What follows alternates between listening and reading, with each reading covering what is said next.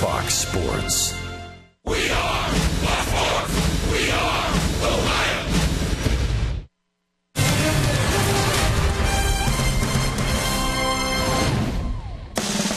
Great weather has greeted the Reds here in Washington, D.C. as they come in for a three-game series against the Washington Nationals, a club that is battling for the top spot in the National League's East Division. Tonight, the Reds and the Nationals here on Fox Sports Ohio. And hi and a pleasant good evening, everyone, and welcome once again to Reds baseball tonight from Nationals Park in Washington, D.C. Game one of this three-game series, the Reds and the Washington Nationals. Jim Couch along with Chris Welsh. Well, this Nationals club, Chris, as I mentioned, is battling for the top spot in the NL East. They come in 3 games over and only a half game behind the Atlanta Braves. Break them down for us. What are we going to see here? Well, what they've done is they've had a lot of guys on the disabled list. There's a lot of teams out there bemoaning the same thing. But overall for the Nationals, you can see what they're doing, getting 4 runs a game. Their earned run average is 12th in the National League. Their bullpen is out of sight. They're the ones that are really carrying the load right now. The bullpen is. You can see the names on the DL, and you recognize these names. Guys like Bryce Harper, Adam LaRoche, Gio Gonzalez, left-handed pitcher, just put on there. Ryan Zimmerman, their all-star third baseman, on the list. So this is a team that is banged up, but they continue to win, and that's why they are second in the National League East right now. Well, they will have to face, of course, the hottest hitter in baseball, Reds catcher Devin Mesoraco. What a 2-game series he had of the 3 he played at Philly. It is remarkable how a guy can spend time on the disabled list the way Devin Mesoraco did and then come right off the list like he never missed a day. I mean, that was exactly the same way he was hitting when he went on. He slows the game down. He's letting the pitches come to him. He's not jumping at him. He's been moved into the cleanup spot tonight. It is going to be some kind of great something to see. Devin Mesoraco against Steven Strasburg. Wow, that's a good matchup. Devin Mesoraco in the cleanup spot for the first time in his career. Speaking of a great pitching matchup, Steven Strasburg against Mike Leake. These former youth baseball teammates and former great college pitchers in their own right. Jim Day will have more on that when we come back.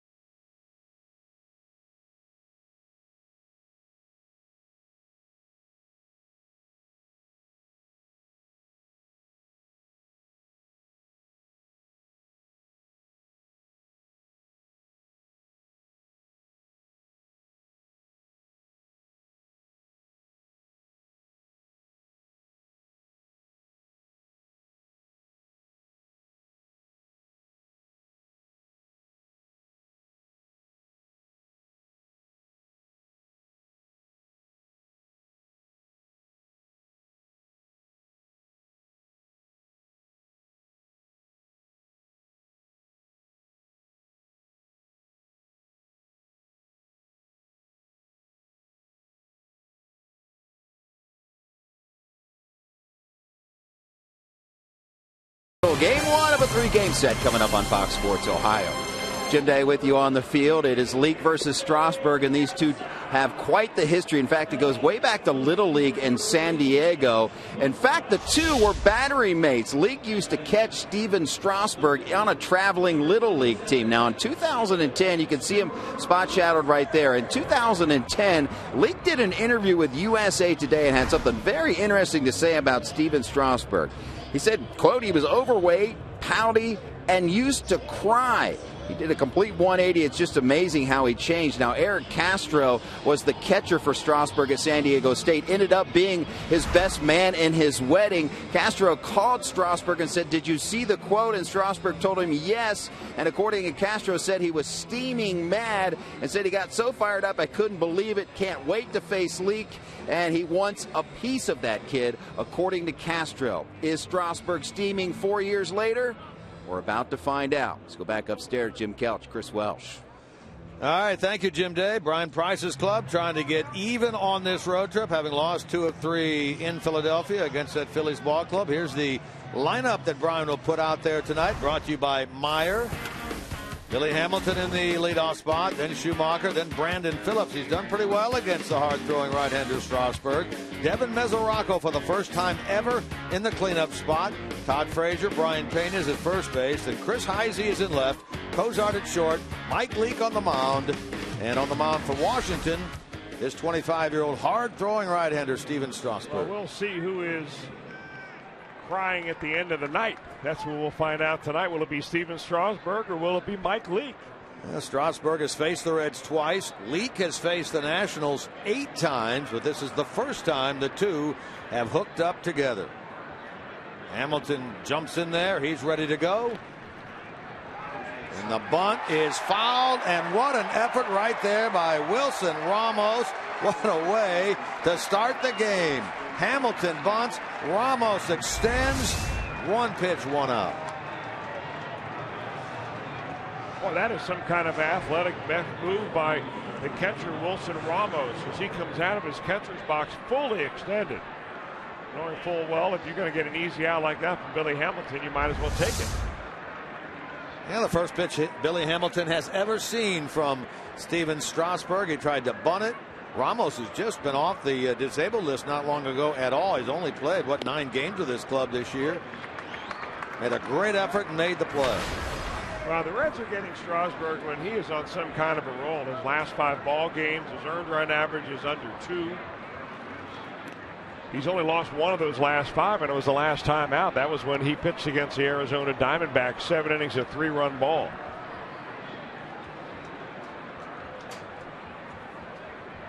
One win, 1 loss in the 2 starts he has made lifetime against Cincinnati. Both were at Great American Ballpark, so this is the first time he has faced the Reds here at his home park. His last time out was a loss. He lost at Arizona, allowing 3 runs in 7, but as Chris said, he really has been pitching very well. 5 consecutive quality starts, 6 on the year. He's tied for second coming into this game in strikeouts with 70.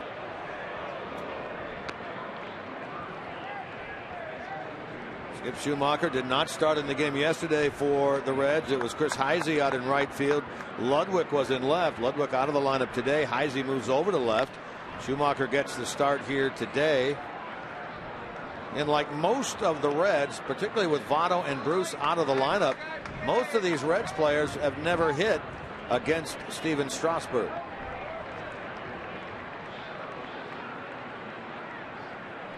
Schumaker 1 for 8 so far on the road trip.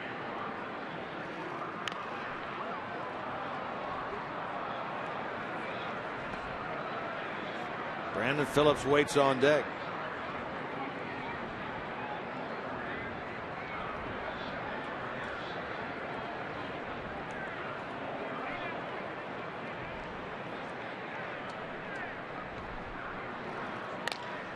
Hard hit by Schumaker and into the alley in right center. That's a hit. He'll make the big turn, test the arm of Denard Span, and get in there with a 1-out double.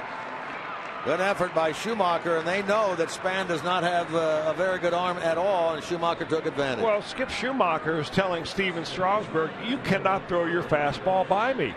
He was pesky in there. He kept fouling him off. Strasburg finally comes out over the dish with a 96-mile-an-hour heater, and after seeing enough of him, Schumaker is able to center it and find a gap. Man, that guy's a scrappy player. It's his second double of the year with the Reds. He had been 2 for his last 15, but a good start for him here, giving the Reds an opportunity in the first. Well, they did score in the first inning in all 3 games at Philadelphia. Trying to get on the board first here.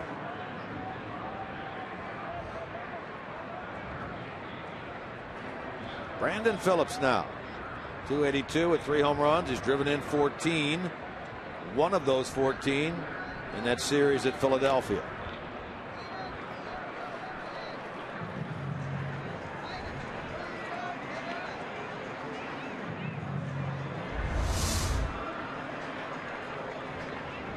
Wow, that one looked like it hurt. Now something off speed right there. Brandon's a pretty good fastball hitter in his own right. What Strasburg can do, though, when you're throwing 95 miles an hour and up, you get it up the ladder a little bit. It looks good. Hitters have a hard time getting on top of it. Schumaker leading away at second, down there on the bottom of the screen.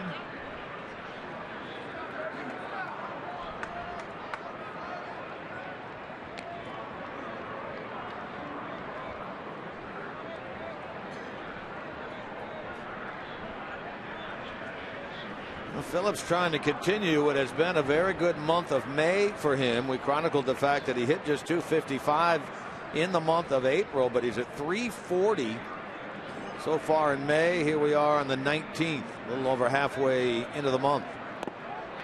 He strikes out there for the second out of the inning.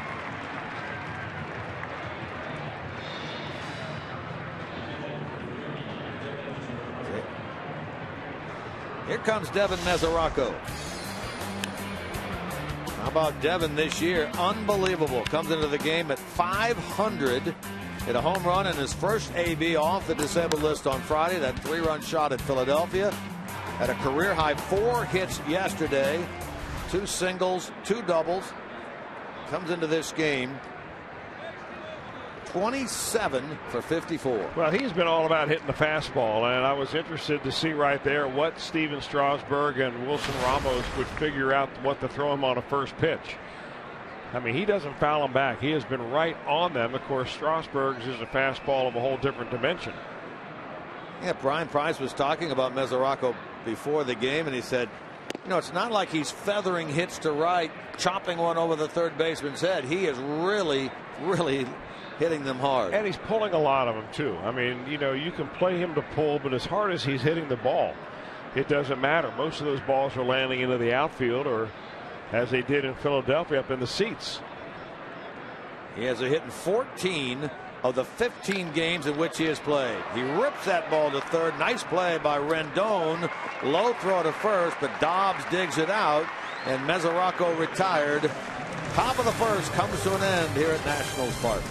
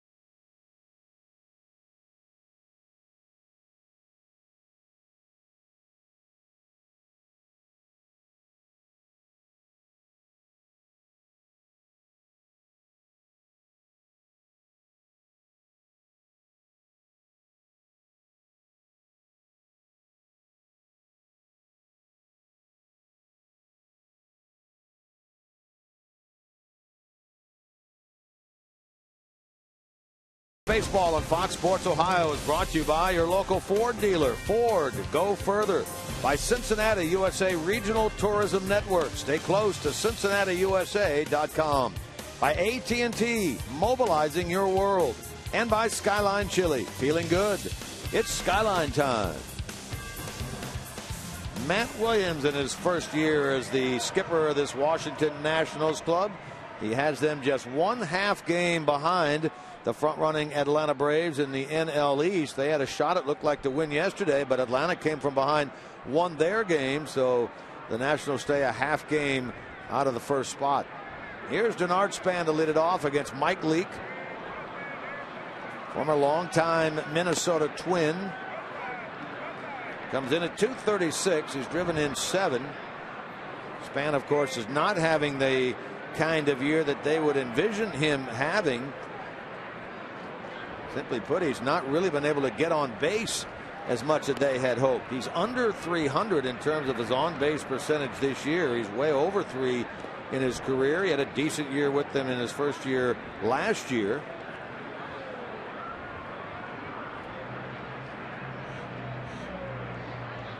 Spent a week on the disabled list, middle of April, after suffering a slight concussion.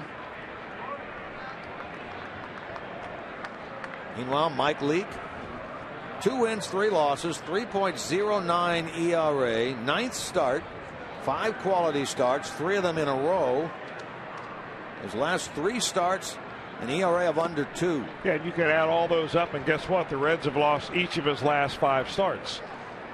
Kind of mind-boggling. Yeah, well, sometimes you can't control, how many runs you're going to receive and run support, but he keeps plugging away, and Brian Price extremely impressed with the innings quality of his work. I mean, I'm not sure what Denard Span's been looking for up there. I mean, he's seen at least 3 or 4 fastballs, and maybe he didn't see them. Take a look at the Nationals lineup put forth by Matt Williams, brought to you by Meyer. Denard Span, Anthony Rendon, and then Jason Worth. He's done very well career-wise against Leake. Ramos, Desmond, and Dobbs.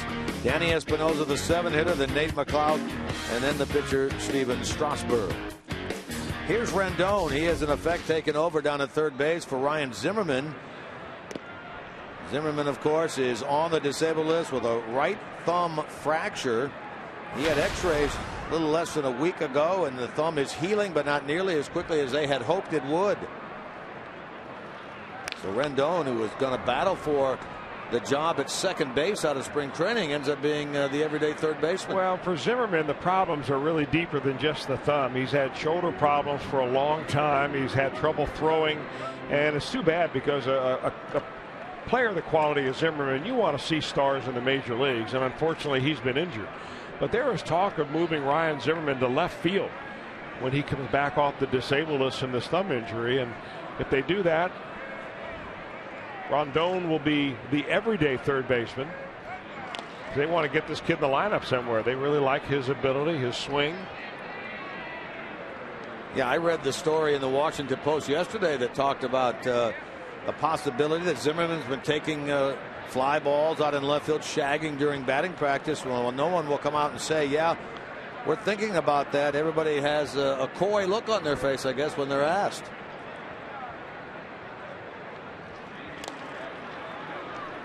Frazier gobbles up this ground ball for out number 2.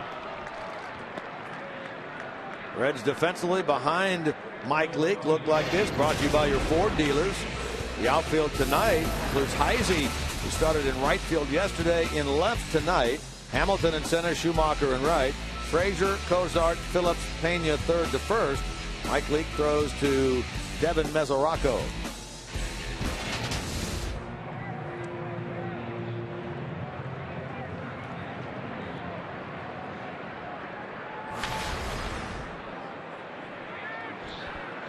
So here's Jason Worth, starts the game at 296.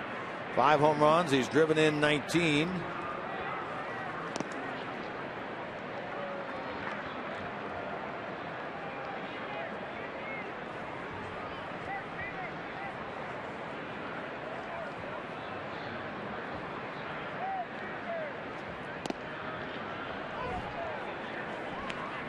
Leake at a ball and the strike.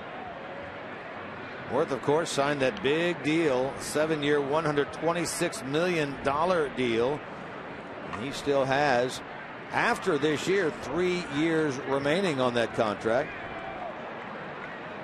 Of course, he was a big member of that Philadelphia Phillies club that won the World Series in 08 against Tampa Bay, then lost the following year to the Yankees.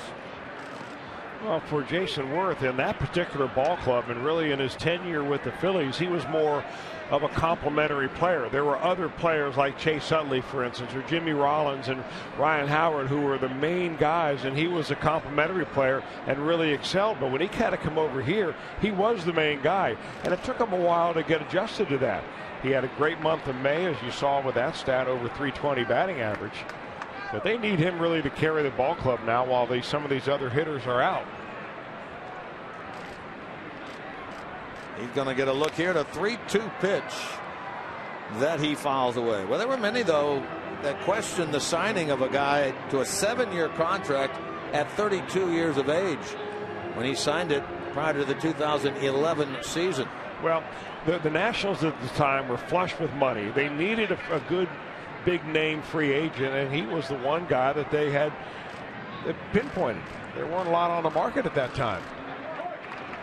He draws the walk here, and really the numbers that he has put up here were similar, maybe slightly down from the numbers that he put up, I guess what you call his heyday in his late 20s, early 30s at Philadelphia. Well, he hit .318 last year, I mean, and had 25 home runs. So, I mean, he's held up his part of the bargain as best he can. I mean, sometimes the mistake that baseball ownership makes is that you pay a guy a lot of money and expect him to get better automatically. It doesn't always happen like that. But he is in the middle of this lineup, and there's a lot riding on his shoulders. Saw briefly the first base coach there of the Nationals, Tony Tarasco. A lot of backstory with him, as well as Wilson Ramos bounces this ball foul. Tony Tarasco, of course, involved in that incident out at Yankee Stadium back in the 1996 American League Championship Series. He was a member of the Baltimore Orioles, and that was the Jeffrey Mayer game. Remember that one when he jumped up? Mayer came over the wall. Ended up giving, I think it was Jeter, a home run. Orioles argued in vain. DeFrazier. And he'll throw out Ramos. And Leake gives up a walk, but gets through the first unscathed.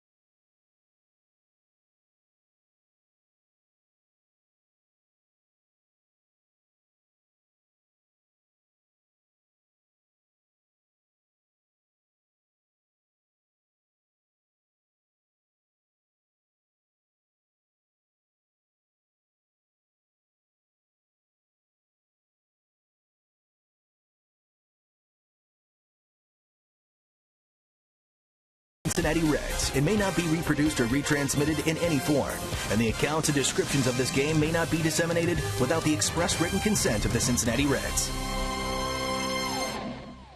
Scoreless through one here at Nationals Park in D.C. We head to the top of number 2 as Steven Strasburg throws the rubber. Here's the defense behind him, brought to you by your Ford dealers. They have Nate McLeod, first-year National, out in left. Span in center. Worth is out in right. Rendon, Desmond, Espinosa, and Dobbs across the infield. Wilson Ramos catches this 25-year-old out of San Diego, Steven Strasburg. Frazier leads it off. Curveball there for a strike. 1-1. That's a buckler. Frazier had a pretty good homestand, but the first leg of this road trip in Philly, he went just 1 for 12. He comes in at .258 with 7 home runs, driven in 21.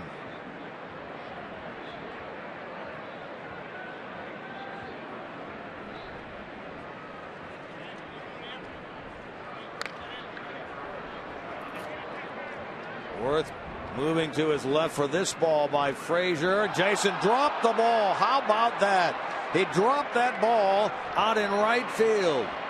The team that has made more errors in the National League than any other team commits their 39th of the year there. You see that maybe once a year. Man, oh man, especially out of Jason Worth. He's usually pretty sure-handed. This is his 3rd error of the year. I can't say all of them were quite as blatant as that.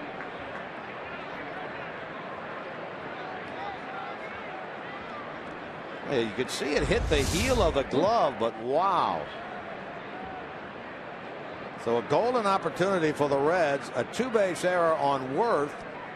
Frazier out at second to start the inning. I guess from Worth's standpoint, at least he did that here at home and not, say, up in Philadelphia. Yeah, that'd be worse for him. That's the kind of thing that you just want to dig a hole and crawl in it, isn't it? At the major league level, you just never see that. Now the question, of course, can the Reds take advantage? They had a runner at second with 1 out in the first. This is going to get Frazier to third. Rendon throws out Pena. And now 2 chances for the Reds to get the first run of this game across. Third base with 1 out. Solid base running there by Todd Frazier. Knew immediately. Now, remember when you're on second base, anything hit to your right, you usually stay at second base. But that ball was hit so slowly, he recognized it immediately that if they're going to make a play, Rendon is going to have to charge that ball to get to it. So he's able to move over there now with 1 out. You said the key word there, recognized. He understood that that was slowly hit, and there was no play on him at third. Now Matt Williams will bring his infield in. Heisey stands up there.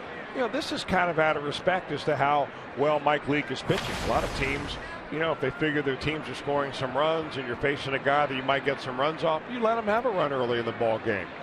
But not the way Leake is pitching. He expects this to be a low-scoring game.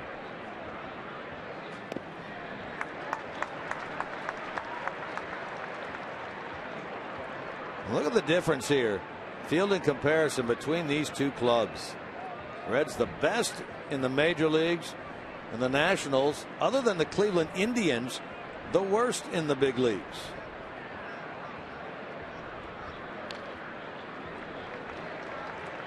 Heisey now in the hole, 1-2. Heisey looking here for his first RBI as a starter in 2014. He has a homer and 6 runs batted in, all coming off the bench. Trying to give Mike Leake the early lead in this game.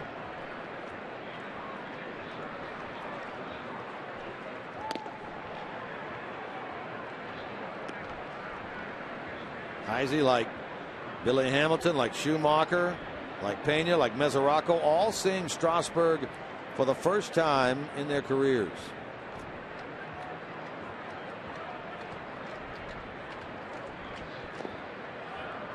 Now Chris will get a look at a 3-2 pitch with a runner at third and 1 out.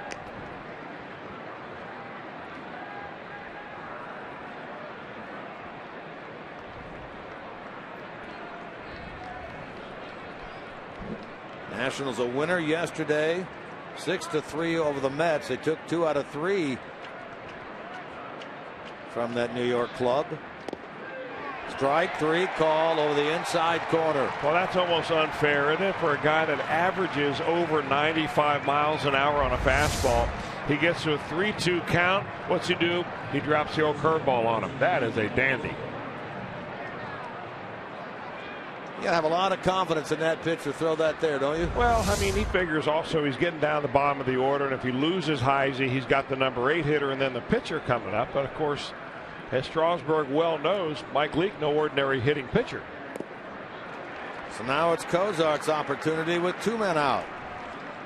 Zach had a hit yesterday. He's 1 for 4. He comes into this game at 206. He's driven in 11.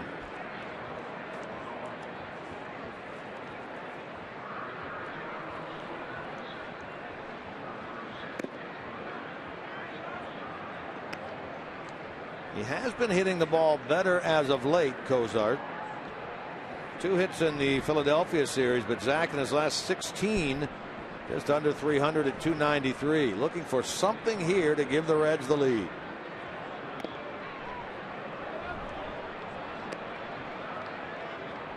Strasburg, a big guy, 6'4", 230.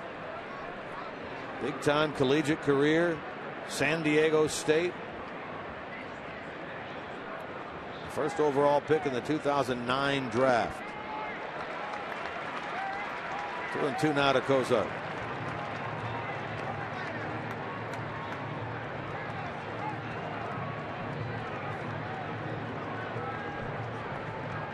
How do you remember, Chris, this ballpark playing in terms of the long ball? It looks like it's a big ballpark, and I think it plays extremely big, especially in the gaps. It's a high wall in right center field. You got to have some elevation. It's very deep in center.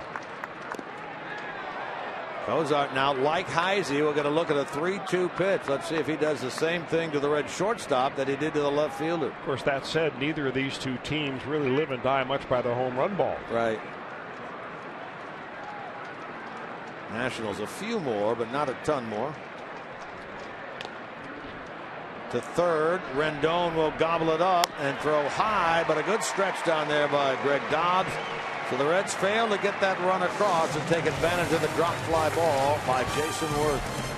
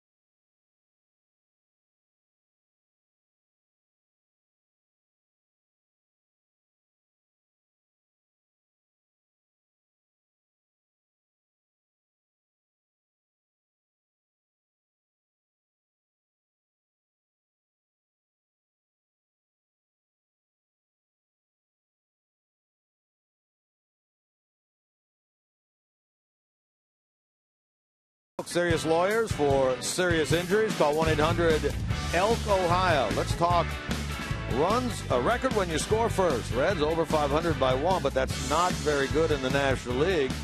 The Nationals 10-13 when the opponents score first. That's the most in the National League. Maybe it's good the Reds didn't score in the second inning. Well, we'll keep our fingers crossed on that. Ian Desmond leads things off for the Nationals here in the bottom of the second. Desmond at .235, a team leading 7 home runs, 25 runs batted in. Billy Hamilton chasing. Billy on the run. He's not going to get it. This ball off the wall. Desmond will end up at second with a leadoff double, and now the Nationals have their first real opportunity to get on the board. Desmond with double number 6.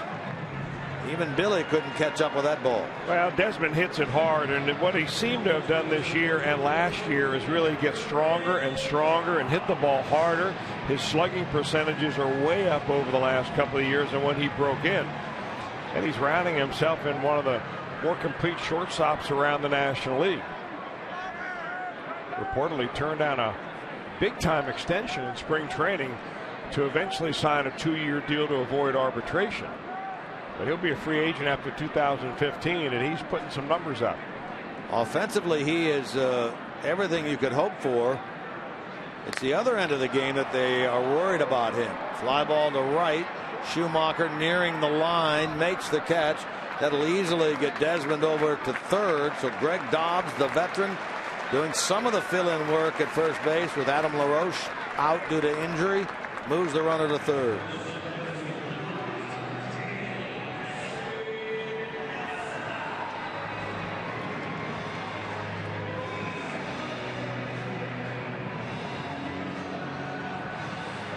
Here's Danny Espinosa.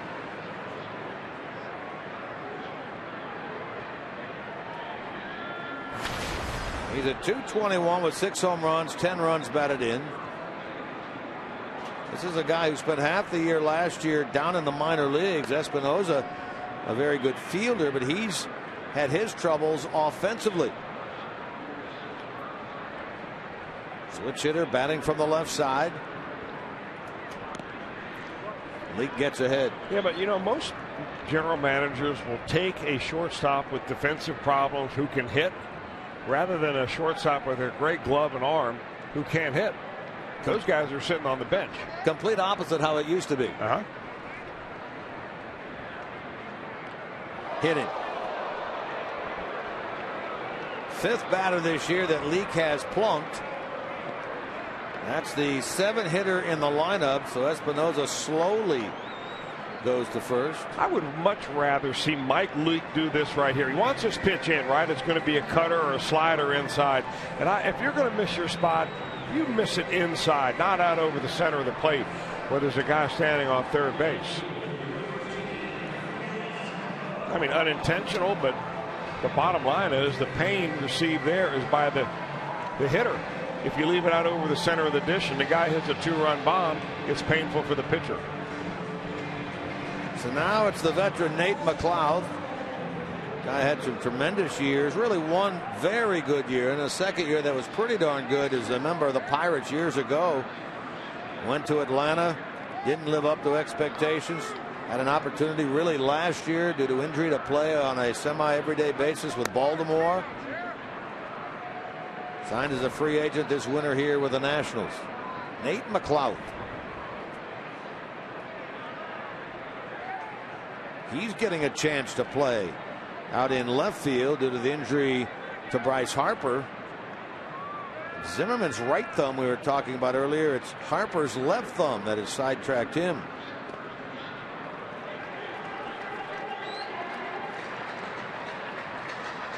McLeod playing.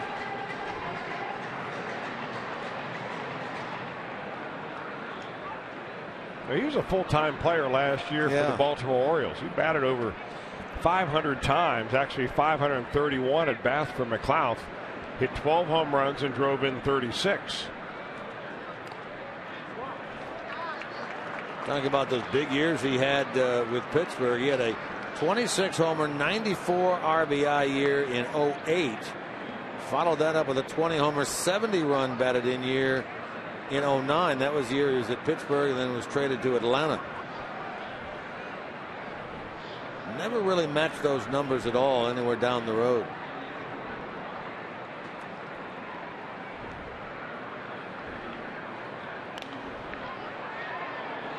Dig out right here if the Reds can get it with a pitcher spot on deck. Double by Desmond into center field, started the inning. Espinosa hit by a pitch, so the Nationals have them at the corners with one out. Well, McLeod has not hit into a ground ball double play yet this year. That's what Mike Leake is looking for.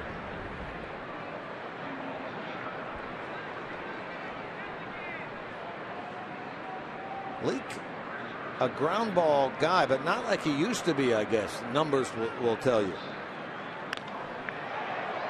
Slicing out of play.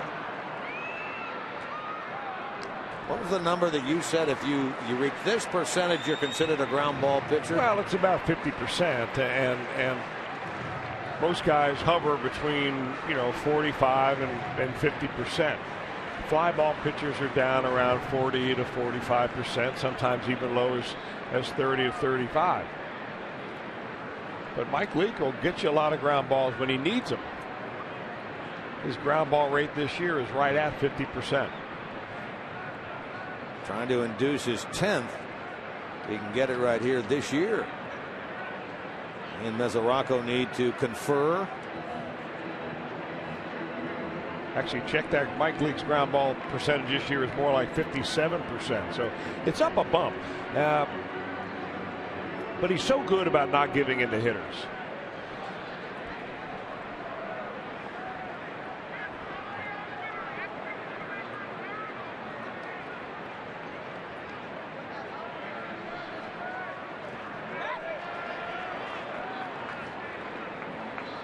Leake wants the appeal. Yeah, that was a decision pitch right there. He really wanted to get a strikeout out of that pitch, and he throws that little slider so well.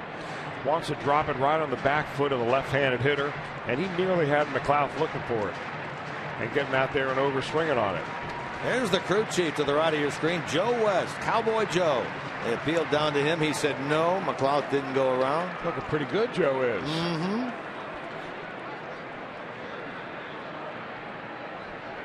Marty Foster, our man behind the plate tonight. Rob Drake at first, Alan Porter at second, the aforementioned Joe West at third. Reds in here for the one and only time this year. They were here for a 4-game series last year, very early on in April. Salvaged 1 game out of the 4 games with a Sunday afternoon win. That one, as I recall, was just a stellar performance by Tony Cingrani. They had lost 8-1 to Gio Gonzalez.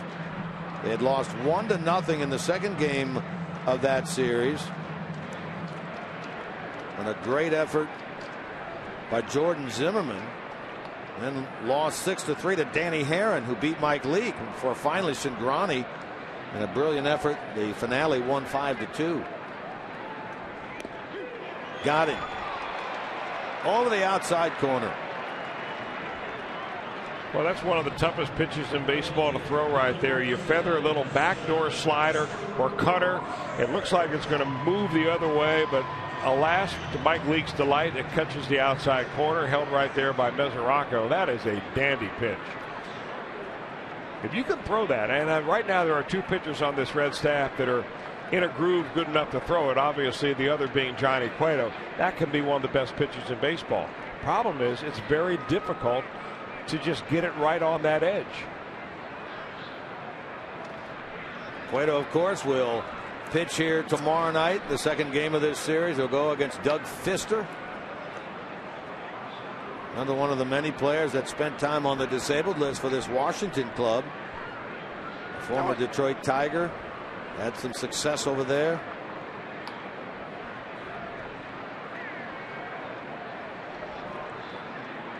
Now Strasburg is hitless in 14 ABs this year.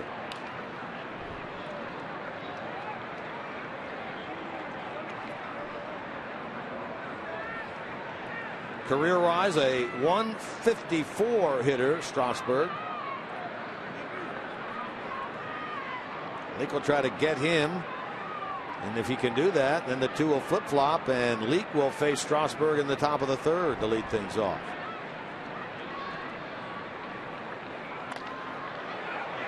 Cozart to Phillips. Short way to get the force on Danny Espinosa, and a nice job by Mike Leake The work around, 2 runners on with 1 out.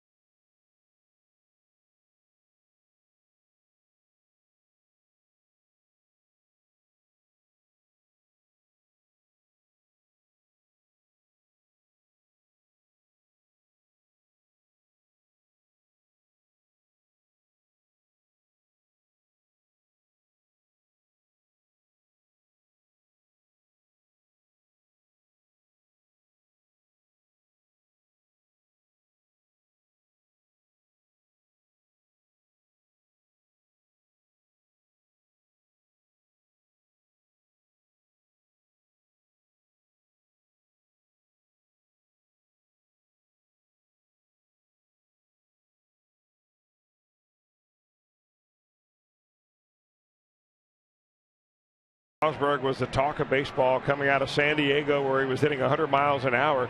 This is what they did in 2009. Mike Leake was 16-1, Strasburg 13-1, but they finished first and second in the NCAA and Division I in earned run average. And so you could tell just based on their college stats that they had pretty good pro careers ahead of them. Obviously, both of them taken high in the draft, and here they are both facing each other in the major leagues tonight. And Strasburg just grounded out against Leake, and now Leake backs against Strasburg. Here's the way the draft came out. Everybody knew the Washington Nationals were going to take Steven Strasburg #1. The Reds did not pick until the 8th pick of that first round, and they surprised a lot of people when they took Mike Leake. Because when you size up physically a #1 draft pick, what you see in your mind, a profile, is Steven Strasburg, 6'4", 225, throwing 95 miles an hour and maybe even 100. But believe it or not, with Mike Leake, they've gotten a lot better results than they have from Steven Strasburg. Let's take a look at what they've done here in the major league so far. Mike Leake has had more starts because Strasburg has missed some time with Tommy John surgery. He's also had some other injuries.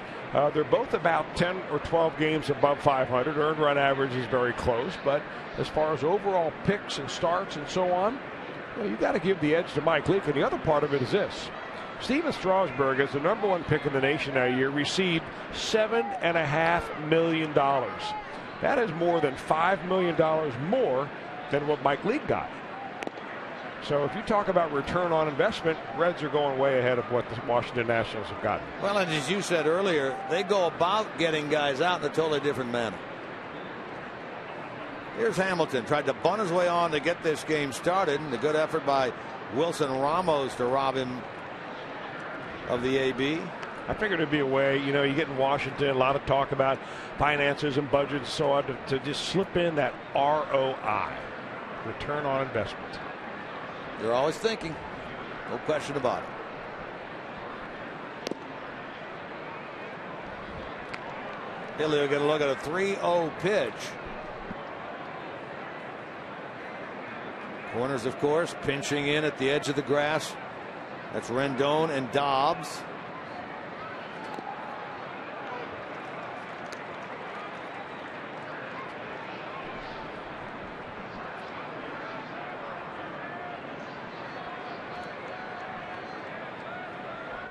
Talked about the Nationals wanting to get Span on base more. Reds Same way with Billy Hamilton, and he'll be on here. He draws only his 7th walk of the year.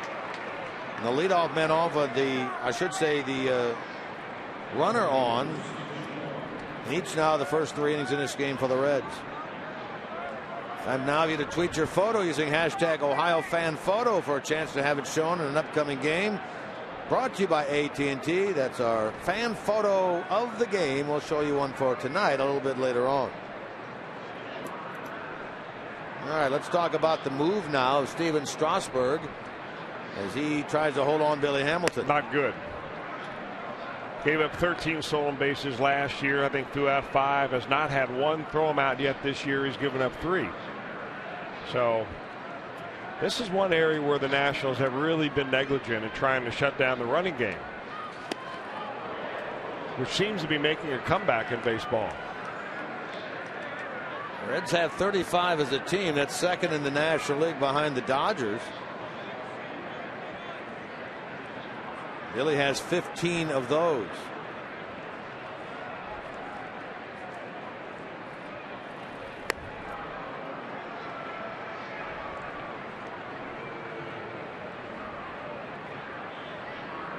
That was one of the things that Stephen Strasburg came to spring training really wanting to work on, is a slide step, being more compact with a runner at first base.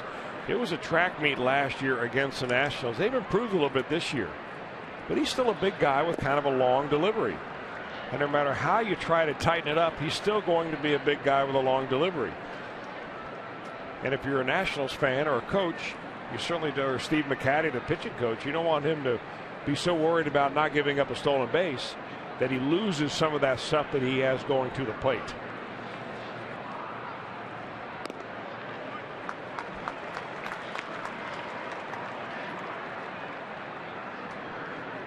Schumaker double into right center back in the first inning. Yeah, that came on a fastball, and Strasburg seems a little reluctant to throw him another one.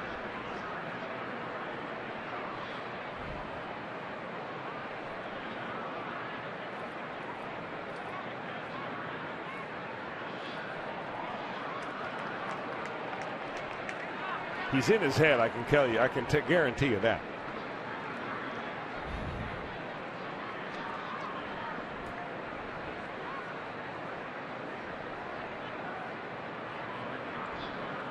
Looks over before the stretch, looks over after the stretch.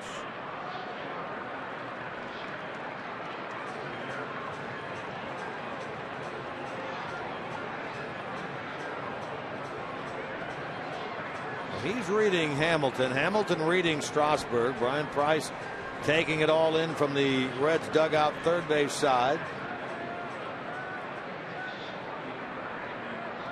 Billy 15 out of 20 so far this year in stolen bases.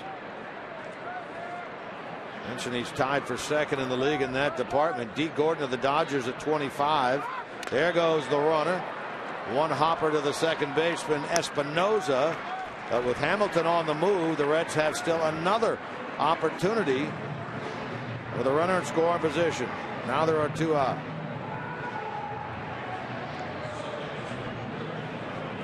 Already 0 for 5 in this game. Reds were dismal, 3 for 25.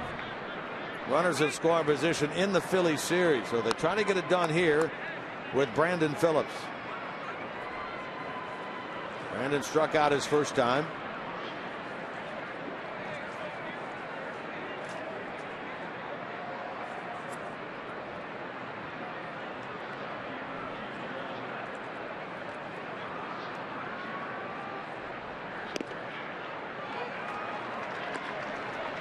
We talked yesterday about the fact that Phillips had had a lot of success against the lefty Cliff Lee, big name pitcher.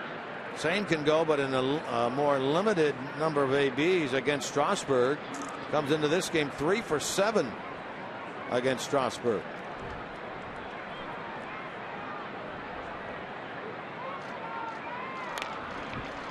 Right at Dobbs, who makes the catch. Phillips 0 for 2. And another stranded base runner for the Reds, who have stranded 3 already in this game.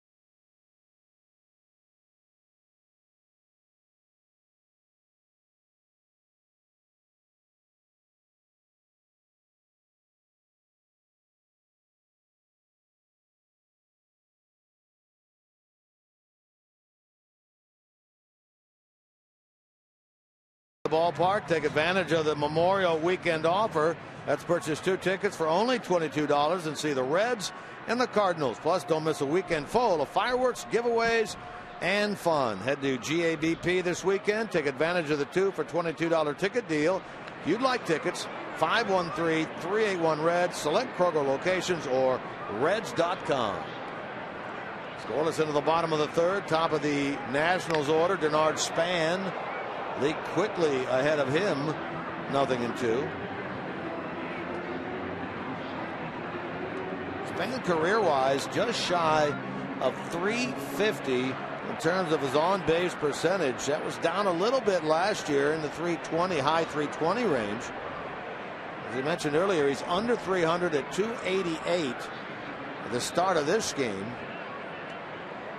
in terms of getting on base.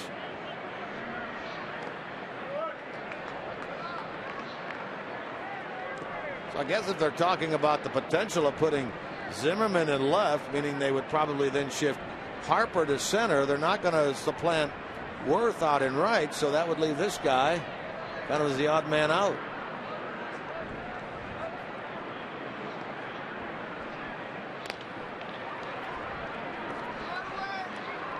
Phillips makes the play. Leadoff man retired. So Mike Leake gets the first out of the inning. Mike is our Steel Power Tool performer of the night. Look at these numbers as you compare April to May. Yeah, the funny thing here is that the difference in run support. He had a higher earned run average in April, but he got a lot more runs in support. Here he is pitching his tail off in the month of May, and they're not getting any runs for him. Well, that's the way baseball works. You mentioned at the top of the broadcast, 5 games in a row, despite a good effort by Mike, the Reds have lost his last 5 outings. To right field, Schumaker's going to cut this ball off. There's a runner trying to head to second. We're going to see the throw, and they're going to get him at second base. Schumaker cuts down Anthony Rendon, trying to stretch that into a double. A nice looking effort there by Skip Schumaker in right. Tell you what, very quiet signing when they got Skip Schumaker, but you know, everybody who I had talked to prior to spring training, whether you're from, you know, the Cardinals or anybody else around the league, just had nothing but great things to say about Schumaker. I mean, a gamer. He brings a certain level of intensity to this ball club that is desperately needed. And being forced to play, of course, because Jay Bruce is on the list and Votto is out and so on. But man, oh man, that's a good play right there. That's a perfect throw all the way in the air. Cozart took it and slapped the tag on Rendon. So instead of a runner at second and 1 out, bases clear, 2 out for Jason Worth. Outfielder who was converted to a second baseman for the Cardinals, did a very good job there for a couple of years. He can play any of the outfield spots. He just showed he has a pretty darn good and accurate arm. We saw a good outfield throw from Billy Hamilton in Philadelphia from center to third. See one here from right to second by Schumaker. So Hamilton and Schumaker assists from the outfield in this road trip. You know, that's the kind of play that I'm not so sure that the way they try to judge how good your team is defensively, whether you get really the full credit of how important that play is. You get an outfield assist, yeah, but you know, it's the number 2 hitter in the order. You got the middle of the order coming up next in a scoreless game. You know, those are the kind of things that it's very hard to pinpoint how good your defense is. And I'll tell you, this Reds ball club is extremely good defensively. Well, our stat man extraordinaire at home, Joe Luckup, always tells us, don't judge defense by percentage. There are better ways to look at it. Hamilton will handle this, and the inning is over. So a 3-batter inning thanks to this throw by Skip Schumaker to gun down Anthony Rendon at second. We are scoreless into the 4th.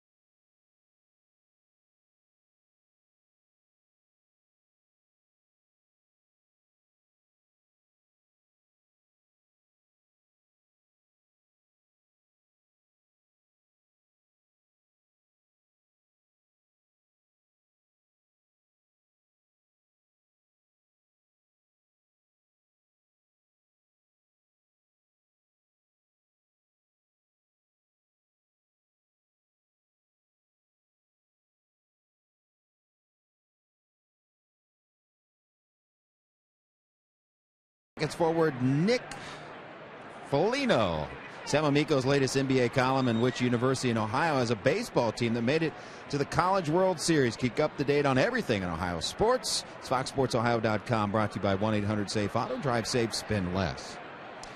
Jim Day with you, and Devin Mesoraco stepping in here to lead off the inning for Cincinnati. Now, oftentimes over the years, I have asked players over and over, hey, where do you want to hit in the lineup? And they say, you know what, it doesn't matter. They give me the standard politically correct answer. It doesn't matter, just happy to be here. Anywhere they put me, anywhere I can help the team. Well, I asked Devin Mesoraco if he wanted to be moved up in the lineup and hit in the middle of the order. And he said, without even hesitating, I absolutely want to hit in the middle of the lineup. I absolutely want to be a guy that they count on to drive in runs. I want that pressure. I want to be that guy.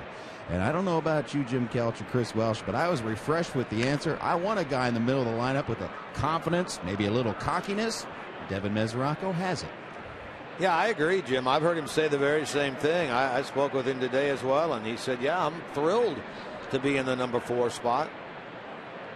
He's the first catcher for the Reds to hit in the cleanup spot since Ramon Hernandez did it back in late May of 2009. It's been a while. Well, when he said that, he would probably have said it. I didn't talk to him specifically about that, but he says it in a humble but a matter-of-fact way. Yeah. I mean, he's not a braggart. He's not one of these guys that'll strut through the plate. But this is the one reason why the Reds made the decision that they did about Devin Mesoraco, because they felt that eventually they had a middle-of-the-order hitter as a catcher. Hard into right, but Worth will handle it. And as long as Ryan Hannigan was on this ball club and sharing time with Devin Mesoraco, Mesoraco would never get enough playing time to get into a hitting groove the way he is, because Hannigan, quite frankly, was too valuable a player to sit, most of the time. So they traded him, got a left-handed pitcher in return, and Mesoraco now taking over and doing a good job. Talking about a calculated risk that so far appears to have paid off for the Reds. Here's Todd Frazier. Reached when Jason Worth dropped that fly ball to lead off the top of the second. Eventually was able to get to third, but stranded there when Heisey took a called third strike and Cozart grounded out. Now he is skimmed. Did that get him? Yes, it did. Strasburg skims the jersey of Todd Frazier. Only the second hit batsman by Strasburg this year, and so here are the Reds. They have had at least one base runner in every inning thus far. Well, if you're sitting on your couch at home, or if you're sitting up here at the 5th floor of this stadium, it may seem like a skim, but if you're Todd Frazier in the batter's box, that was anything but a skim. That ball got him right above the elbow, and man, he wants to rub it in the worst way. See that expression on his face when that ball got him. The only way it could have been worse is if the ball dropped straight down. Yes. That'd be solid square contact. Here's Brian Pena. So far, this is the side of the plate that you want to see him on. He's hitting .280 from the left side. 1 for 9 from the right side. Trying to move Frazier along with 1 out. And he'll get it into right. Let's see what Frazier does here. He'll turn the corner, and he will head to third. Worst throw is not in time. First and third with 1 out. That's a pure read there by Frazier. He hustled over the third. Well, it was a read on 2 things. Number 1, where the right fielder is playing.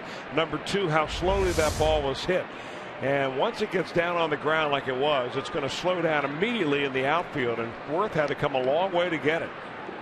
So for 2 times now, Todd Frazier's run the bases well by judging the speed of the batted ball.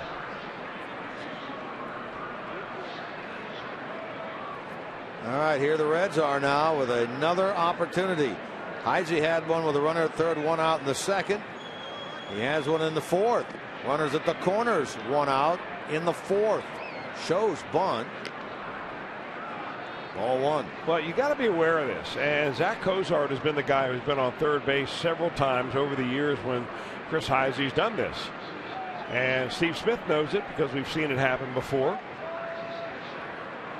So I'm sure he told Todd Frazier, be aware if he happens to drop one down right here, you need to be off and going.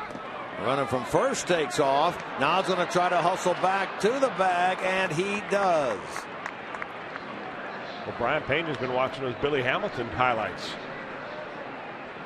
Well, you just had to wonder there. Did Brian maybe think he saw something sign-wise? That's a hit and run, it looked like. Or did Heisey well, not no, see that was a hit and run swing by Heisey, and I think that's probably what they were trying to do. Now he's looking around saying, did I see something wrong here? No harm, no foul.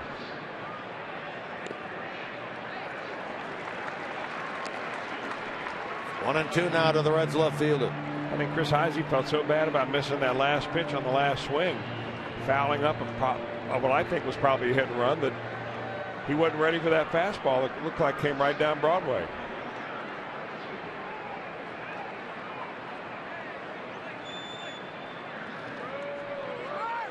There goes Pena. Now here comes Frazier, and the Reds will take the lead, and now Pena will be tagged out.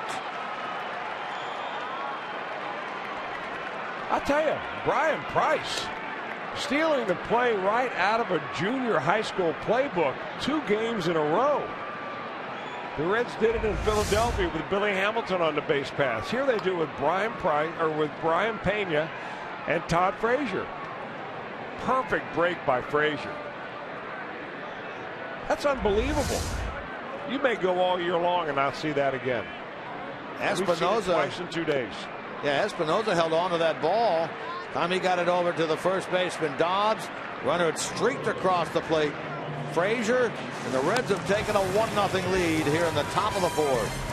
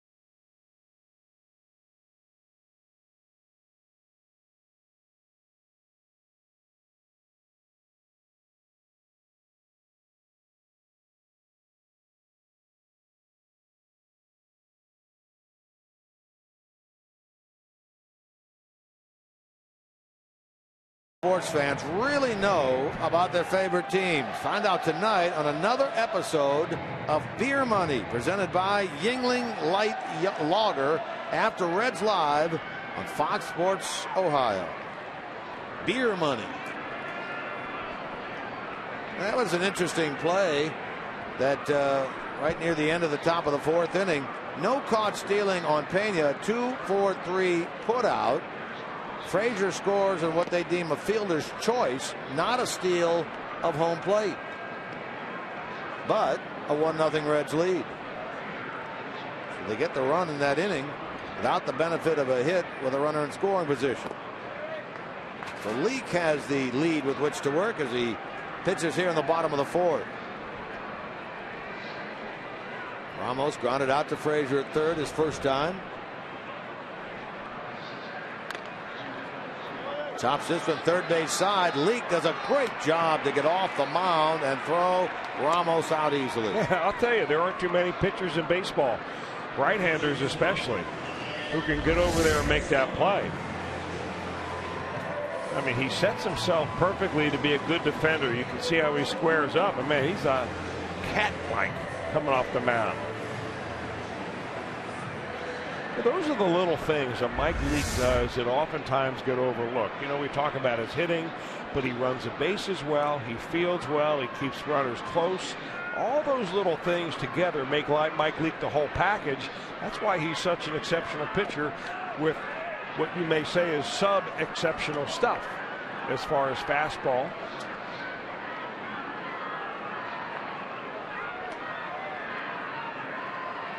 Ian Desmond doubled his first time. Taking all the way, takes strike one.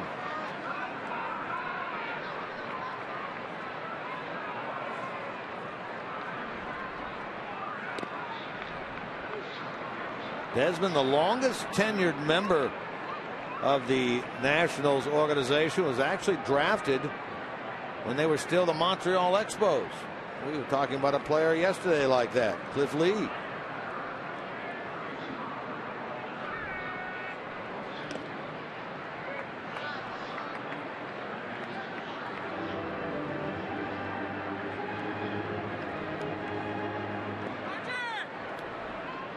Desmond with that double in the second now has hit in 7 of his last 8 games.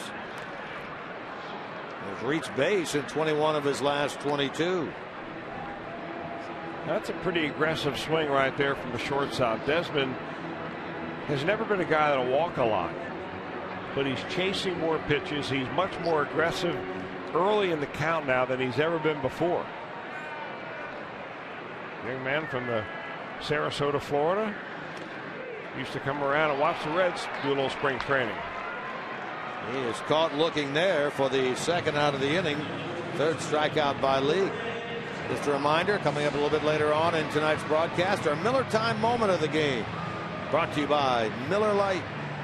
See, there we are, way up at the top of the ballpark right there. Way at the top. Players look like ants down there on the field.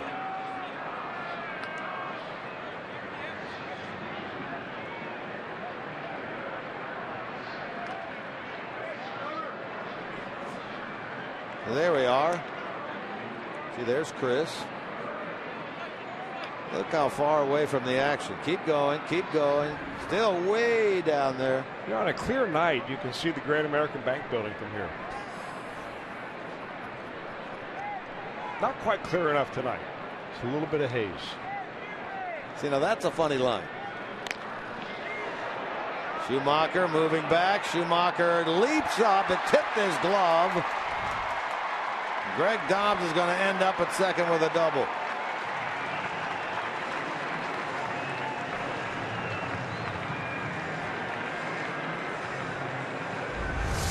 And I really believe that Schumaker thought he had this ball. He timed it maybe just a little bit early, but boy, that's a good effort.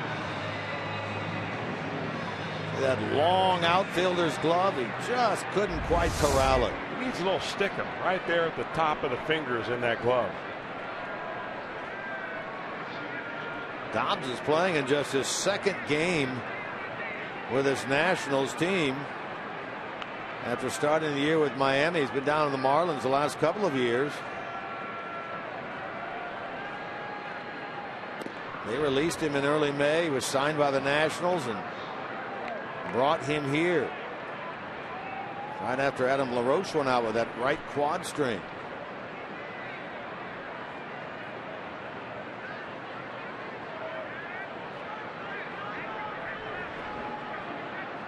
Now it's Danny Espinosa. Tying run out at second with 2 out.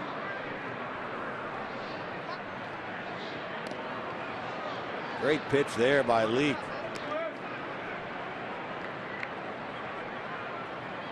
You know what's good about that pitch is that that's the natural wheelhouse for most left-handed hitters. So they're going to swing the bat at that pitch an awful lot. But when it breaks down and in towards you, you're never going to be able to square it up.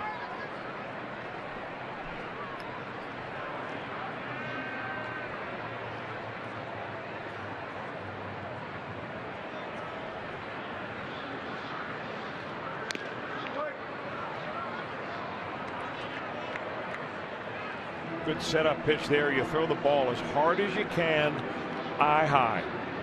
And now you've got the hitter thinking, all right, I've just seen his hardest fastball. more than likely now, instead of throwing one equally as hard, you're going to subtract something and try to get this guy out in front a little bit.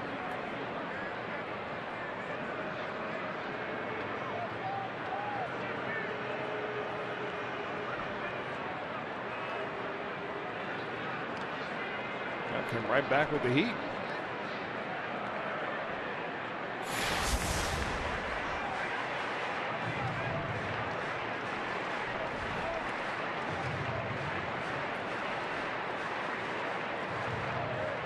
Espinosa was hit by a pitch his first time.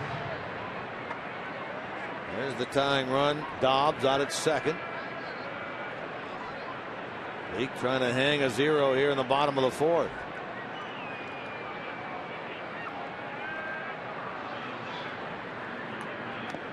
Did he go? He did, says the home plate umpire Marty Foster. Strikeout number 4 for Mike Leake.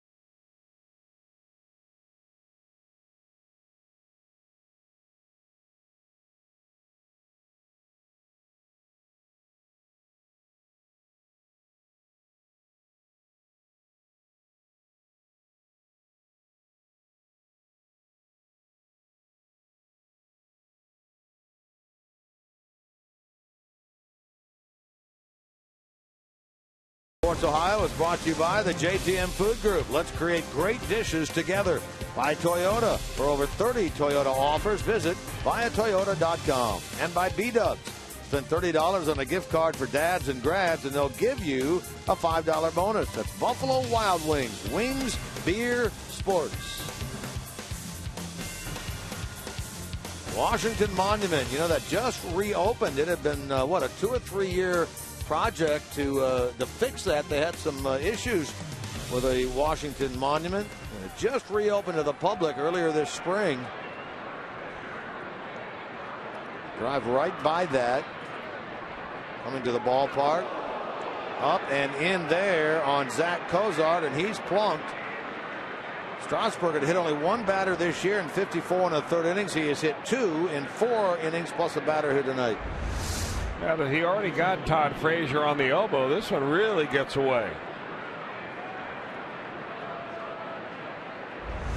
So 2 of the last 4 batters Strasburg has faced, he has hit.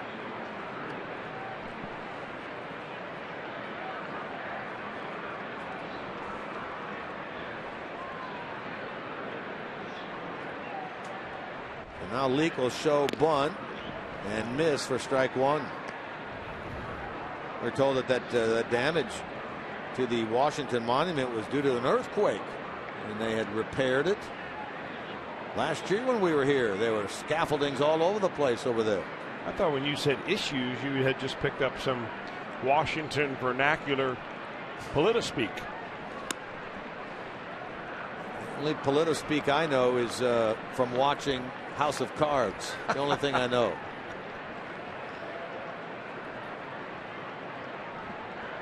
Hey, the bellman told me that was a real true story.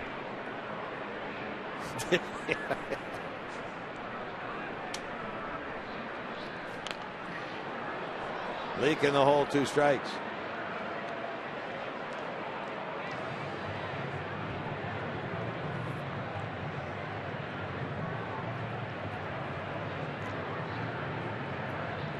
would imagine that there are guys that you really don't want to have to bunt on, and Steven Strasburg being one of them. I mean, he throws hard. His breaking ball is a hard snapper. Look at that bunt by Leake. He really read that thing pretty well. The tag is put on by Greg Dobbs. And that's the first out of the inning. Reminder, get ready for Reds baseball action 30 minutes before the start of every game with Reds Live, presented by Ray St. Clair Roofing. Right here in your exclusive home of Reds baseball, Fox Sports Ohio. Jeff Pecoro, Brian Giesenslaw, Man Things back at our Cincinnati studios. Good Leake with a sacrifice bunt, his second of the year, that goes 3 unassisted. More opportunities for the Reds with runners in scoring position. First one goes to Billy Hamilton. Corners cheat in. Rendon at third, Dobbs at first. Billy has 6 runs batted in, but none in the month of May. Love to pick one up right here.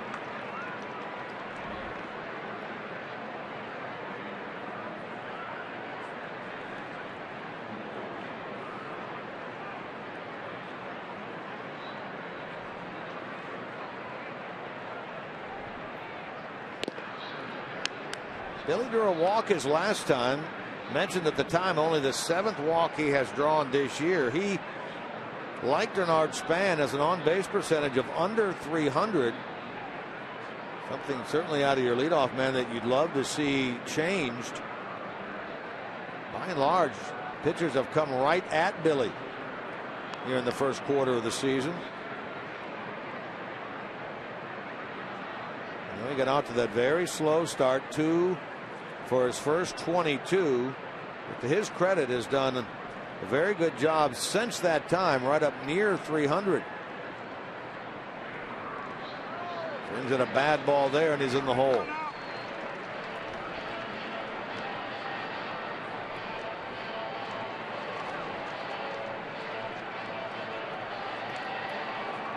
Cozart hit by a pitch. He moved to second on the sacrifice bunt by Leake.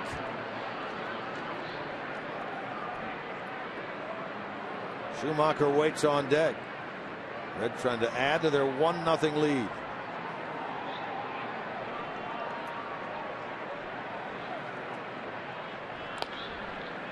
Toward the shortstop. Runner will move up. No play. Billy Hamilton streaking down the line, and Desmond knew he had no shot at Billy. He'd hoped that maybe the runner at third, Cozart, would round the base and they would get him, but they did not. This is why it is so important for Billy Hamilton simply to put the ball in play. Stay away from the pop-up, stay away from the strikeout, put the ball on the ground, and use your wheels, young man. And he does it right here. This ball like a swinging bunt. And Desmond's thinking the best thing I can do right here is to see if I can get Zach Cozart snapping going around third base. Steve Smith, third base coach, right on top of that, hollering at Cozart to stay on the base. And he did. An infield hit for Hamilton. And now Schumacher has the opportunity.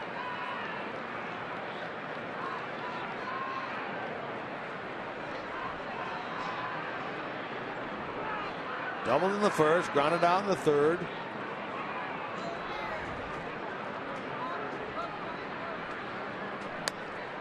You know, kind of interesting there, because thinking about the strikeout in Billy Hamilton, the same goes for the rest of the ball club. And the Reds this year, really against the grain of what they've done over the last few years, is that they're striking out far fewer times than ever. In fact, they rank second best in the league for the hardest team to strike out, only behind the Colorado Rockies.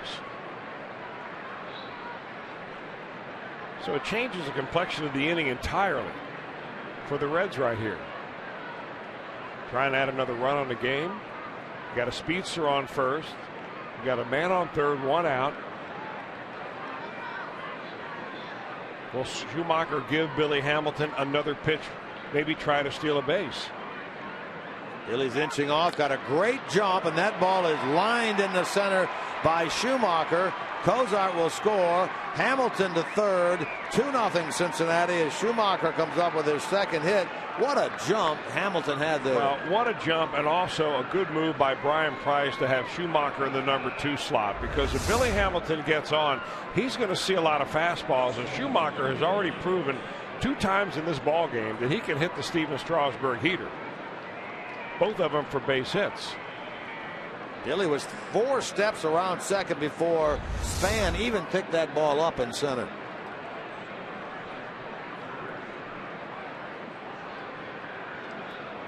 Here's Phillips. First and third with 1 out. The Reds get the hit with runners in scoring position, their first of the night. Now this will be the second out of the inning as that ball handled by Espinosa. Not quite deep enough for Billy there.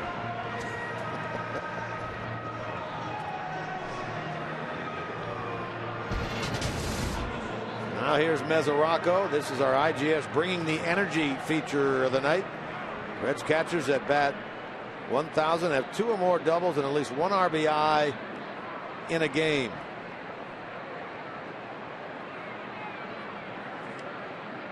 Mesoraco yesterday.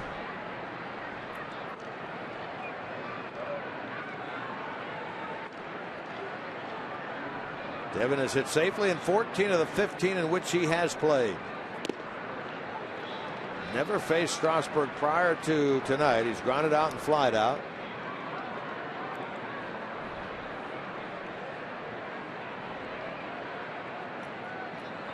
Hamilton perched to third, Schumaker at first.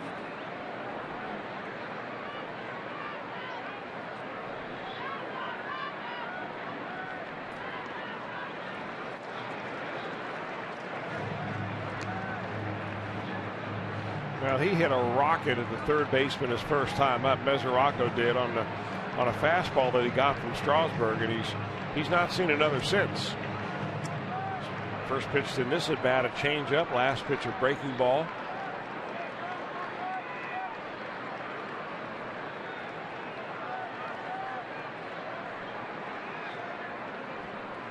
It's just so interesting that a guy like Strasburg, and that'll advance the runner, who was drafted number 1 in the entire draft in 2009, primarily because he threw a 100-mile-an-hour fastball.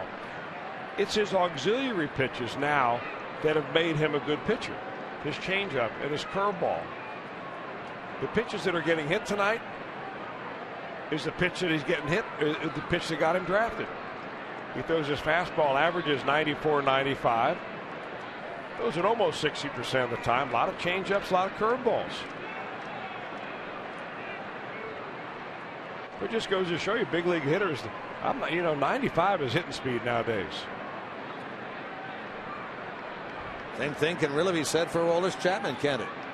Yeah.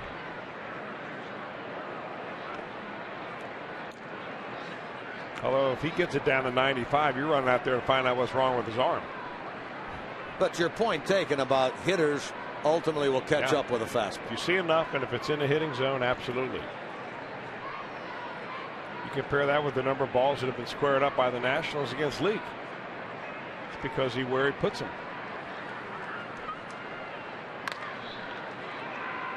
To Desmond. And the inning is over, but the Reds add a run.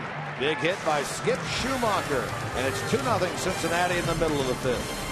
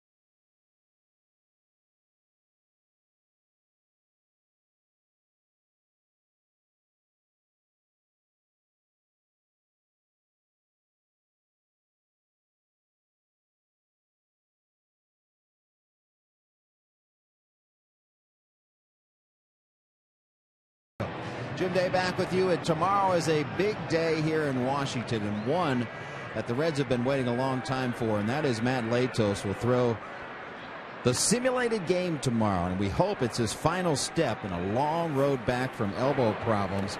Jay Bruce, by the way, feeling great and will be one of the hitters in that simulated game. Also updating you on Joey Votto, and unfortunately the news is the same as yesterday. Brian Price said he's still in Cincinnati. He's still getting treatment.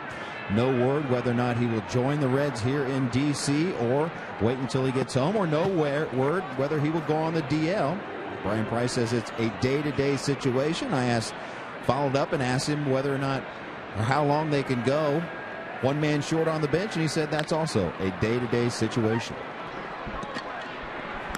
Cozart throws out Nate McLeod to start the bottom of the fifth.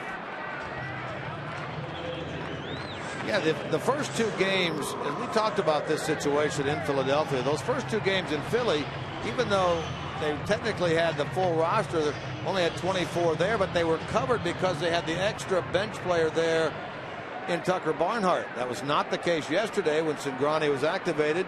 Not the case here today. And yeah, the big question then becomes from the outside looking in is how long can you afford to play a player short? Well, you know, really the reality of it is that last player rarely gets into a ball game. Now, you may go an extra inning ball game and then you become exposed to that extra spot on the roster. But I mean, you know, as long as you have the potential of having Joey Votto back before the full 15 days are up, you got to weigh those options. And really, bottom line, it comes down to Joey Votto. What is he telling the medical staff? What is he telling Brian Price? You know, when can I play? It's all up to him, really. Phillips, nice play to his right, but then the ball skips off the glove. Brian Pena at first base, and so Strasburg, who had been hitless this year, we'll wait and see what they rule that. Well, another dandy play by Brandon Phillips. Just the throw was a little bit off, and I think that, you know, Brian Pena hadn't played much first base down there. He made as good a stretch as he could. Arm's just not long enough. Good range to his right by Phillips. If that were me, I'd rule that a hit. If I was the official scorer. I would too.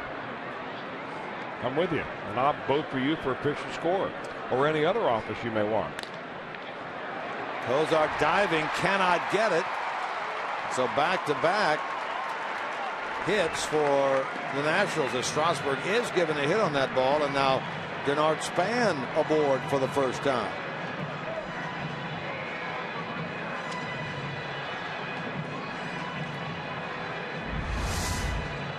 Well, Spano was trying to use that hole over there on the left side of the infield because you've got the first or the short side a little snugger to the bag, and in a double play situation it opens up some holes you don't normally have. The problem now is that now you're getting into the middle of the lineup. Number 2 hitter Rendon coming up, and then Jason Worth and Wilson Ramos. This is a runner in scoring position challenged team. The Nationals, just like the Reds. Reds came in at 215. The Nationals not much better at 220. Rendon himself at 244. 2 on with 1 out.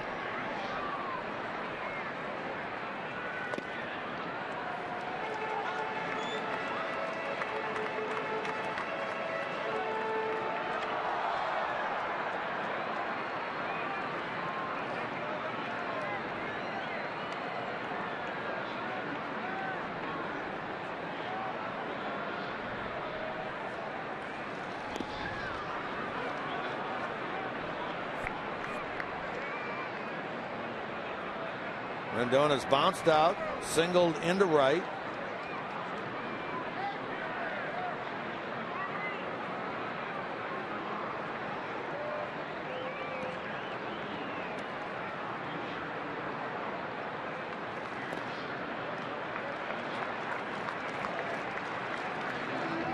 Well, this is the time that really the Nationals miss the guys that are on the disabled list. I mean, we went through them at the beginning of the game, and they're essentially the middle of their order is gone.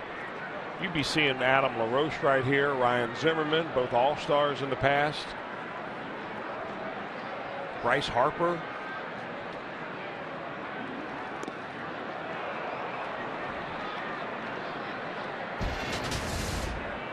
This is what I'm talking about right here. These are the guys that are out on the disabled list right now. And these first three, I mean, that's the middle of the order. Sometimes it's not who you play, it's when you play them. No question about that.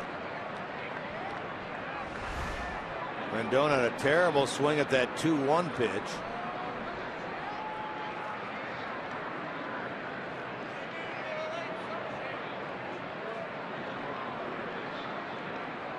Yeah, these guys, the Nationals, went to spring training wondering if it was going to be Espinosa or Rendon at second base. Rendon actually started on opening day at second. Once Zimmerman was hurt, Rendon moved over to third. So he's getting everyday playing time anyway from Matt Williams' club.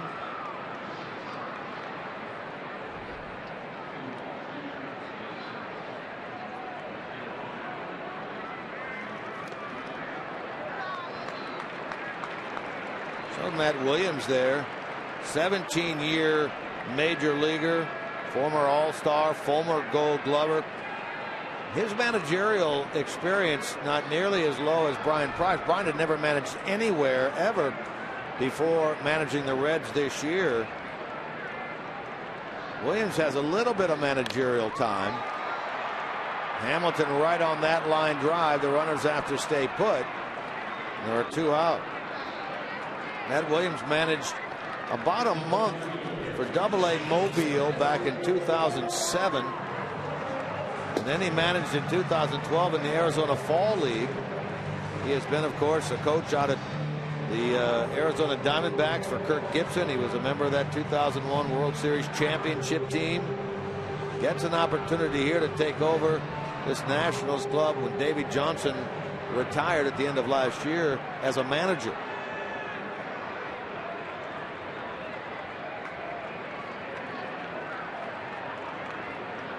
Davey, the former Red skipper, managed here for about 2.5 years. Remember, it was Johnson who took over for Jim Riggleman. He's now managing the Reds AAA team down in Louisville. Yeah, you see the improvement that Mike Leake has made from last year and the years past to this year. 2010 to 2013, the batting average against right-handers 267, somewhat close to the league average. This year, it's down around Johnny Cueto country, right around 200. Actually, Cueto is more closer to 100.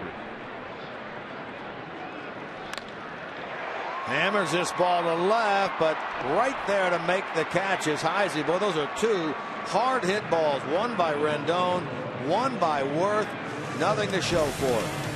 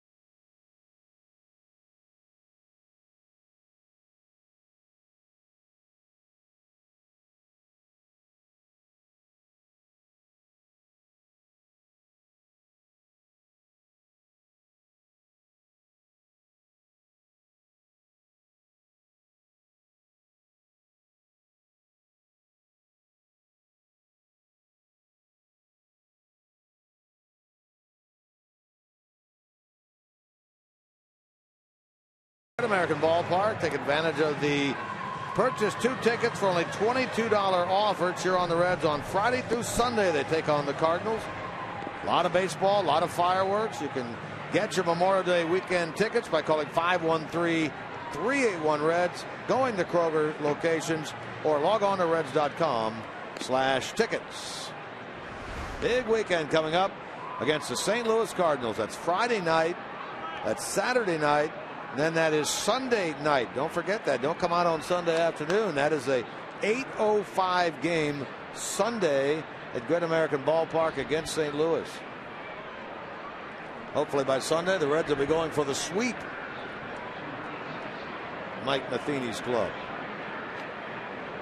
Here they're trying to get the first game against the Nationals. Todd Frazier leads it off, leading 2-0. Frazier gives it a pretty good ride, but into center, and Span will handle it. 1 pitch, 1 out. Well, Strasburg really hasn't pitched all that badly. He's losing 2-0. Both of the runs the Reds have scored have reached base via the hit batter. Kind of quirky ways they've come around to score. But he is just simply being outdueled. And interestingly enough, he pitched extremely well his last time out. 7 innings of 3-run baseball, yet he lost to the Arizona Diamondbacks and to Bronson Arroyo, Mike Leake's best buddy when they were on the team together. And I'm wondering if maybe Leake gave a call off to Arroyo saying, hey, how did you tame those Washington Nationals? Arroyo in his last start when he faced Strasburg went 9 innings of 1-run baseball. A complete game win to run his record to 4-2. Well, if your scenario is to be believed, Arroyo probably gave Leake some pretty good advice. Sure he did. Not out of the realm of possibility. Mike so far has allowed 5 hits, 1 walk. Had the benefit of some line drives that went right at his defenders in the bottom of the 5th. That line drive by Rendon right at Hamilton. And that other one by Worth that went right at the glove of Heisey. Both squared those pitches up pretty well.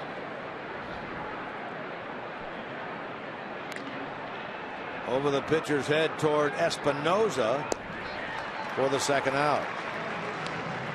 Interesting that neither pitcher has been able to have a 1-2-3 inning tonight. In fact, until now, that's the first time here in the 6th inning that Strasburg is able to retire the first 2 in an inning. Leake's done it twice. Now it'll be Chris Heisey, who's had a couple of opportunities tonight, one in the 2nd, one in the 4th, with runners in scoring position. And he has struck out both times. He's now 1 for his last 19. He's really had a tough go of it this month of May.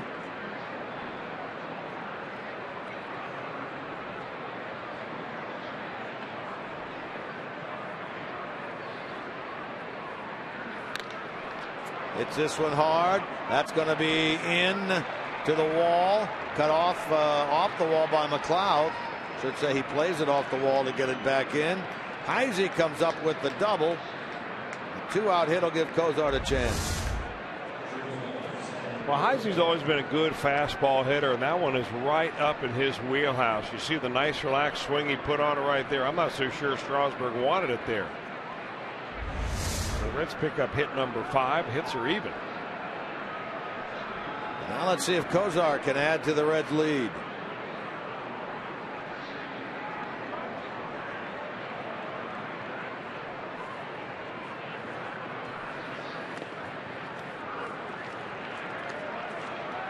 Hit by pitch, scored his last time.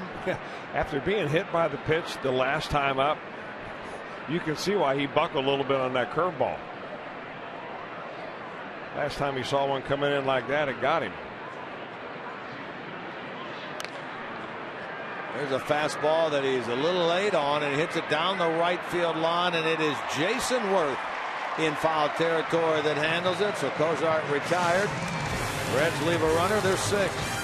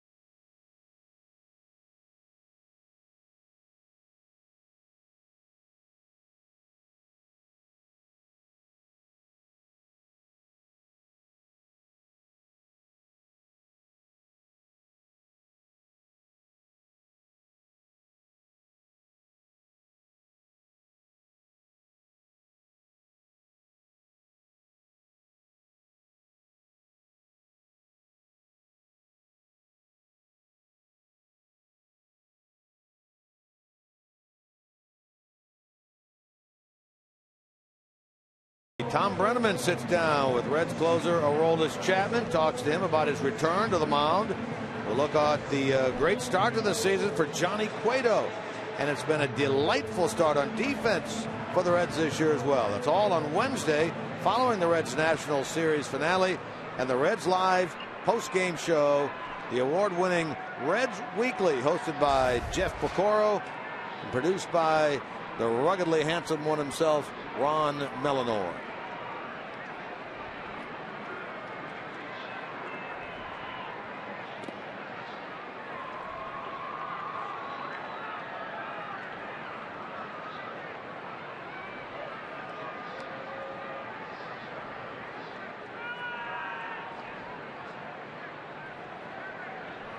Ramos to get it started here in the bottom of the 6th inning. He's 0 for 2. Time on the disabled list earlier this year with a hand fracture. His left hand missed a little over a month. It happened in the first series of the year.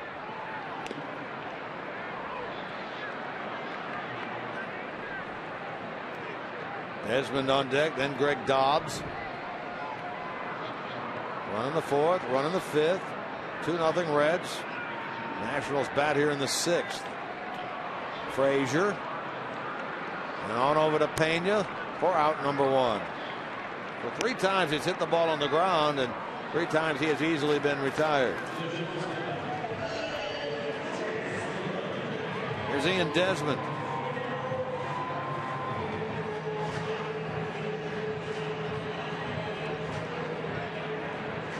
Former All-Star Desmond from a couple of years ago is also a 2-time Silver Slugger Award winner at the shortstop spot both last year and in 2012.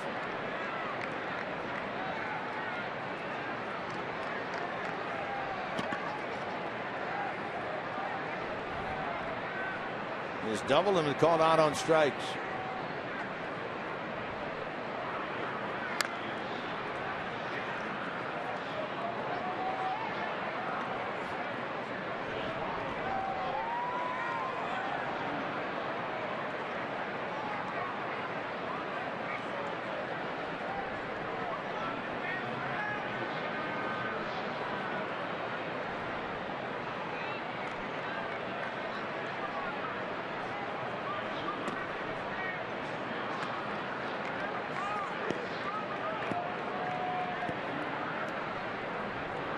About Desmond, he's always been a very good hitter against the Reds, over 300. He brings a 12-game hitting streak into this game against Cincinnati pitching.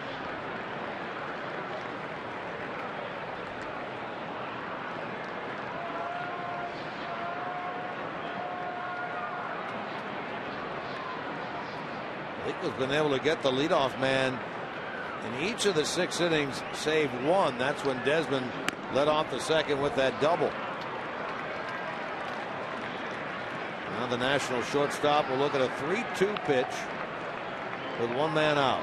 Dobbs on deck.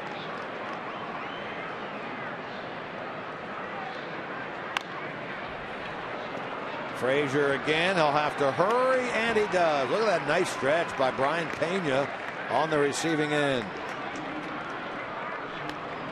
Frazier been busy tonight.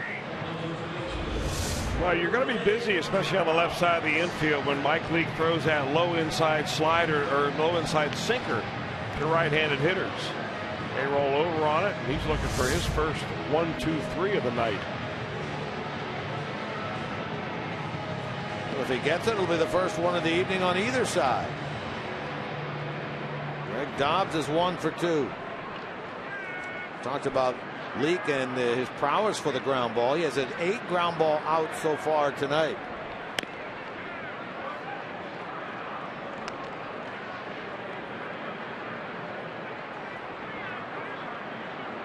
Dobbs hit that ball off the tip of the glove of Schumaker his last time up out in right field.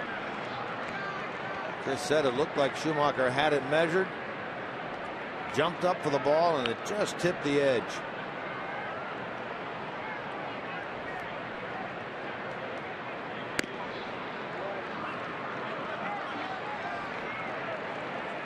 Now 3-0.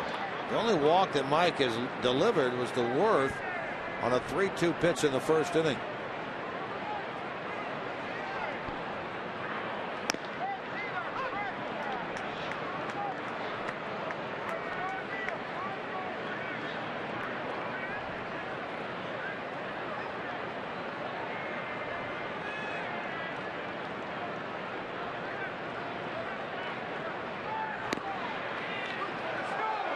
A little bit of a late strike call by Marty Foster there, as Greg Dobbs had started to take off to first base. Somebody saying something from the Nationals dugout. What do you think? The one at the top of your screen labeled number 5. You be the judge. Maybe it was Matt Williams who was shouting out at Marty Foster. Toward left field, Heisey got a good jump on it, and he'll handle it. There's your first 1-2-3 inning of the night. It's turned in by Mike Lee.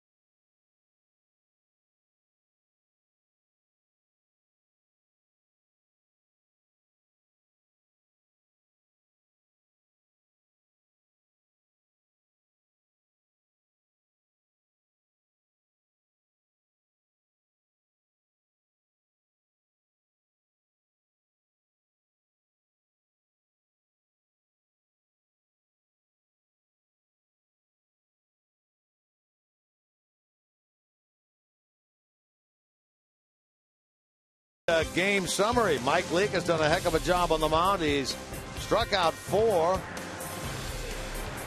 given up 5 hits in this game. And how about the defense behind him? Skip Schumaker gunning down the runner, Anthony Rendon at second base. Mike liked that. And then here's that runner scoring from third, Frazier, on the throw through to second base. And then Schumaker lining this ball up the middle, Planey Cozart. Through all that, it's a 2-0 Reds lead. That's tonight's Honda game summary. So good pitching by Lee, good defense behind him, taking advantage of opportunities that have presented themselves. Reds on the good side of things so far here. Play into the 7th. Lee got a sacrifice bunt his last time. Popped up back in the 3rd.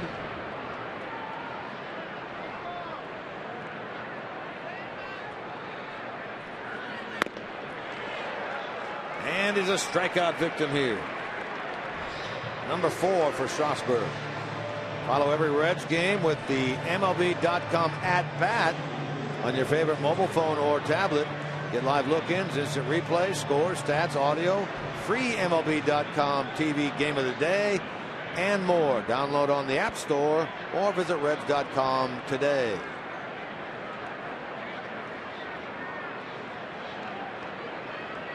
Here's Billy Hamilton. Hit that slow roller to the shortstop his last time, which Ian Desmond quickly realized once he fielded that ball he had no shot to get Billy at first. So Hamilton's been on twice tonight with the hit and with a walk.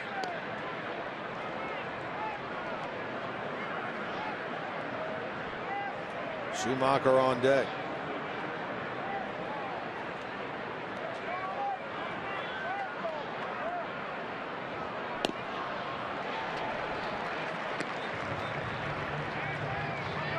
Reds trying to avoid going 5 games under 500 with a win here this evening. Their worst mark of the year was when they were 4 wins and 9 losses. Trying to avoid equaling that at 5 under here tonight. There's a ball hit into center, and Billy Hamilton, he turned that pitch right around. Right back up the middle. So 2 hits and 3 times on base for the Red center fielder. Yeah, more to worry about now for Strasburg.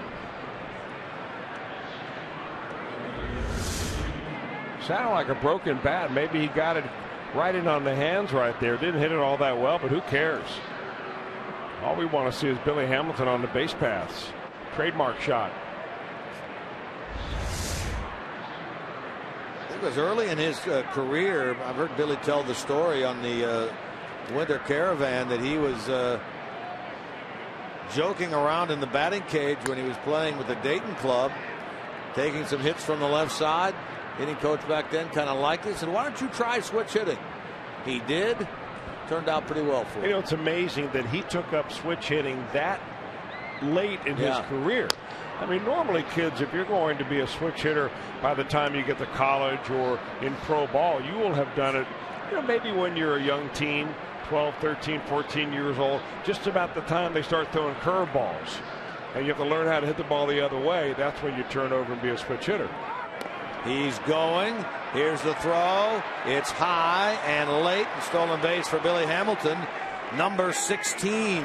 Well, we've said it so many different times that in order to catch Billy Hamilton stealing, everything has to go right. Pitcher has to get rid of it quickly. The pop time of the catcher has to be very good, and the throw has to be on the money. And here with the throw high, there's no way that Desmond can get that tag down in time.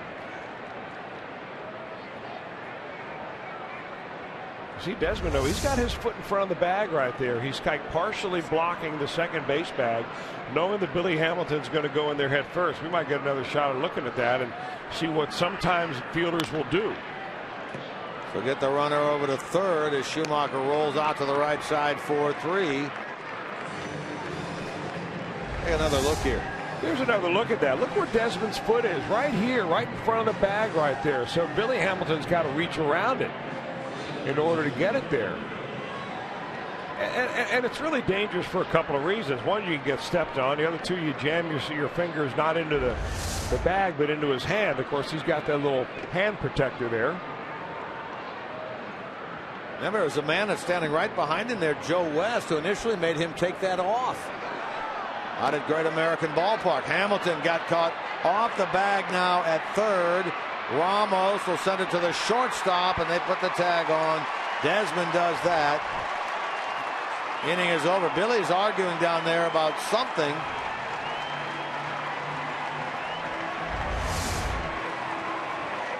Now they get him in a rundown here. Look at the very end. Desmond comes over and blocks the bag. Billy Hamilton is, well, he's going to block the bag with his leg right there, and Billy never gets back. But Billy's saying, hey, the guy got in my way on the way. Now you have to make contact. Billy wants an explanation from Joe West.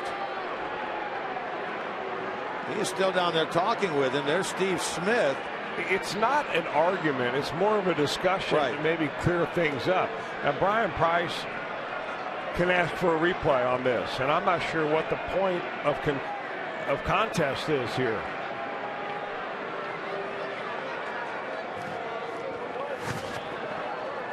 You see Billy finally walking away from Joe West. That's Marty Foster, the home plate umpire. Now, meanwhile, Mike Leake is right out there near the third baseline right now. He's the only one of the Reds ready to take the field, and he'll be the first one out there. He says 2 runs are enough.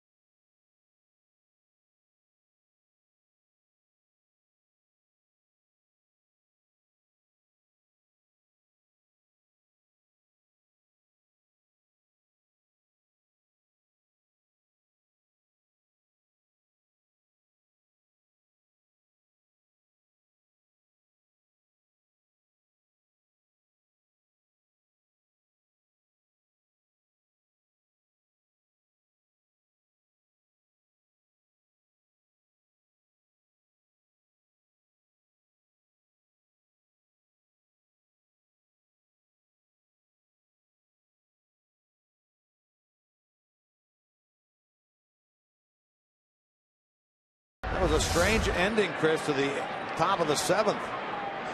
Well, it looked like Billy Hamilton was going to steal home.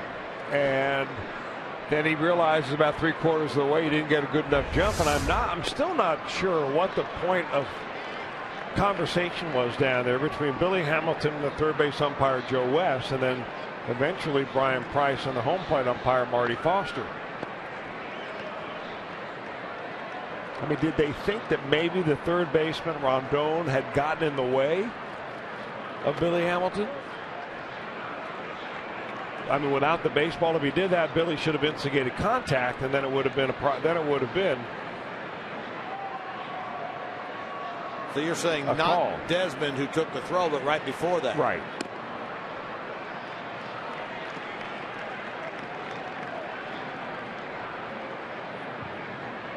Or maybe what Billy Hamilton is saying that I don't know. It does go down as a caught stealing for Billy. 2-5, 2-6 with the shortstop Desmond putting on the tag.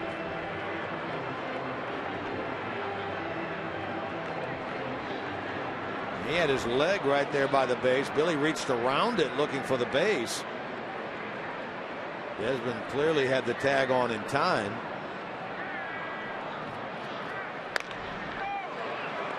Now Phillips nicely to his left with a dive, and he will throw out Danny Espinosa.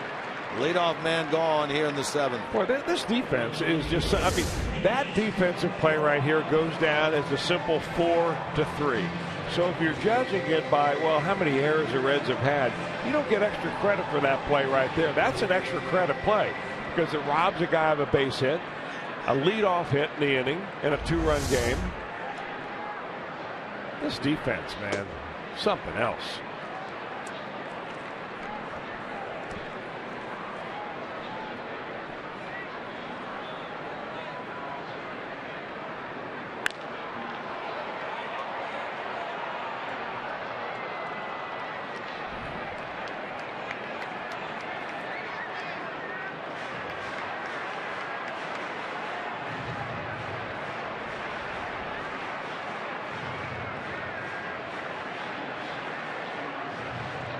Action in the Nationals bullpen now is right-hander Ryan Matthews, just up from their AAA club at Syracuse with the disabling of Gio Gonzalez. That is in the hole and into left, and a hit for Nate McLeod.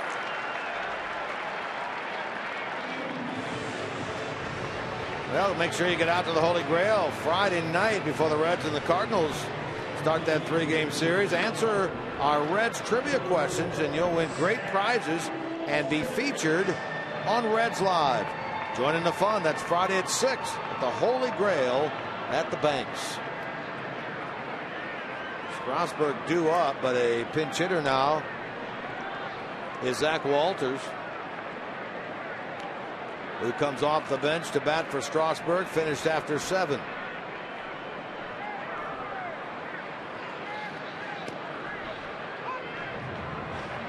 Switch hitter batting from the left side. He's at 192 on the year with 3 home runs, 4 RBIs, 2 for 15 with 2 pinch hit home runs this year for Zach Walters. That means he probably can hit a fastball. That's why that first pitch Mike leaked to him, a little breaking ball. Tease him out there. Short lead at first by McLeod.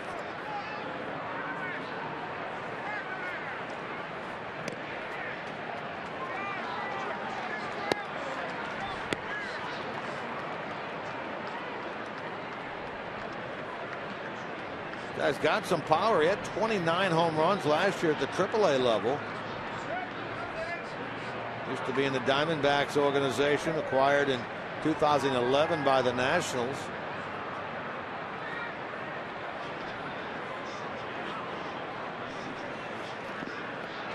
And that one right off the glove. It looked like a Mesoraco, and back to the screen. Major cross up there.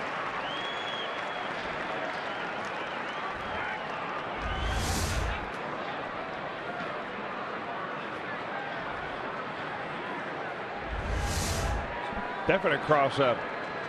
Mesoraco thought it was going to cut in, and it cut away. That just goes to show you all the movement that's on Mike Leake's pitches. I mean, you can see the catcher anticipating going one way, and that ball just tailing the exact opposite.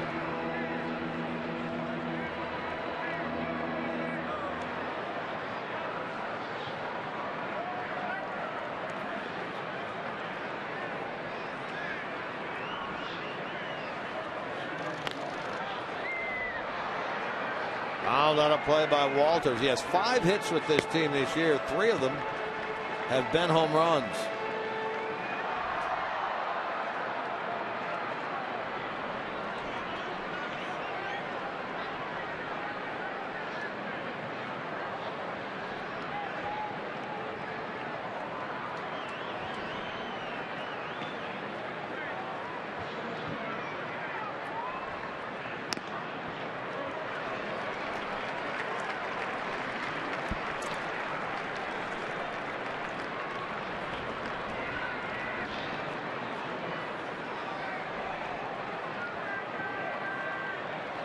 Span on deck. Walters called up from AAA when Ryan Zimmerman was placed on the disabled list in mid-April. Batting for Strasburg goes 7. Allows 2 runs, 6 hits, a walk, and 4 strikeouts through 96 pitches.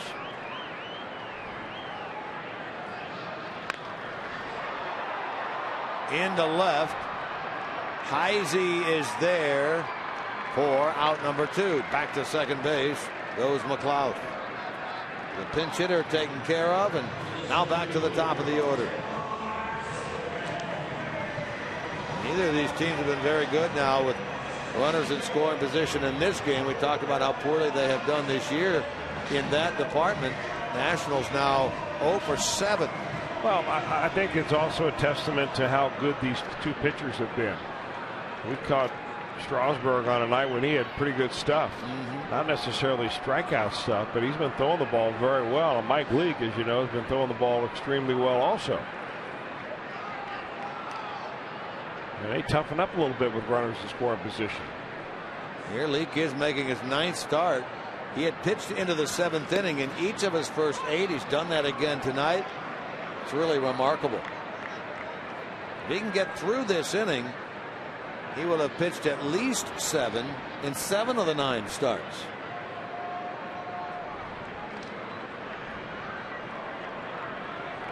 Span is 1 for 3. He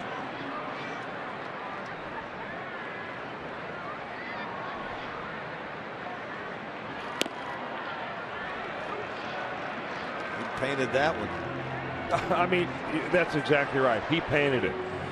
Even when he misses, it's only an inch or 2 off the plate. That's why he gets guys chasing pitches. But here, this is completely fool Span. He's got a base hit, a little squibber to the left side of the infield. But other than that, he hasn't really looked like he's even seen Mike Leake's pitches. Leake has struck out 4.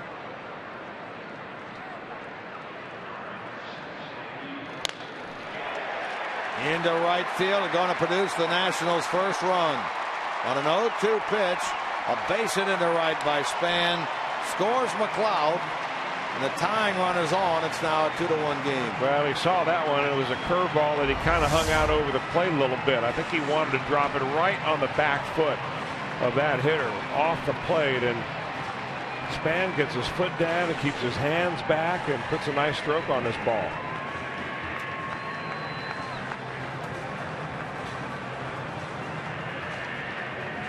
Ryan Price to the mound. Wow. And that's going to be it. Reds will make a pitching change. They've had action in the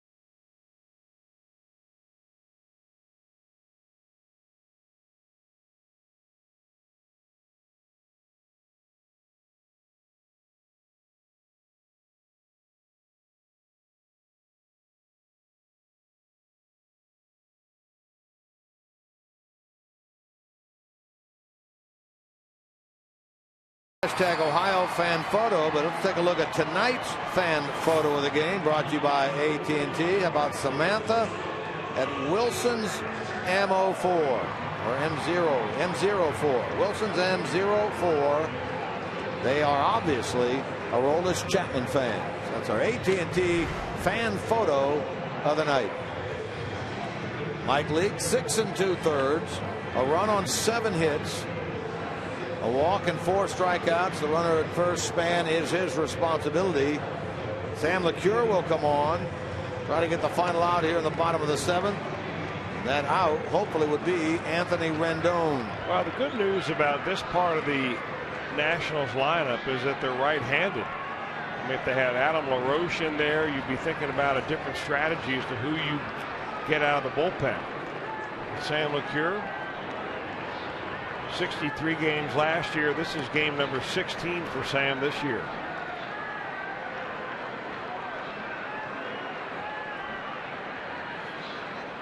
He worked on Saturday at Philadelphia in that 12-1 loss, allowing a run, 2 hits, and 1 1/3. Yeah, that 1 run came on a home run. In fact, he's given up 3 runs all year long, and 2 of those runs have come on solo shot homers.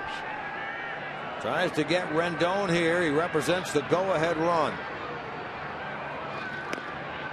Boy, a big lead down there by Span. He has to hustle back to the bag.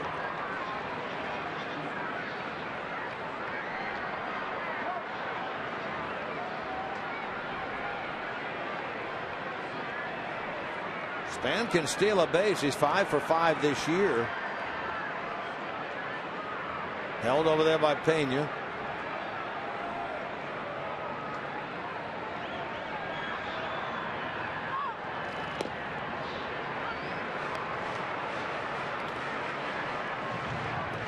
Had a good time to leave him out there when that's a tying run, and maybe that's why Sam got the call. 3rd best in the National League in the last 3 years with that inherited runners. How many he comes in with on base and how many he strands out there.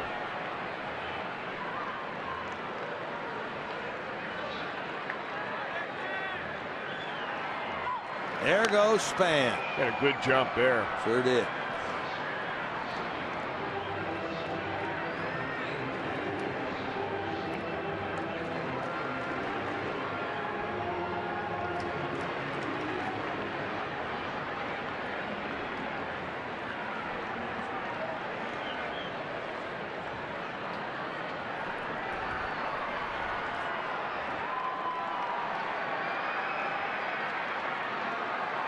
One-out single by McLeod. A wild pitch. It really should have been a pass ball charged against Mesoraco on that cross-up. And the RBI single by Span. Now LeCure trying to get Rendon. With 2-2. 2-1 Reds, bottom of the 7th.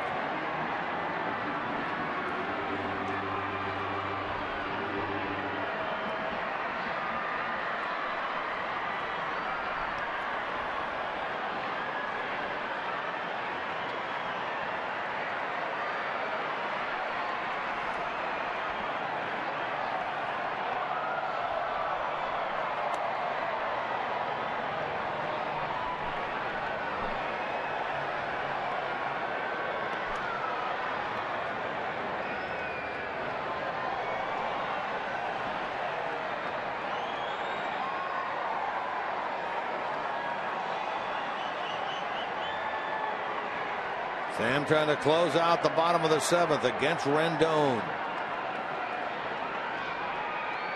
Span inching off, but doesn't go. Cozart, Phillips the short way. Out at second is Span. And there's an inherited runner stranded. Good work by Sam LeCure. Line done on Mike Leake.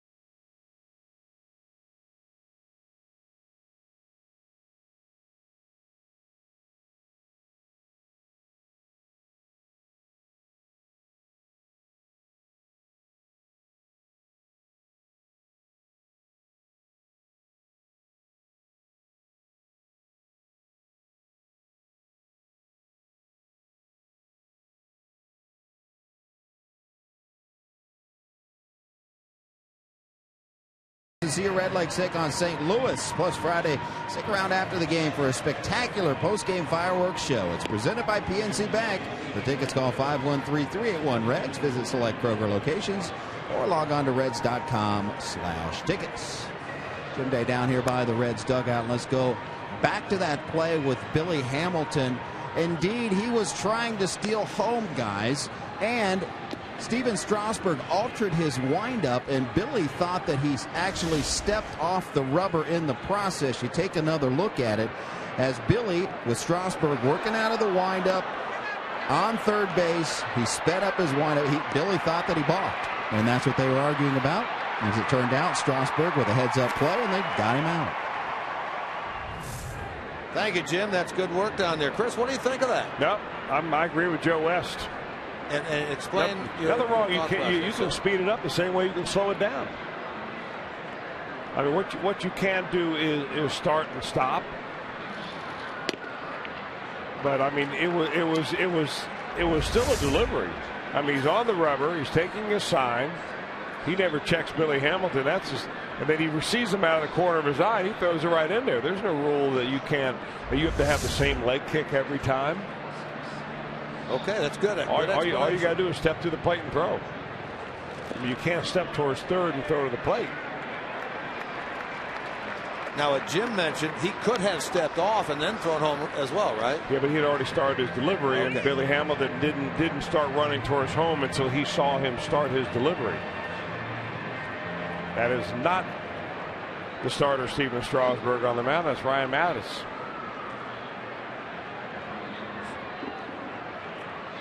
A good call down there by Joe West. Jim Day, let's go back to you. You have something to add. Yeah, I indeed think it was that Billy thought that he stepped off. I don't think that he thought that altering his motion was a balk. He thought that he, in the process, somehow stepped off of that rubber. But obviously he did not. Yeah, we could tell by the replay that he did not. Because we have the benefit of watching it 2 or 3 times. Billy saw it live and at full speed. I'll tell you, Billy Hamilton will make you do some weird things. That's a good point. Rendon will throw out Phillips to start the 8th inning. Oh, we've seen some crazy defensive plays or attempts at plays with Hamilton. We're going to see all sorts of things that you're not used to seeing because his speed brings a different dimension to the game. Matthews on in relief of Strasburg. 3rd appearance of this year, just called up. Gio Gonzalez plays today on the disabled list for the Nationals.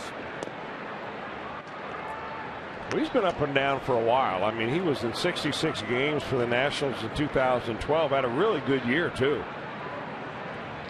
Last year, not nearly as good a year. Only 37 games, earned run average north of 6.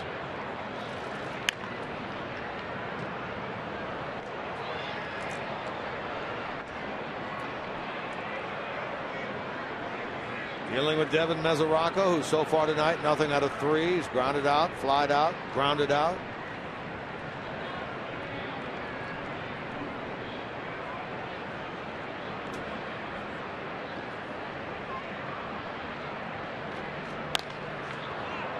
And they'll get this one in the air towards Bernard Span. They're able to handle him tonight now. Devin 0 for 4. Reminder to stay with us after Reds baseball. Fox Sports Ohio will break it down. First chance to chat with the manager of the Reds, Brian Price, and Reds players. It's Reds Live, brought to you by King's Honda and the King's Auto Mall. 2 out.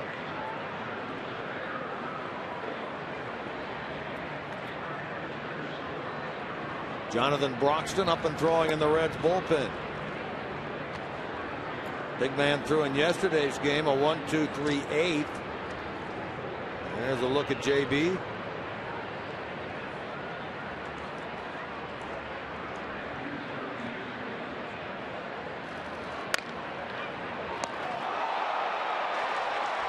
Nice play to his left there by Espinosa. And on to first to retire Todd Frazier.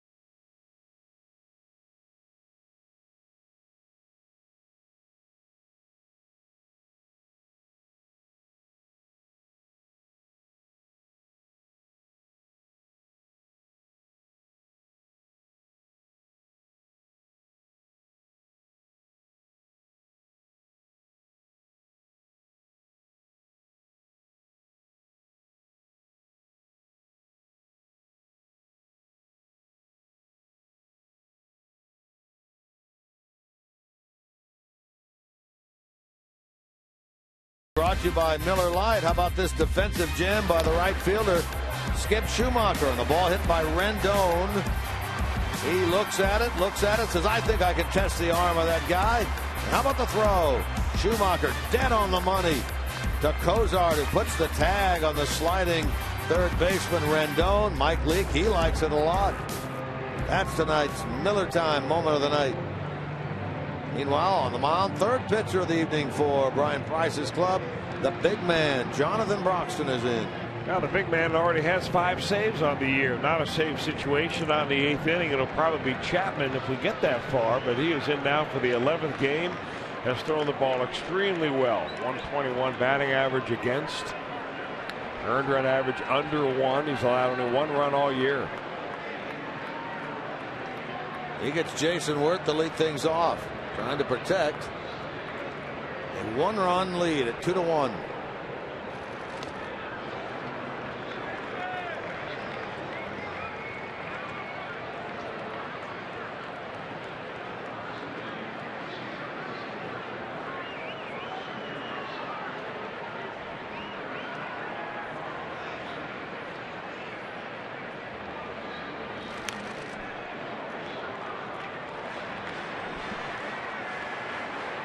Mentioned that Broxton threw yesterday. Throwing again today. This marks only the 2nd time this year that he's thrown in back-to-back games. He did it out in Pittsburgh, April 23rd, 24th. He does it here tonight after working in Philadelphia yesterday afternoon. Sporting that under 1 ERA. Well, remember, he was coming back from a trip to the 60-day disabled list. He had a surgery on his arm last year after he was taken out of a ball game. That was back in August of last year. So he came into spring training not ready to go, but by the time the beginning of April rolled around, he was ready to go out on a rehab assignment.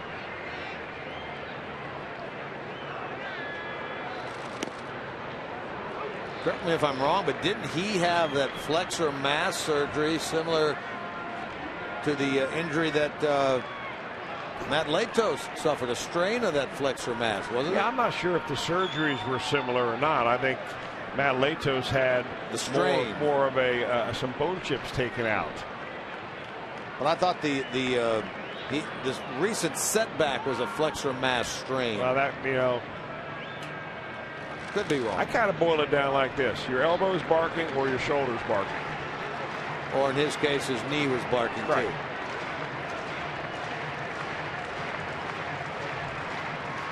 3-2. If you want me to get any more technical than that, then it's time to operate. More technical than that, we need to call in the cowboy. There you go. Our own personal doctor. To operate or just to consult? Okay. Wirth into center field. Hamilton runs it down. Nicely done by the center fielder. And Wirth feels like, I'm sure, he's been robbed twice tonight. Back in the 5th on that line drive to left, and now this one by Hamilton. I'll tell you, a big outfield like this, you really get to appreciate the speed of Billy Hamilton. He got a good jump, combine that with an excellent speed.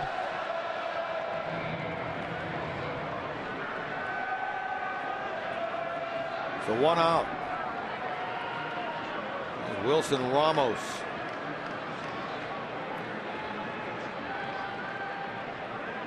Three times he's grounded out.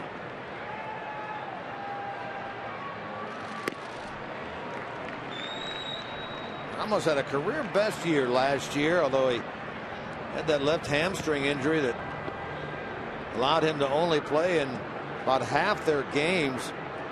78 games, he had 16 home runs, 59 RBIs. Pretty good production. Half a year. Schumaker chasing it. And he makes the play. First time that Ramos has hit the ball in the air, and there are 2 out. Now it's Ian Desmond. Broxton trying to have back-to-back 1, 2, 3 outings. Did it yesterday at Philly, trying to do it here today in D.C.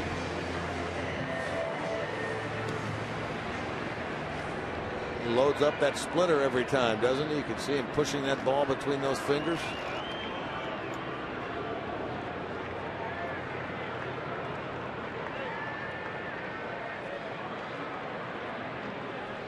Desmond in this game, a double and 3 trips.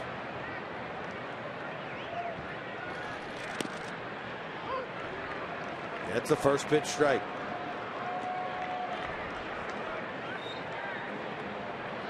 League 6 2/3, 1 run, 7 hits. Sam LeCure came on, retired Anthony Rendon. And now Broxton trying to send it to the 9th.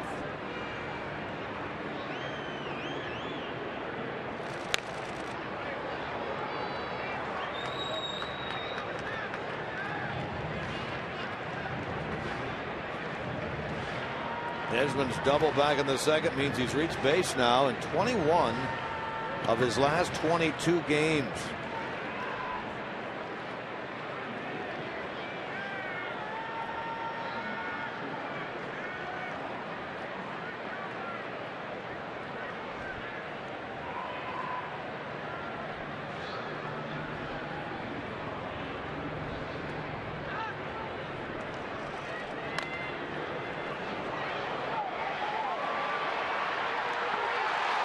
Frazier can't come up with it. He throws it. He did come up with it with the bare hand, but then throws it wide.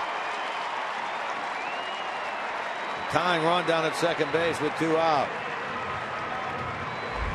Broxton couldn't quite get off the mound quickly enough to get to this ball. Frazier did.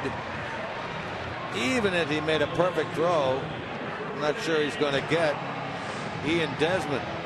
Well, he came such a long way. I mean, he finishes up on the pitching mound after he fields that ball. That's how far he had to go. Maybe thinking about it now, he's thinking, well, maybe I shouldn't have even thrown that baby, because now I put the tying run on second base. A base hit and an error does that. First error of the game on either side. I should say the first error of the game on the Reds means there's been an error on both sides. Now the Nationals have a runner in scoring position with 2 out. They are 1 for 8 tonight in these kind of situations. Greg Dobbs, a double and 3 trips. Again, playing in just his second game with this Nationals team. Started the year with the Marlins. Went 1 for 13 down there. Primarily off the bench as a pinch hitter. Released by the Marlins and quickly signed by the Nationals.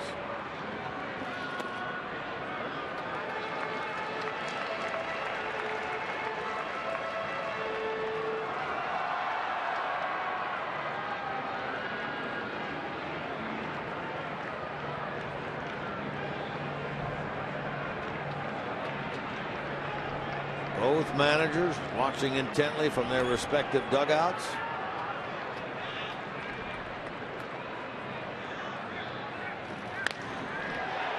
Cheating up the middle, and that ball hit right at Cozart. Dobbs is gone, and so are the Nationals in the bottom of the 8th.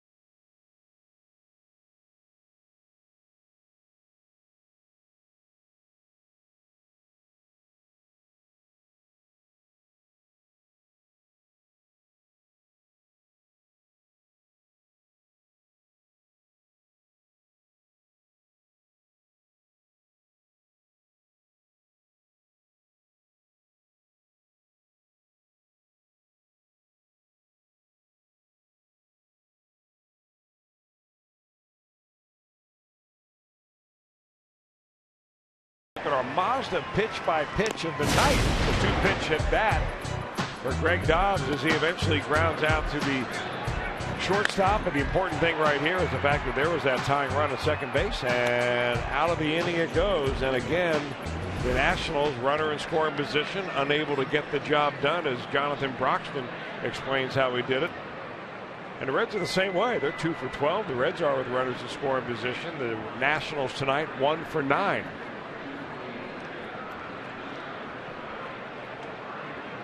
Well, now the Reds come up here in the 9th inning. Love to add at least a run with Pena leading it off. Ryan Matthews still out there. He worked the 8th, a 1-2-3 frame, something Strasburg was unable to accomplish in his 7 innings. Ryan Pena tonight 1 for 3. It was Pena that took off from first base, got into a bit of a rundown when Frazier was at third back in the 4th inning. Frazier then took off. Throw home was late. Todd was not credited with a steal of home, but a fielder's choice defensively against Washington. That made it 1-0 Reds at the time. They added a run in the 5th, gave up a run in the 7th. Bat here in the 9th, leading 2-1.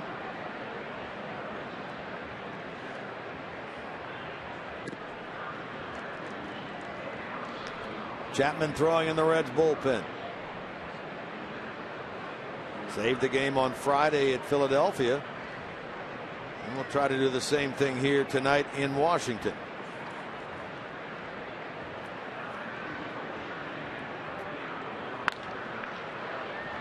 Toward left field. Nate McLeod will handle that. So 4 batters faced, 4 retired by Ryan Matthews. There's the missile.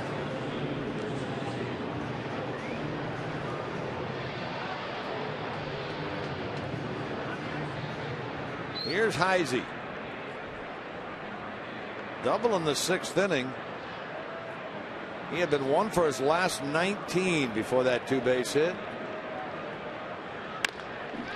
He lines another one into left field. Shoots by the left fielder. McLeod goes to the wall. This is a 2-double game for Chris Heisey, who comes up with his 2nd of the night and his 6th of the year. Boy, he can jump on a fastball. Well, you're right about that. That's what he got last time. That was in the 6th inning. It was 2 out. He ripped on one, and this one down in the zone. The other one was about belt high, and that's just a nice compact swing. That's what every hitter wants to do, is be compact, and when you do, it seems so simple. Cozart up now. Roger Bernardina, the former National, is in the on-deck circle. He would bat for Broxton. There's Roger.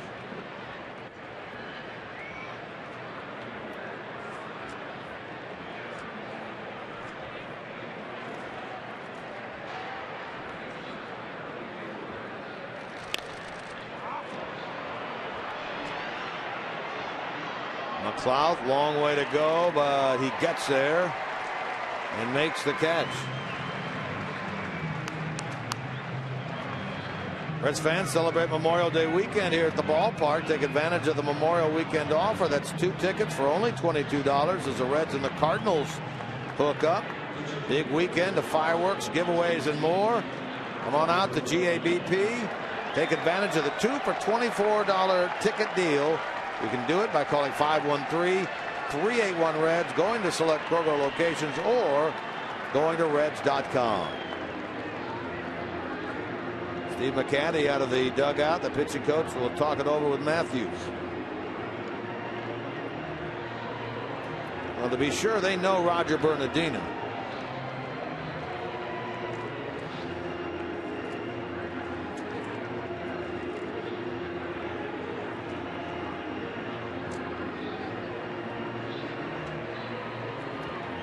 Roger got an opportunity to play in the game yesterday. Came on as a 7th inning pinch hitter and had a base hit actually against Cliff Lee. He had performed very well against Lee in his career and did it again yesterday.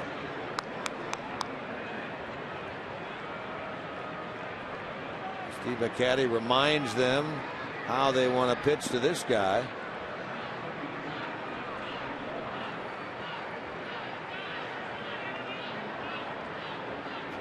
Bernardina, drafted by Montreal back in 01.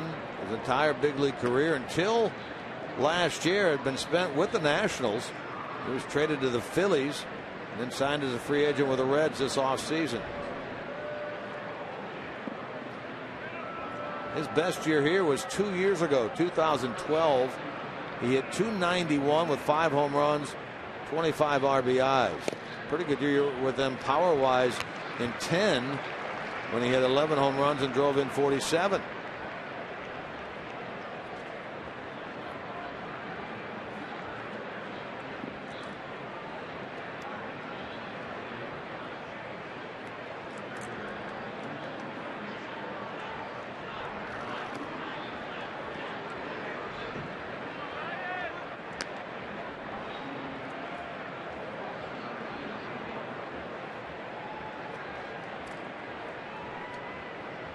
Izzy out at second base. Boy, a hit here would be big.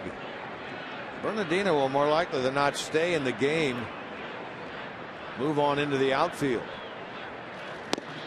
We've seen Brian Price do that on any number of occasions. More likely than not subbing out for Skip Schumacher.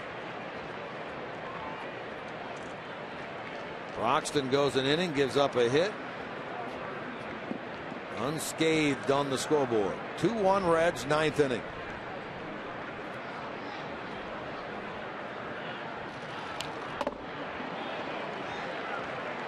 Now a full count to Bernardino.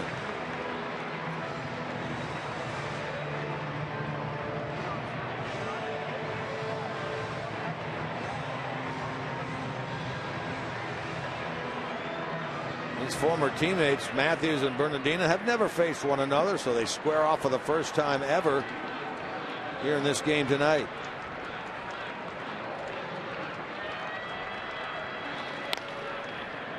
To first, handled by Dobbs, takes it himself. Innings over. Aroldis Chapman will come on, try to save this one for Leak as we head to the bottom of the ninth.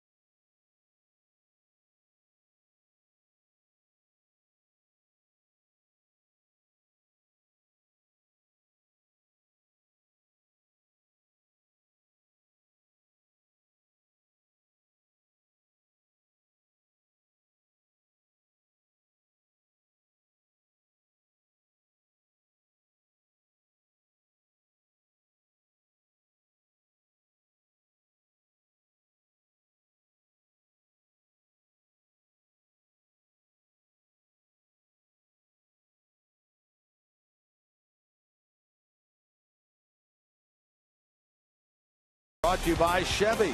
Visit your Tri-State Chevy dealer today. And by Cincinnati Children's Hospital, ranked #1 in the U.S. in pediatric cancer care, according to U.S. News and World Report's best children's hospitals. Take a look at the John Merrill hot dog plays, plural, plays of the game. Some defense here tonight. Look at this effort by Wilson Ramos. First pitch of the game. Hamilton tries to bunt it. Ramos did a great job. How about Leak off the mound? This is a play against Ramos in the 4th inning. Nicely done. And now Espinosa taking a hit away from Todd Frazier. That was in the 8th. 3 nice defensive gems. Our John Merrill hot dog plays of the game. Into the contest, Aroldis Chapman. looking for save number 3. Well, you'd love to see him in a ball game. That means the Reds are ahead, and it's in the 9th inning, and that's where we are right here. 2 for 2 and save opportunities. I don't know if the one game that he gave up that home run was a save opportunity or not, but I think he's still trying to get back on the beam. He came out after missing most of spring training, most of the first month of the year, and then into the second month of the year on the disabled list, but still arm speed was there. And fortunately for the Reds and and Chapman, he'll be facing the bottom 3 of this Washington National lineup. First up, Danny Espinosa. Neftali Soto, by the way, has taken over at first base for the Reds. Bernardina did not stay in the game. Chapman straight up for Broxton in the 9 spot.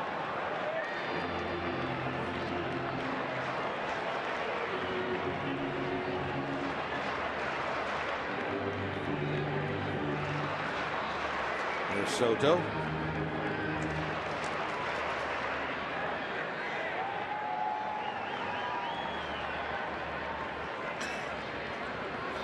Espinosa 0 for 2, been hit by a pitch.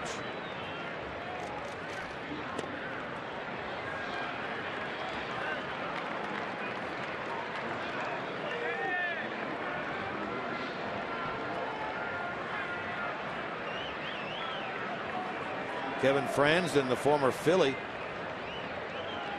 appears as if he will bat in the 9 spot. And bounces away from Mesoraco. 2-1.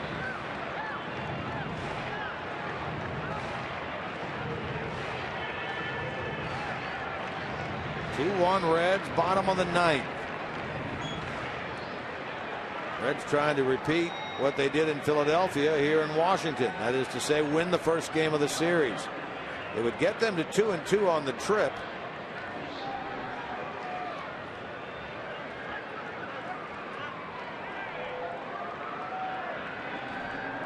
Tomorrow night, Johnny Cueto. He'll go against Doug Fister.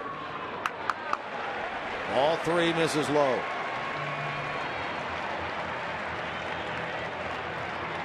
Same time tomorrow night, 7:05 game, 6:30 with Reds Live. Chapman trying to get the leadoff man. The Nationals trying to get the tying run aboard. Nate McLeod.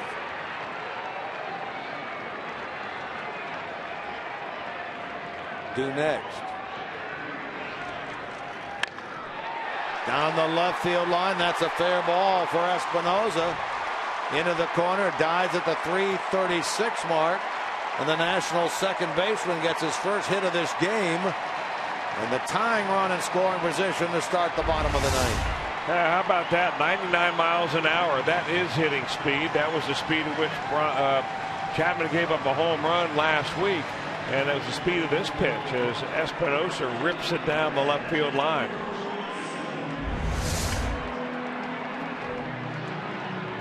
Now Franzen will bat for McLeod in the 8 spot.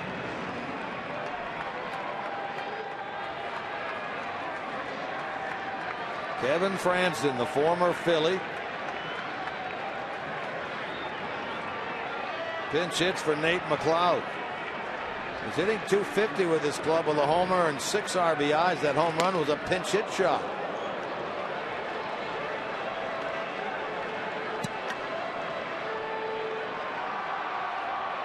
Well, the options here for Matt Williams, the Nationals manager, is to bunt him over. Try to get that tying run over to third base. But bunting Chapman is no easy task. He gets this ball hard into left center field, but playable. Heisey chases it down and makes the catch.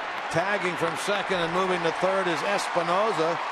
Well, Franzen didn't get a hit, but he does a job for the Nationals in getting that runner over to third. And now they have 2 opportunities to try to tie this game. Yeah, two batters and 2 well-struck balls by the Nationals against Chapman.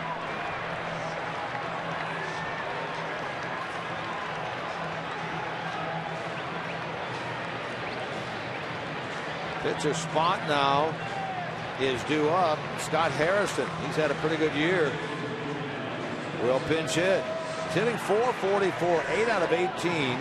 2 for 4 as a pinch hitter. Of course, his brother Jerry used to play for the Reds. He's Major League Baseball's active leader with 12 career pinch hit home runs.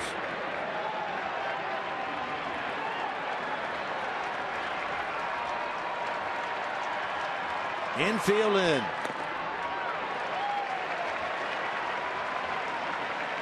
Scott Harrison 1 for 8 lifetime against Chapman.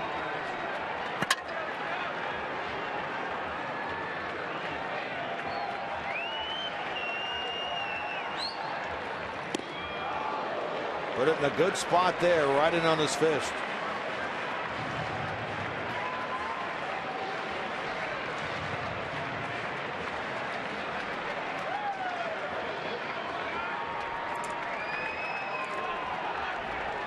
On at third, Espinosa, 1 out.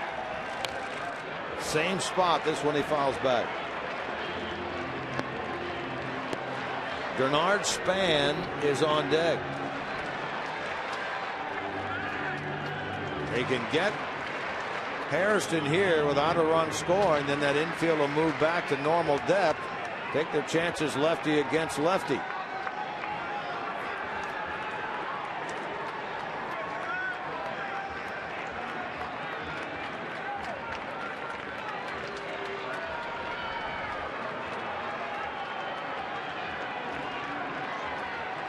Matt Williams does have one more right-hander off his bench available to him. That's Tyler Moore, who does play a decent amount of first base. Hard in the left field. Heisey is going to make the catch, but the runner will tag Espinosa. He will score, and the pinch hitter gets the job done with a sacrifice fly. That's the first blown save of the year for Aroldis Chapman.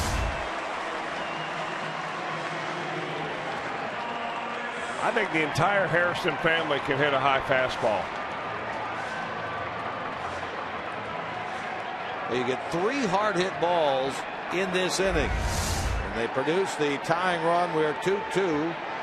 The base is empty. Now Bernard Span will bat.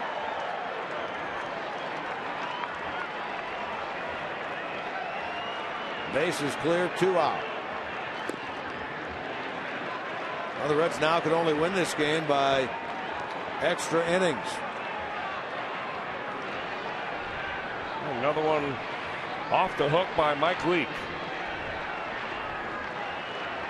Tough break for him, that is. Boy, for you're not sure. kidding about that. Rafael Soriano, the closer of the Nationals, former Yankees closer, going in their bullpen to come on and work the 10th. Yeah, the problem also is you're looking forward into this ball game. Let's assume the Nationals don't score here.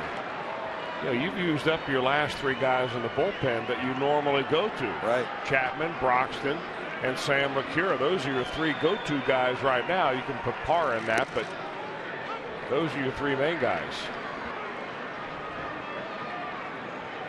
Span is 0 for 2 in his career against Chapman with a couple of strikeouts.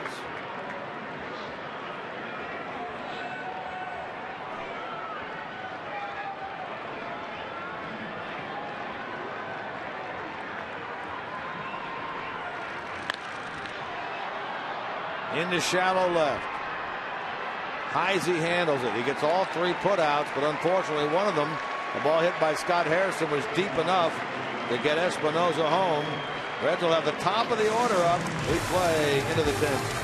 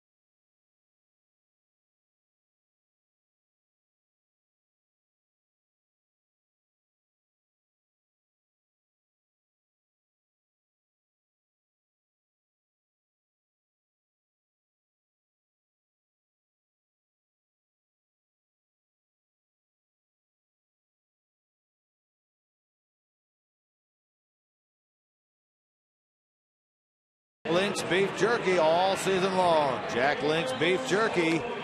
Feed your wild side. Extra innings in a 2-2 game. Top of the 10 from Nationals Park. Chapman, as he entered the dugout after giving up that run that tied things up, fires that glove down the tunnel. 2 saves on the year. His first blown save. Here's the closer now for the Nationals in a non-save situation. 34-year-old Rafael Soriano. Well, if you're going to match these bullpens up, you're looking at a bullpen right now at the Reds that has been beat up, and they've got a higher earned run average overall against a Washington Nationals bullpen that's been very good. Soriano will be the first anyway, and they're even 1.0 earned run average. Been around a while. Broke in 2002. Seattle, Atlanta, Tampa Bay, a couple of years with the Yankees, and now in Washington. He gets Billy Hamilton to lead off the 10th inning. Reds playing in their 4th extra inning game. They've won 1, they've lost 2. Nationals playing in their 5th. They've won 1, lost 3.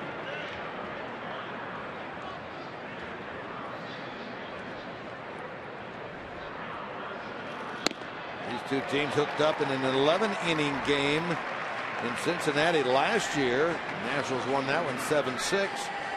They get together for the first time in 2014, and we get extra baseball. Billy's been on 3 times tonight, 2 via the hit, and he strikes out on 3 pitches here against Soriano. All high heaters, really not a whole lot to it as far as velocity goes, but he kept every one of them up around the letters. And this last pitch at 91 miles an hour is our flamethrower, brought to you by Cholula Hot Sauce. Well placed. Soriano now gets Skip Schumaker. By the way, Kevin Franzen stayed in the game. He's out in left field now for Washington. Nate McLouth out.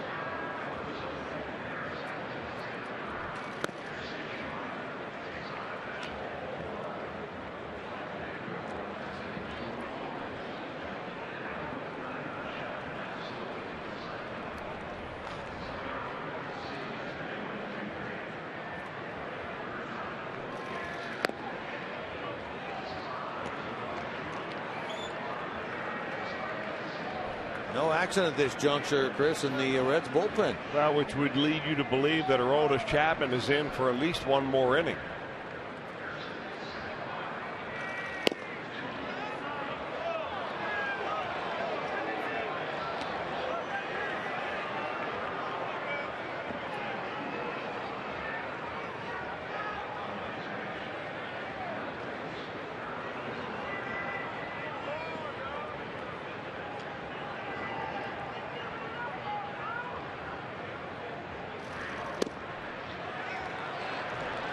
Chapman threw 15 pitches in the bottom of the 9th.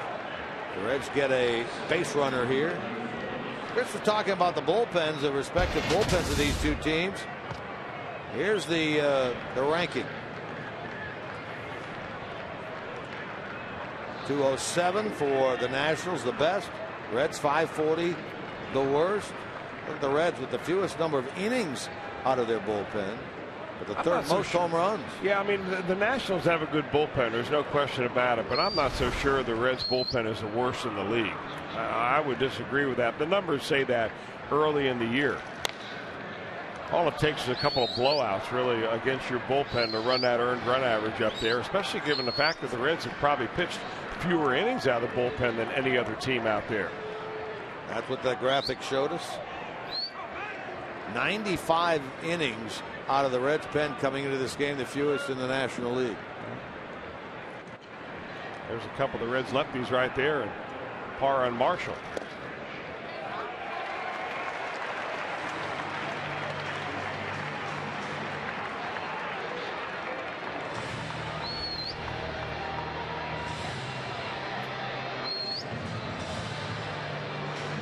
Phillips battling here against Soriano.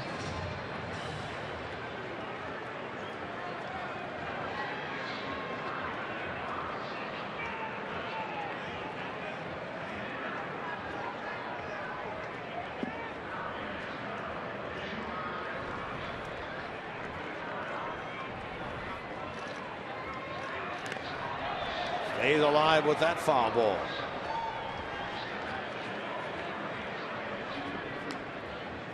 Well, Ramos got the worst of this one. Right off the throwing shoulder.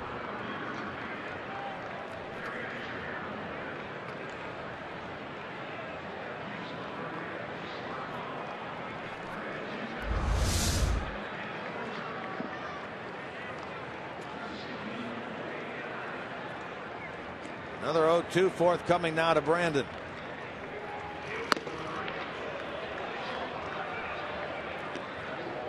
Phillips been quiet tonight.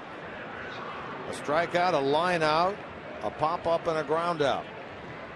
Putting him now 3 for 14 on the road trip. Walk to Schumacher, has him out at first base.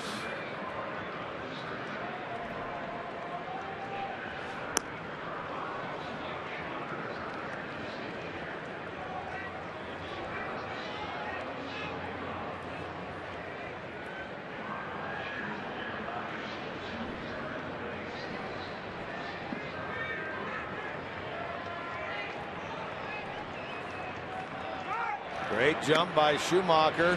He steals second base. I mean, Soriano didn't appear to even look over there.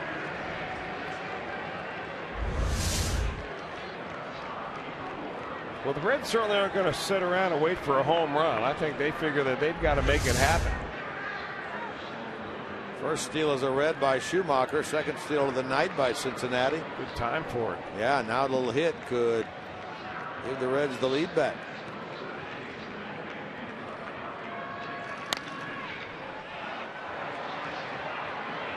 This one will get into the seats, elude the Nationals defenders.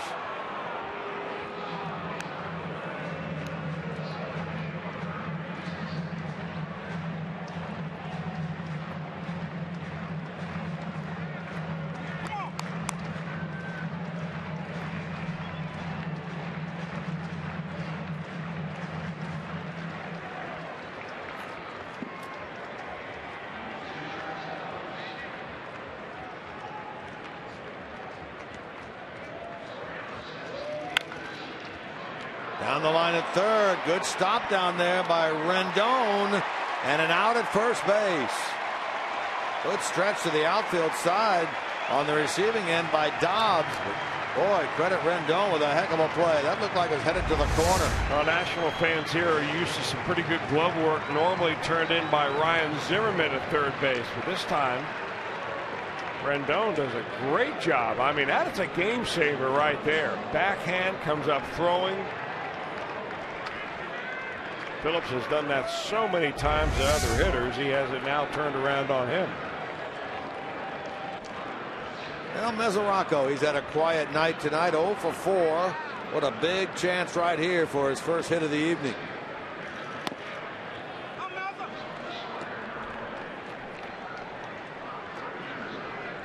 He hasn't seen too many fastballs since that first at bat.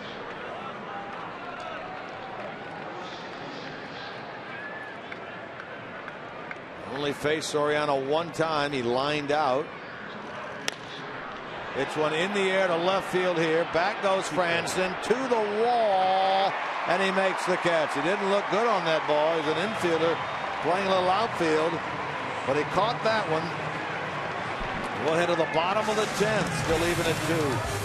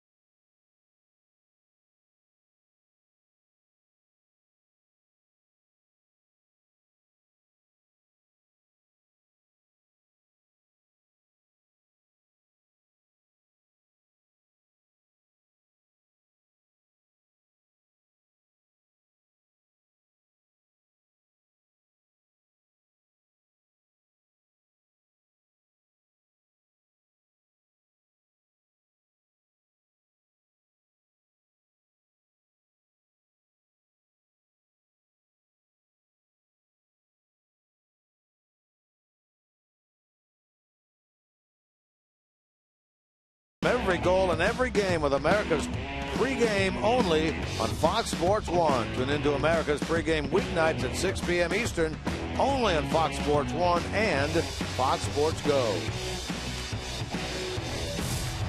Indeed, Aroldis Chapman goes back to the mound for his second inning of work. It'll mark the first time he's worked more than an inning in a game this year. Last time he did it was September the 14th last year at Milwaukee when he worked an inning and a third, picking up a save. Last time he worked 2 innings was August 21st of last year at home against Arizona, also in a save situation. So here he is in the bottom of the 10th, trying to keep it a 2-2 game. He gets Rendon, who took that hit away from Phillips, leading it off.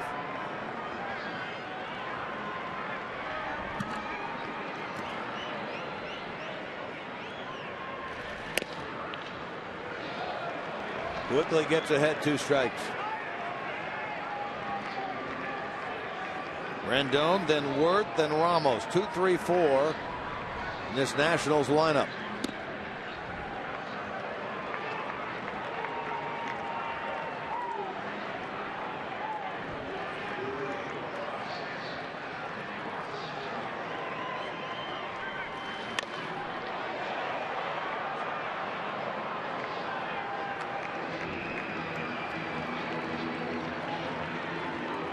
Nationals have out hit the Reds 9-7. Each team has committed an error.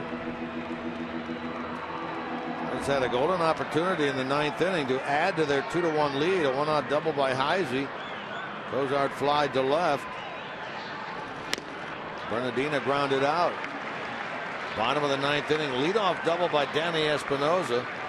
Fly ball to left by the pinch hitter Franson, moved the runner along, and then the deep fly ball into left field by Scott Harrison scored Espinosa to tie the game. Here, Rendon is a strikeout victim. First of the night by Chapman. First out, bottom of the 10th. Chapman getting that slider going right here. When he has it going, it is as good as any slider in the league with that kind of arm speed. Here's Wirth. Twice he's hit the ball hard tonight with nothing to show for it. He is a career 2 for 2 against Chapman.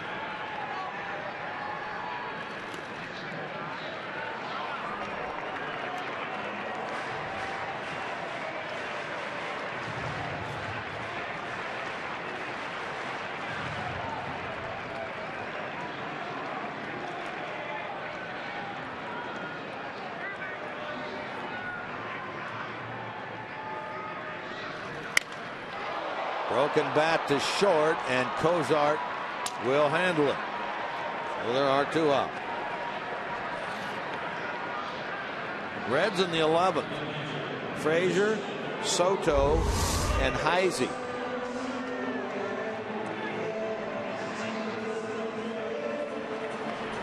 First time that Chapman has been able to get the better of Jason Wirth.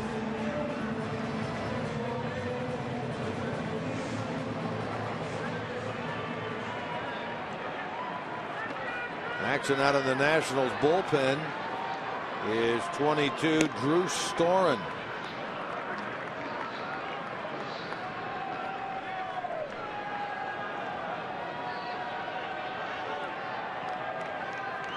One of the many former closers that are on this National staff. Ramos tonight 0 for 4.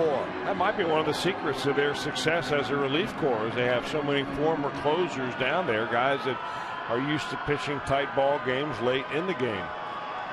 Soriano's their closer now. Storen, Clippard, Stammen has closed some games. Well, the Reds with that blown save tonight, they've had 8 saves and 15 opportunities. That is right down there among the bottom of all of Major League Baseball. You're counting all blown saves, not just 9th inning saves.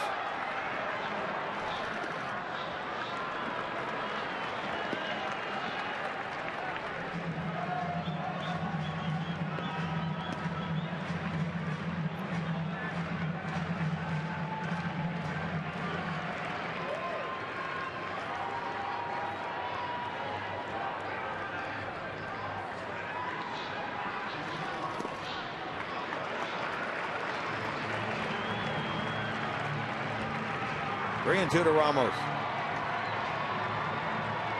Ian Desmond waits next.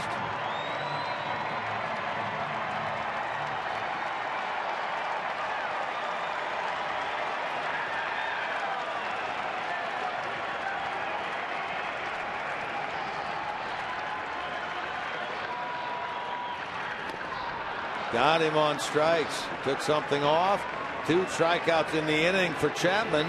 And we'll play on into the 11th. Tied at 2.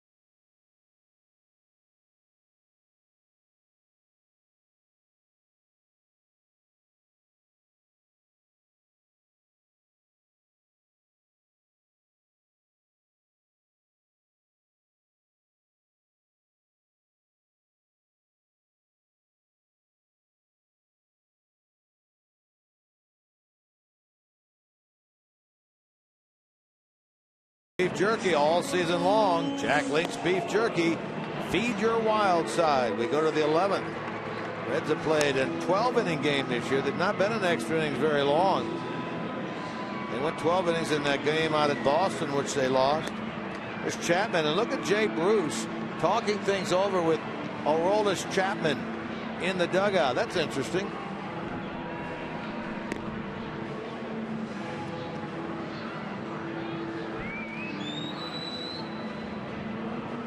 He appears, despite the fact he's on the DL, fully engaged with this Reds club.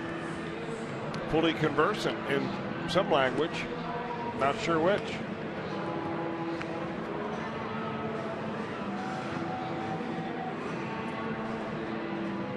Drew Storen is the man here as we go to the top of the 11th inning. 18th time for Storen, and typical Drew Storen year, 15 strikeouts, 1 base on balls. He gets Frazier, then Soto, then Heisey.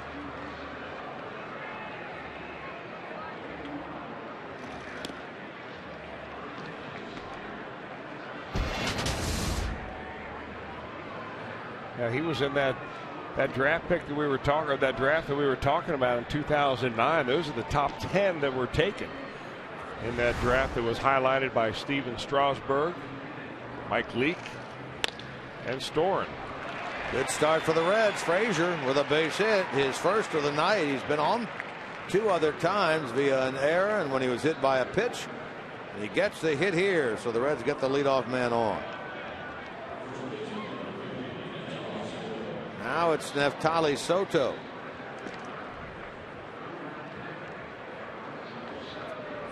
Soto started each of the last 2 games in Philadelphia, going 1 for 3 on Saturday and 0 for 4 yesterday.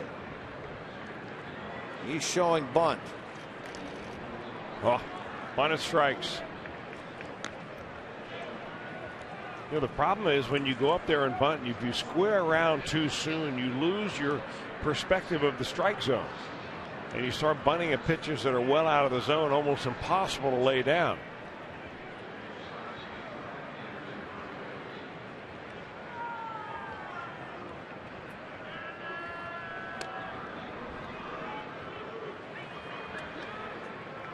Soto on the year is hitting 125, 3 hits, 24 at bats.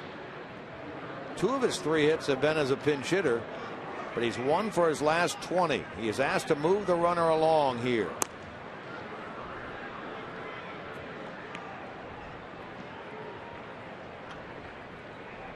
Ryan Price relays the signs to Steve Smith. Relays them on to the hitter, in this case Soto, as the former Nationals closer Storen. Brings it to Soto. That is a foul ball. Now he's in the hole, 2 strikes. And now you got to decide, if you're Brian Price, what you're going to do here. You've seen 2 attempts at a bunt by Neftali Soto. Neither of them have been all that encouraging.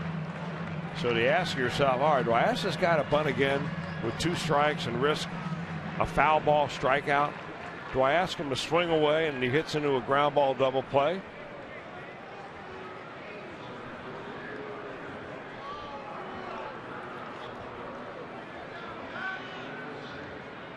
He's still up in the front of the batter's box, which indicates to me he's probably got the bunt on. And he started going up the barrel of the bat with his hand, and that was probably a giveaway right there.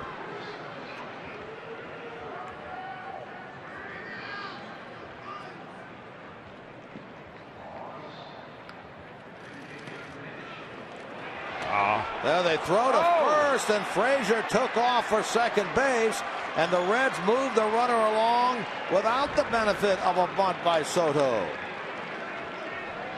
Wow, what a strange play that was. Well, it was a strange play because the first baseman figured Frazier's probably diving back to the bag right here. He's got his back turned to first base. He's coming off there like most first basemen do. And here comes the throw. We got him picked, right? Oh, except Frazier forgot to go back to first. He went to second. Very odd play. We've seen some odd base running plays tonight. And now this changes everything here. Soto now just needs to get the ball to the right side.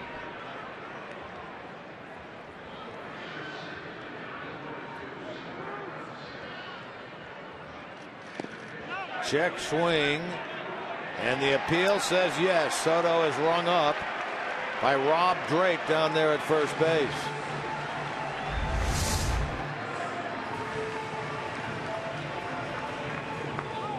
Did a pretty good job there. It looked like him holding up. Yeah, I tell you what, I think he didn't get the benefit of the call there.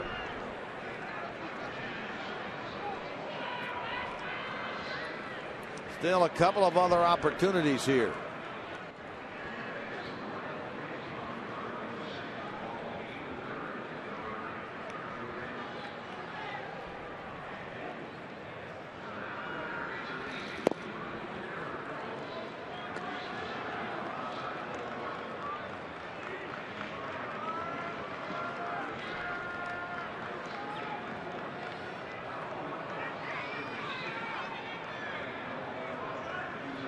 We've seen some crazy plays. We've seen some crazy scoring calls. They called that a wild pitch that allowed Frazier to go to second base.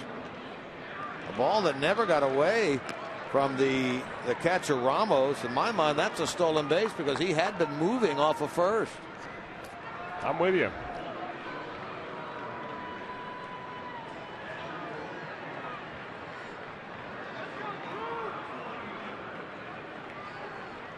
Chris has doubled now each of his last 2 times up. It's a hitter's pitch here at 2-0. Now 3-0.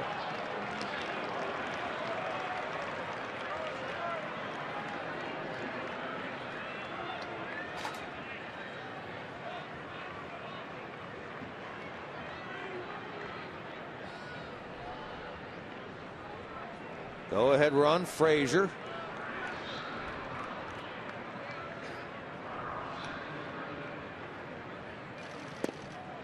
Three and one.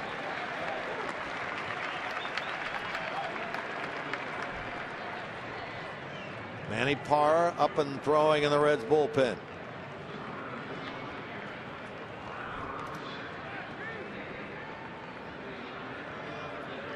Chapman 2 innings tonight for the first time since late August of last year.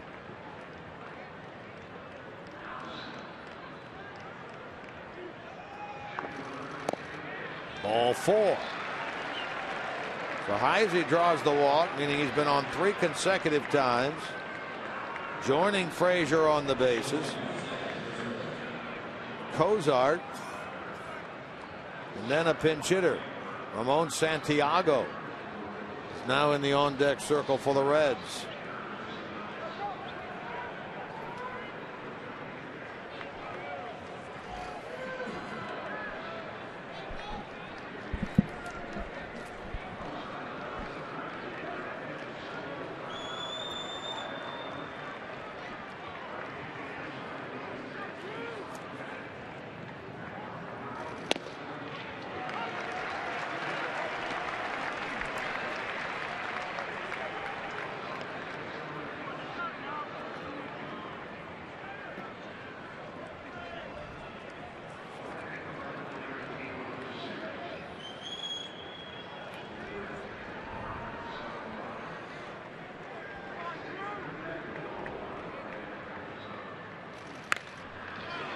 To third, caught to first, wide throw off the bag. Wow. Well, I don't know where Chris Heisey's going, but he is fortunate that this throw was wide from Rendon going over to first base, because the throw had him beat.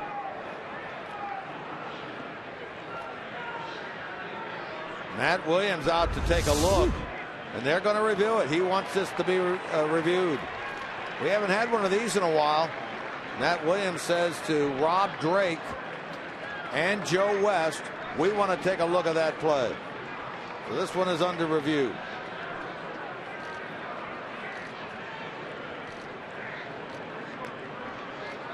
Call at first was safe, that the throw from Rendon was wide, pulled Dobbs off the bag. Boy, you know, you see these plays that are reviewed are very close a lot, but you rarely see one where the runner is kind of hung out there in limbo. A bonehead play if he is rung up, no doubt, because he's the trailing runner. Got nowhere to go. And Chris Heisey's got to be sitting out of first base thinking, oh, please let me be safe. Rob Drake, the umpire who made the call on the left, the crew chief Joe West on the right, being reviewed in New York. These umpires are now out of it. All they're doing is waiting for the decision to be rendered and passed down to them. And remember, there can be no discussion once the decision is rendered. If Matt Williams wants to argue, remember what happened in Atlanta to Brian Price. They tried to tell him to hold back. He came out and was immediately ejected. So once the decision is rendered here, there'll be no discussion save a ejection from the game.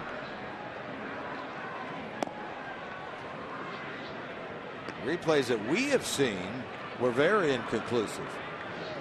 Of course, if they don't have one that shows definitively that they could overturn, the play would then go as stand as called.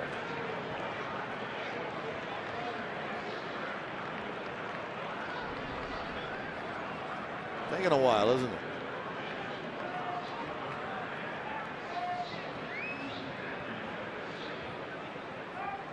Well, Joe West looks pretty good, doesn't he? I think he's lost some weight. I mean, he's still got a little something going on, but he looks a lot better now than he has in a while.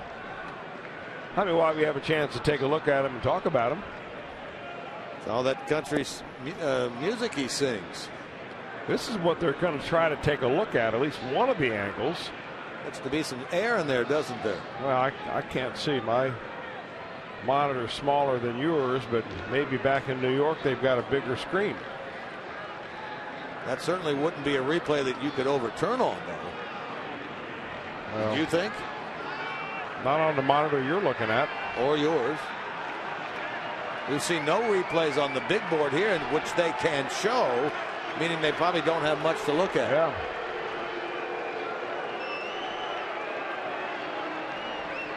This is taking an extraordinarily long time. Well, the fans are beginning to get a little restless. First, they closed the beer concessions about 3 innings ago. This length of time actually is what Major League Baseball hopes to avoid. Well, it's obviously this is that close, and it was kind of an oddball play. And you may be thinking at home, well, why don't we have a better look at it than that? Cameramen are assigned different angles, different plays, anticipating where the ball is going to go. And I'm not so sure anybody, our cameramen or even Chris Heisey, expected that ball to be coming back to first base. So that's why there aren't a whole bunch of shots at it. Uh-oh, we're going to get one right now. What's the decision?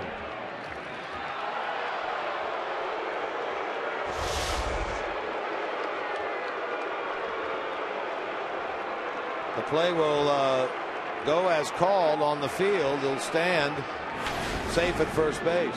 Boy, that took a while. That was a big sigh of relief that you heard. Call stands is called at first base. It took 3 minutes and 39 seconds. That's a long review. Call stands. Worth waiting for as long as he was safe. Ryan Ludwig's going to get a chance to swing it. Santiago was out there earlier, but now it's Ludwig off the bench to bat for Chapman. 2 on with 2 out. That one gets away from Ramos, and the runners will move up. Boy, now, if Ludwig can come up with something, 2 runs could potentially score. Ludwig's pinch hitting for the first time this year.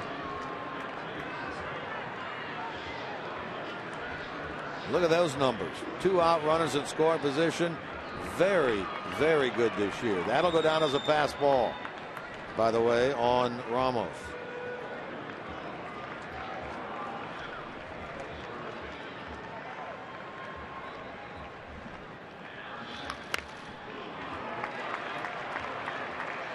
Boy, had a hack right there at a pitch that he thought was hanging right in his zone. First pitch fastball went off the glove of the catcher. This is a breaking ball that he just kind of hangs right there, and Ryan just gets a hair underneath it.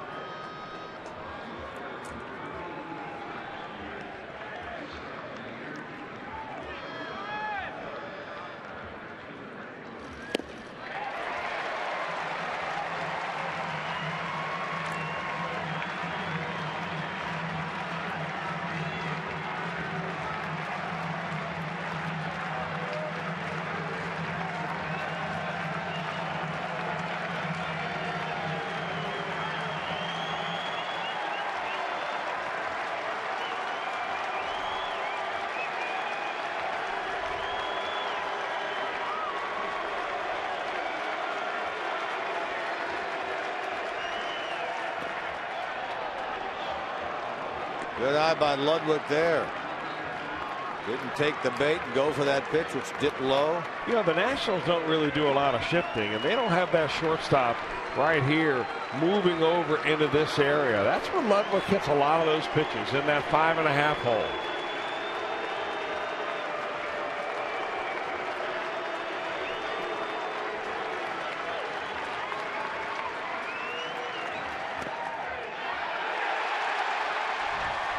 Ludwig run up by Marty Foster.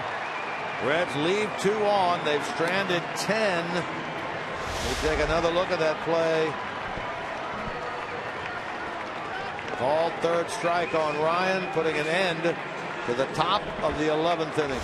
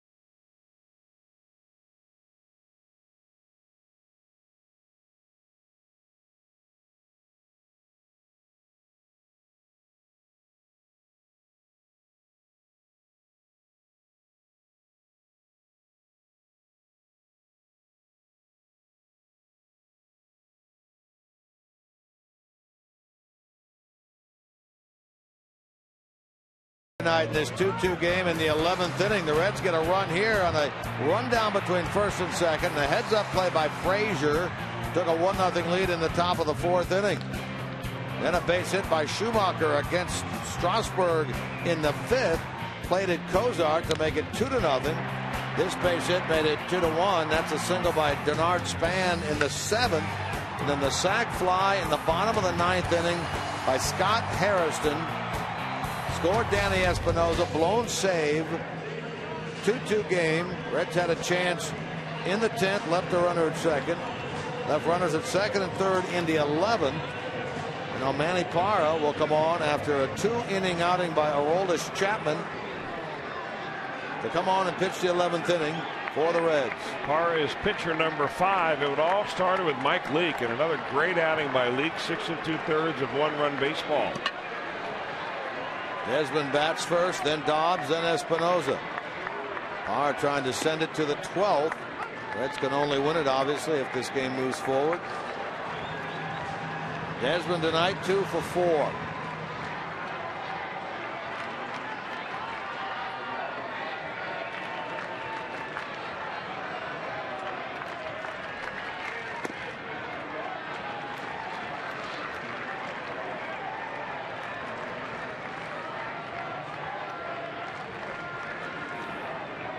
Leads this team in home runs, leads this team in RBIs. Desmond, 7 long ones, driven in 25. Catches a 1-1 pitch and hits it down the left field line, but luckily foul.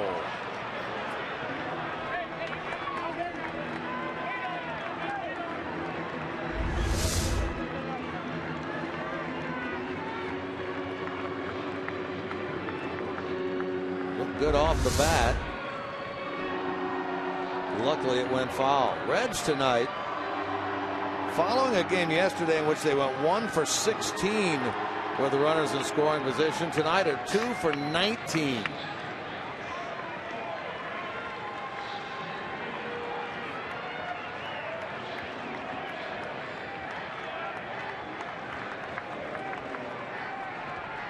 Nationals are 1 for 10, 2 for 19. Runners in scoring position.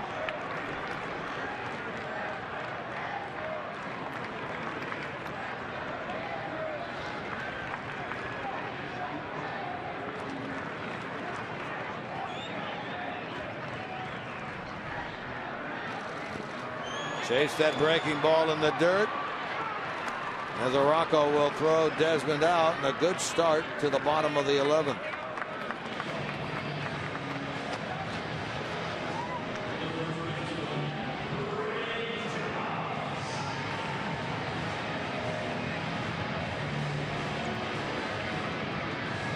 Here's Dobbs, who has a hit in 4 trips.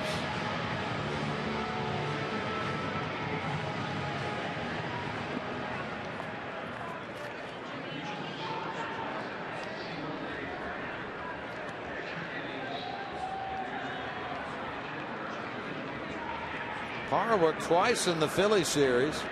Worked on Friday in the 3-0 win, and then worked yesterday. So he's working in back-to-back games.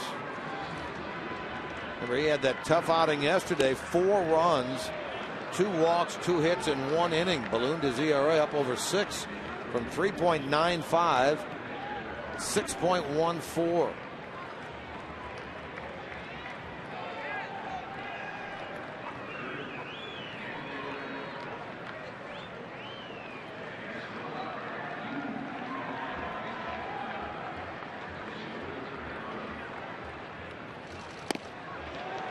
It's ahead here, 2 strikes.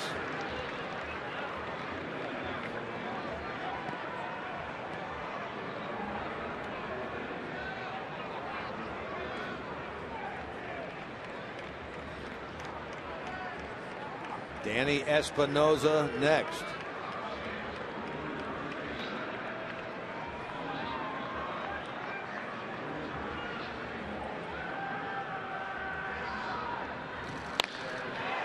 Hard into right field, but there is Schumacher. Plays it perfectly. 2 out. Now let's look ahead. 12th inning for the Reds will feature the top of the order. Hamilton, Schumacher, Phillips. Storen worked the 11, and there is further action now in the Washington bullpen. 36, Tyler Clippard. Red's pen right now is quiet.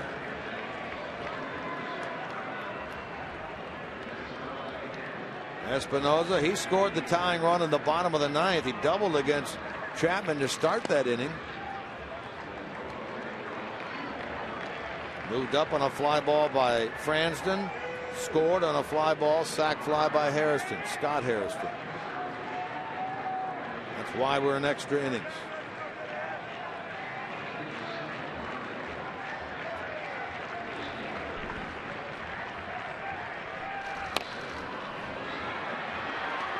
Parra gets to it, spins, throws, bounces away from Soto.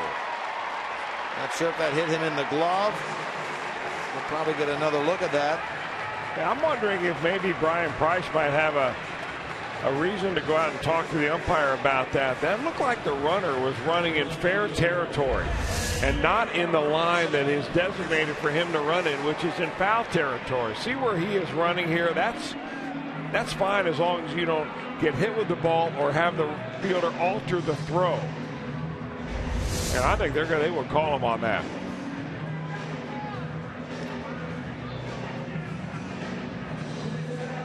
Marty Foster giving the explanation to Brian Price.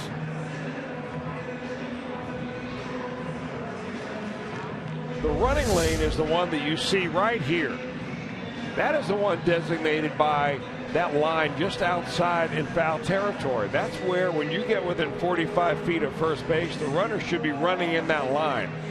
If the fielder has to alter his throw to throw to the first baseman, or if a fielder hits the runner in the back with a ball, then he is automatically out. But evidently Marty Foster didn't see it that way. He did not see that Manny Parra altered his throw to get it there.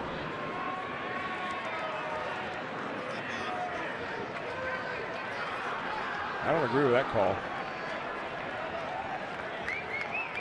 I'm convinced that's why the ball was dropped.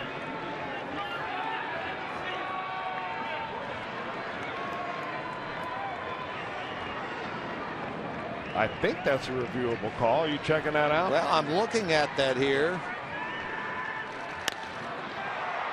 Left field with 2 men out. Going to be a moot point as Heisey will make the catch of this ball hit by Kevin Fransden, sending us to the 12th inning. We'll take a look at that.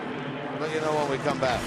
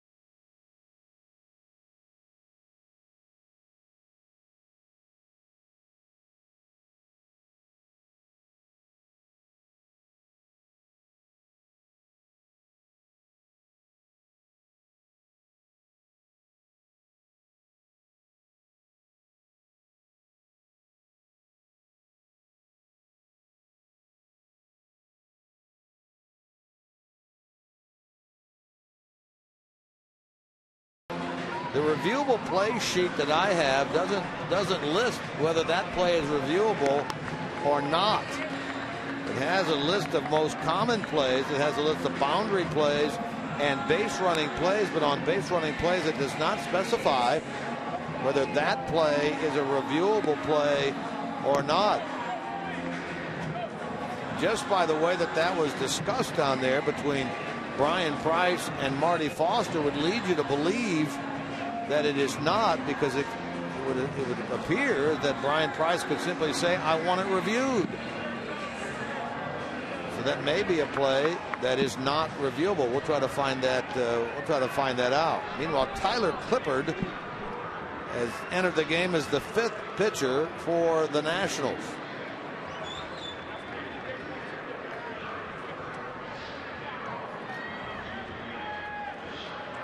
He replaces Drew Storen, who goes an inning, allowed a hit, walked the batter, struck out 2. Billy Hamilton will lead it off.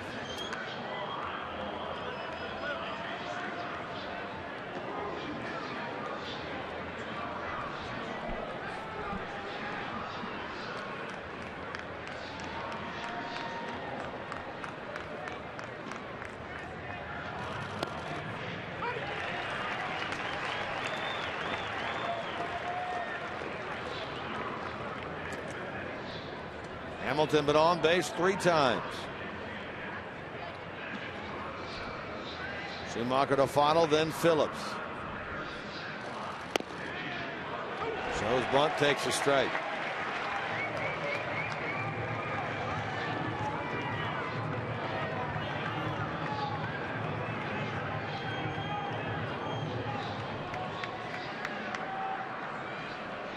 J.J. Hoover up and throwing in the Reds bullpen.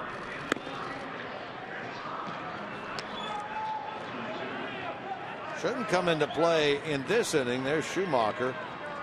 The Reds have now just 1 bench player left. That's Ramon Santiago.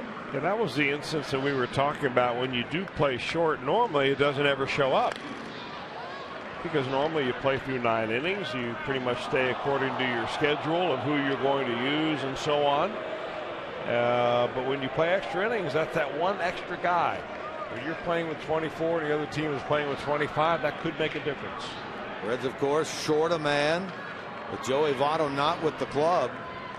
Back in Cincinnati, taking treatment on his strained quad. Hamilton doesn't get it. He strikes out.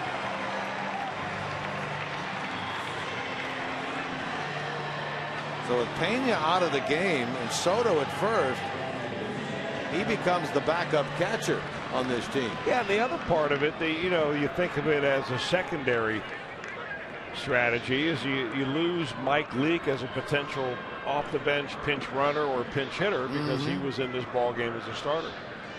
You saw the list, 3 pitchers remaining for the Reds. They can still use Hoover, who's been throwing. They have Ondrusek and Sean Marshall.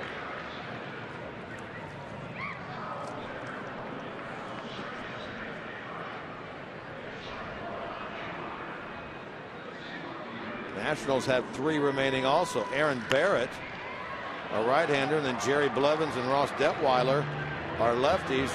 They have their backup catcher Jose Lobaton on the bench, and Tyler Moore, who's been playing some first base for them this year. Schumaker, he's been on 3 times tonight. A pair of hits, a run batted in, and a walk.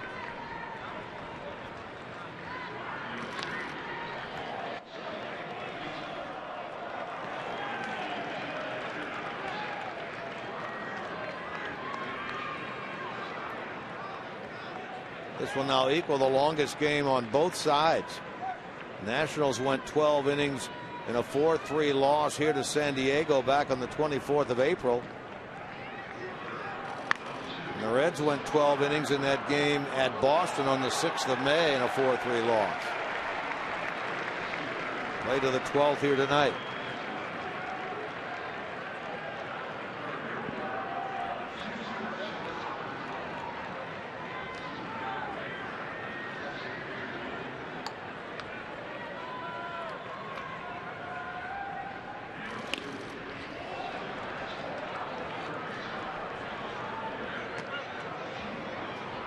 Boy, Schumaker being really pesky.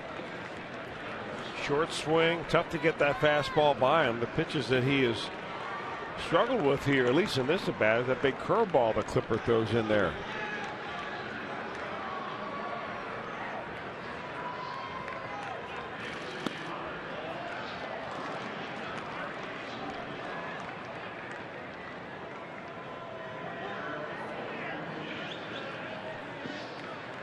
Reds haven't scored since the 5th.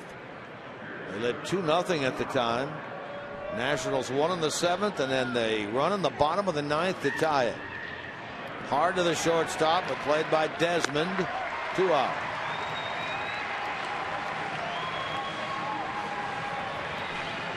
So it's Phillips.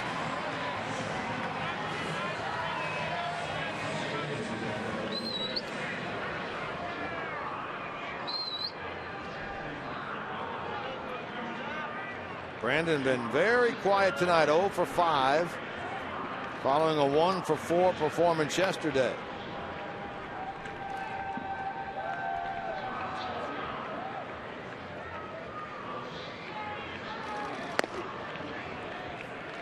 Mesoraco next. We had a crack in the 10th inning. Did Mesoraco with that runner at second, 2 out. Hit it about a step away from the wall and left. Shaky, but Fransden caught it out there. See if Phillips can get on and give Mesoraco another chance.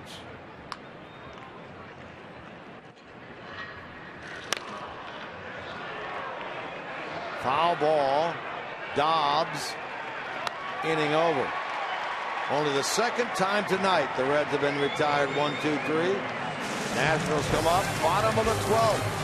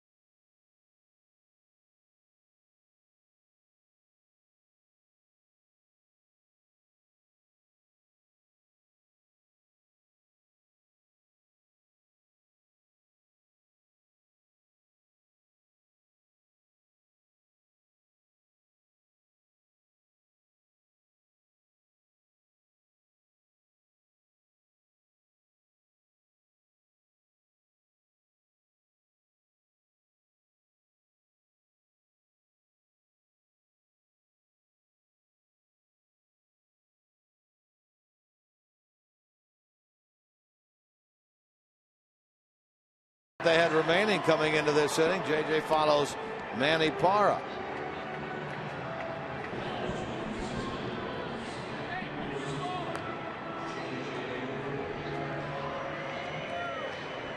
Tyler Moore going to pinch hit for Tyler Clippard on the National side, putting both teams down to 1 player off the bench. JJ last worked at Philadelphia in the 12-1 loss. That was Saturday night, 1 inning. And his last 2 outings have been scoreless and hitless. You can see why, when you play an extra innings on the road, why it is so advantageous to be the home team, because when you come up to the top of the inning and you do not score, you have to go out and record 6 outs to win the ball game.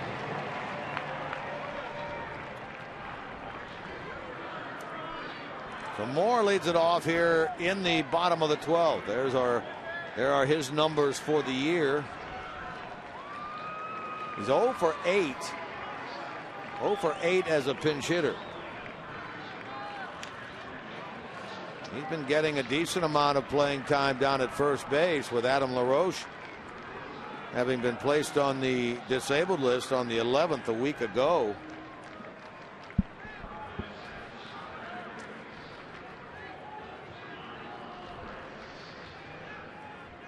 He's been more of a third baseman in the big leagues, but he came up in the minor leagues as a first baseman.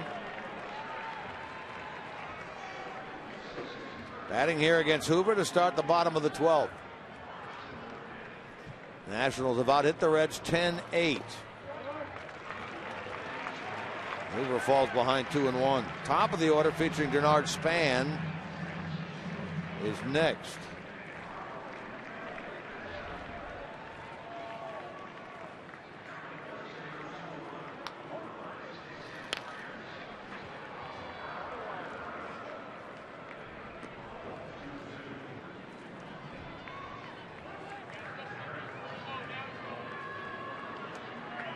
Aaron Barrett, a right-hander, throwing in the Nationals bullpen.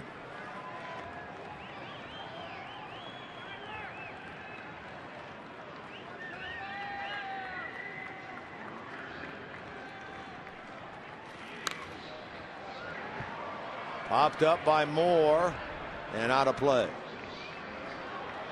24,505, 24,505 tonight's attendance here at Nationals Park. Well, there certainly aren't that many in the ballpark now, which leads me to ask you the question, when do they stop running the subway? You know, I was going to take that over here, but changed our plan. We are being told midnight. We got less than an hour.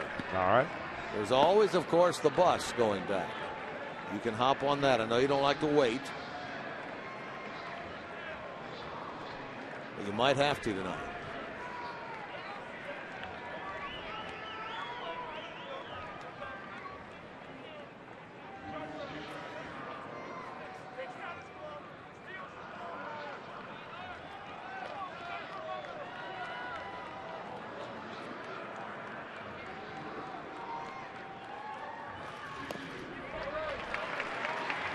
Full count now to Moore, leading off the bottom of the 12th.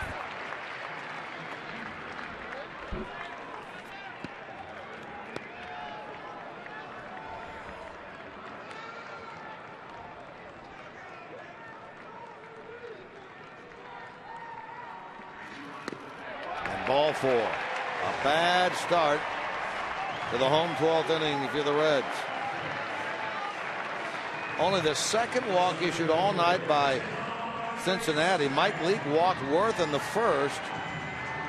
And now Hoover walks Moore to start the bottom of the 12th inning. So now it's Denard Span.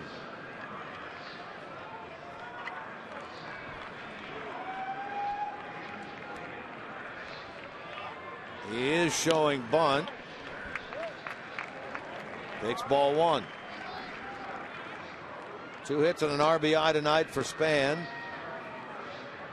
Matt Williams wants to get that winning run into scoring position and then give Rendon and Worth the opportunity to drive him home.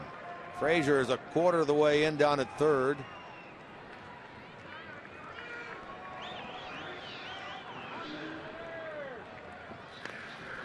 There's the bunt. Mesoraco to second, and they get the out. Throw wide at first, and that'll go into the stands. So the good play at second base by Mesoraco is negated by the throwing error by Cozart that allows the runner to go to second base. So in effect, they get the benefit of what would have been a sacrifice bunt. Yeah, the result is exactly the same. I'm really wondering why Cozart decided to throw this ball in the first place. He had to know who was running down the baseline. Denard Span is quick. That ball was almost hit Span after he was 2 steps by the bag. That's more of a mental error than it is a physical error. But he'll get hung with the physical error. Second error of the night by the Reds. This one charged to Cozart.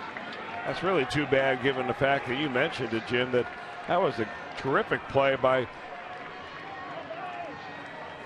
Mesoraco, yeah. Mesoraco, yeah.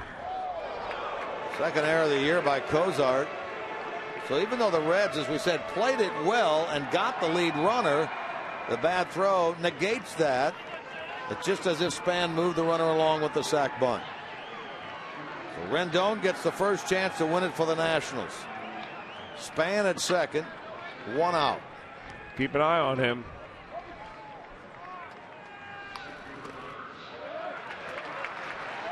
This is the tough situation for Brandon Phillips.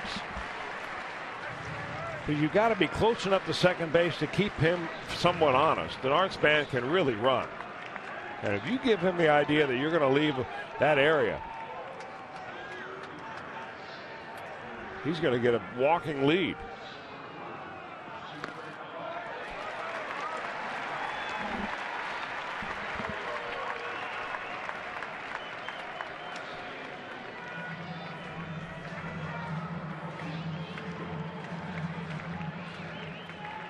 You're 3-0 right here, and a walk's not going to kill you, but what it does do, it enables the Washington Nationals to determine who walks, and not the Reds to determine who walks.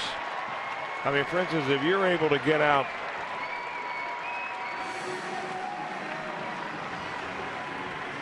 Anthony Rendon and you wanted to walk Jason Worth, now you can't do it. Right. Ryan Price, the manager, pays the visit to the mound here, not Jeff Pico.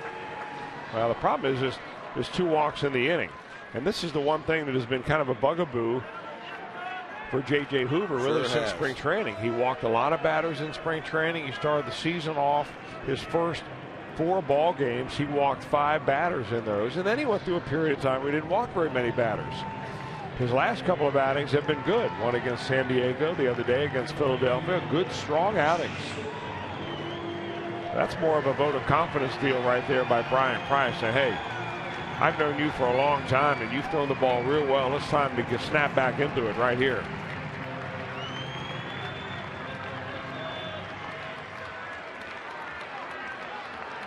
Here now is Worth. 0 for 4 with a walk tonight.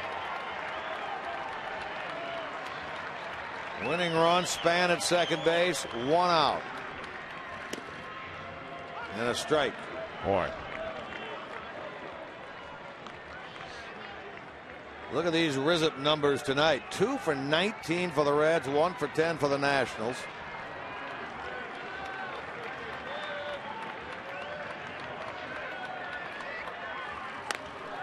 Worth in the air to right. Schumacher. Span will tag, and he is advancing to third. The throw cut off by Phillips. First and third with 2 out.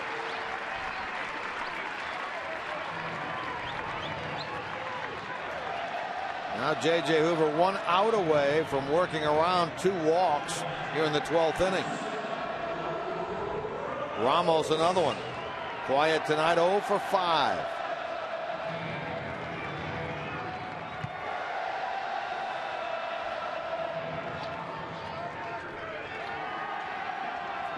Playing in only his 10th game since being activated from the disabled list. Ramos with a fracture in his left hand. Happened very early in the season. In fact, their first series against the Mets in New York. Span the winning run now at third. And a ball hit toward the middle. Diving catch by Brandon Phillips. He laid out to his right. Took the game-winning hit away from Wilson Ramos, sending this game to the 13th inning.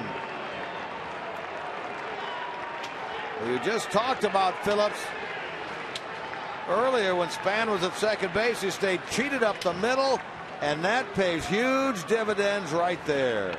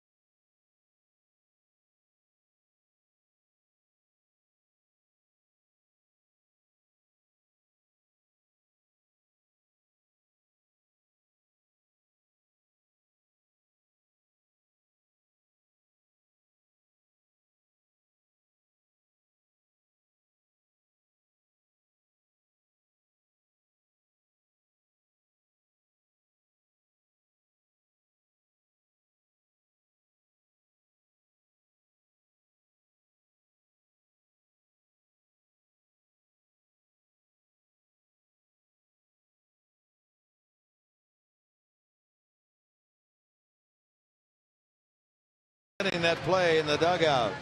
Having a good time. Made a great play on that ball. Cheated up the middle. Snatched victory away from the Nationals by spearing that line drive by Ramos. Now let's go about the business here. The Reds of getting a lead. Aaron Barrett becomes the new pitcher. 6th of the night for Washington. He's had a pretty good run of it so far. You may not know much about him as his first year in the major leagues, but 17 games and a 0.6 earned run average. Mesoraco leads things off. Out of the University of Mississippi, 9th rounder in 2010.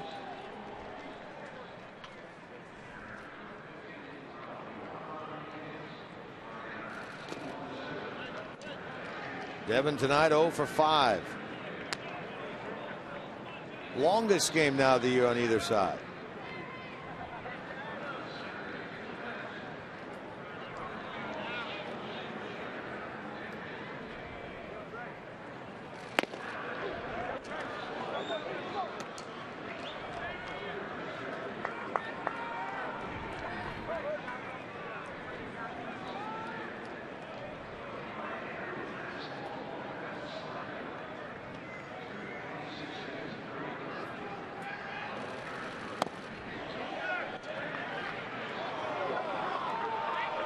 Barrett's 26 years old.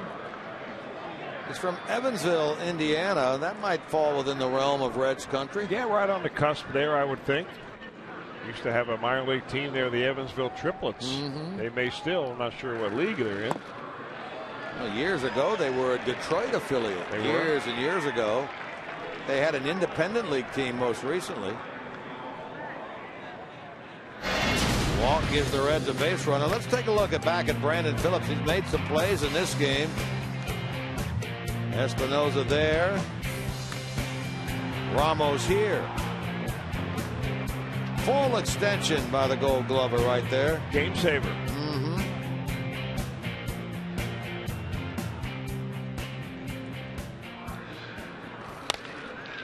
Leadoff man on, and now a base hit by Frazier in the center. Good chance the Reds had in the 11th, and now here in the 13th. A Mesoraco walk and a Frazier base hit, his 2nd of the night. Both of them coming in extra innings. So some business now for the Reds. Here's Soto. He was asked to bunt back in the 11th inning, but struck out. But remember, before he did, there was a wild pitch uncorked by Drew Storen to put the runner in scoring position. Well, he'll likely be asked to do the same thing now that he was back then a couple of at-bats ago. His job, of course, get it down the third base line. Can be hit it as hard as you want with a bunt. Just make the third baseman field it. Corners are in. Soto shows bunt. Boy, that's bad for him.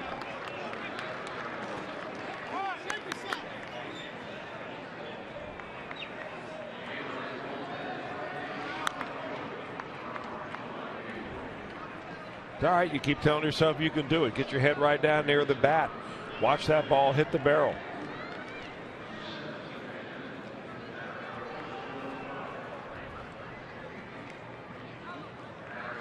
Way up in that box. Go ahead and spin. There you go. And the other part of it is, I think, you know, you need to get a little closer to the plate. Because if you choke up on the bat with both your hands and you only have, you know, maybe 13 inches of bat head out there, you're going to be jabbing for it and really reaching for it to cover the outside pitch. So get right up on the dish, get moved up in the front of the batter's box, let everybody in the ballpark. We all know you're bunting anyway. There you go. Well, he's moved up in the box, but he didn't move closer. There's the bunt. They'll throw to third. Out the call by Joe West. The throw is not a good one by Ramos. Rendon stretched like a first baseman. Soto fails in his bunt attempt.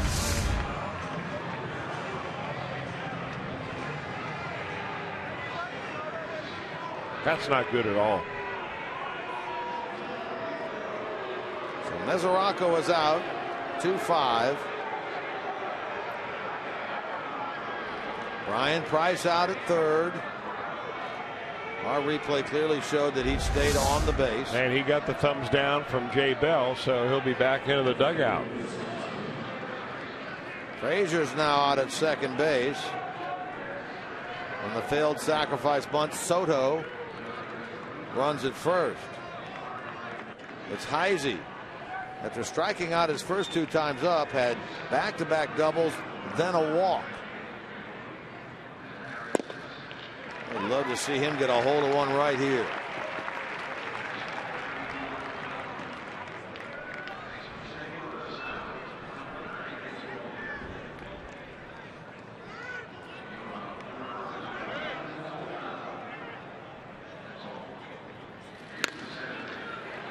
Rendon out at second, out at first. First double play of the night on either side. And we go to the bottom of the 13th, still tied at 2.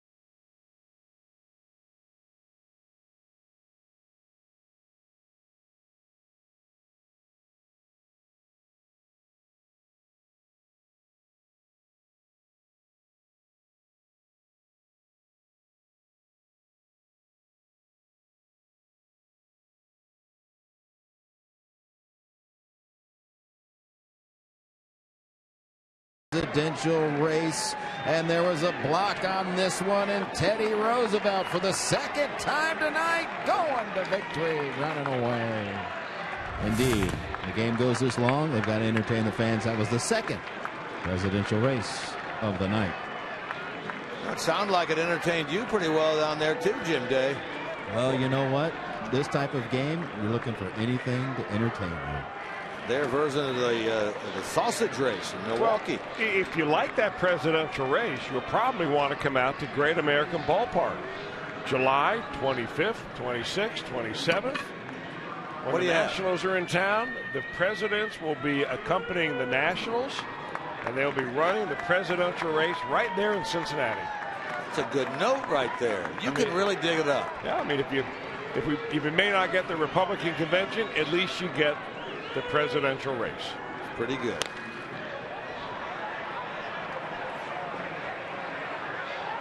Soto over near the railing makes the play on that one. Nice job to retire Ian Desmond to start the bottom of the 13th.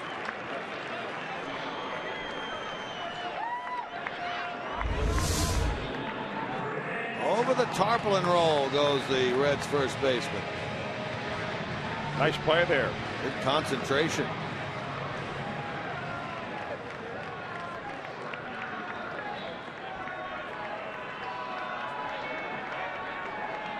There's some Reds fans right there. Up close and personal with Neftali Soto. Here's Greg Dobbs. On once tonight with a double in the fourth.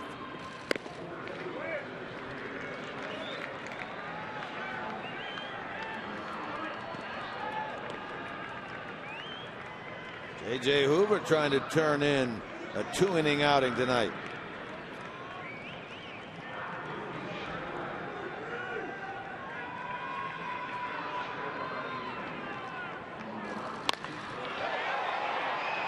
Billy Hamilton has a beat on this ball for out number 2.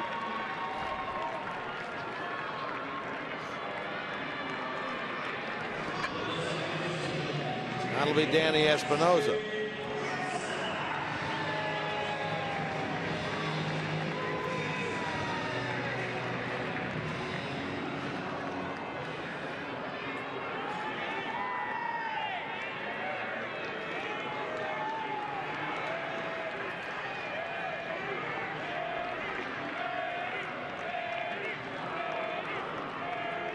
He's had 2 hits tonight, a double, a single, and been on when he was hit by a pitch his first time up way back in the second inning.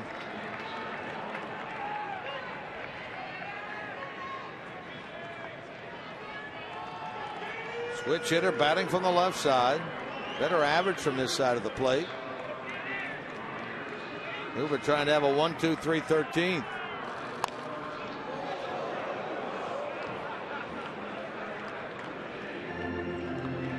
Nationals now breaking out their left-handers in the bullpen. Ross Detweiler. They have Blevins and Detweiler and Stammen. That's Detweiler there, left in their bullpen. Reds have Marshall and Andrusik. And only Santiago on the bench. Game goes to the 14th. The pitcher spot's going to be due up second.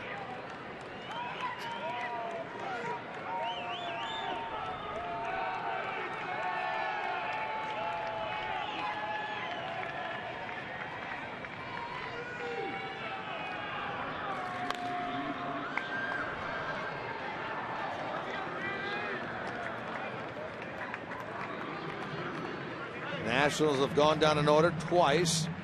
In the 6th and in the 10th. Reds also twice in the 8th and in the 12th.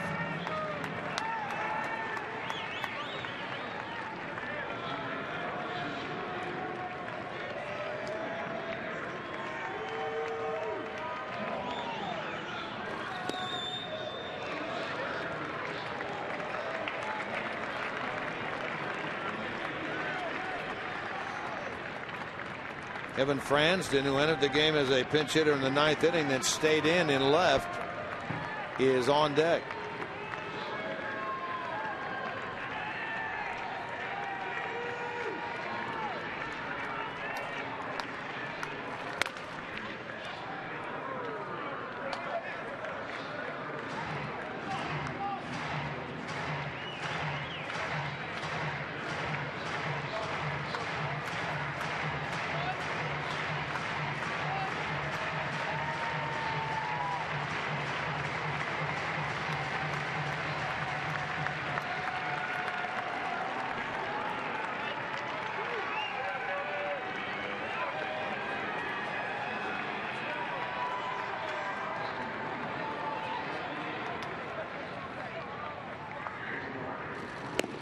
Got him.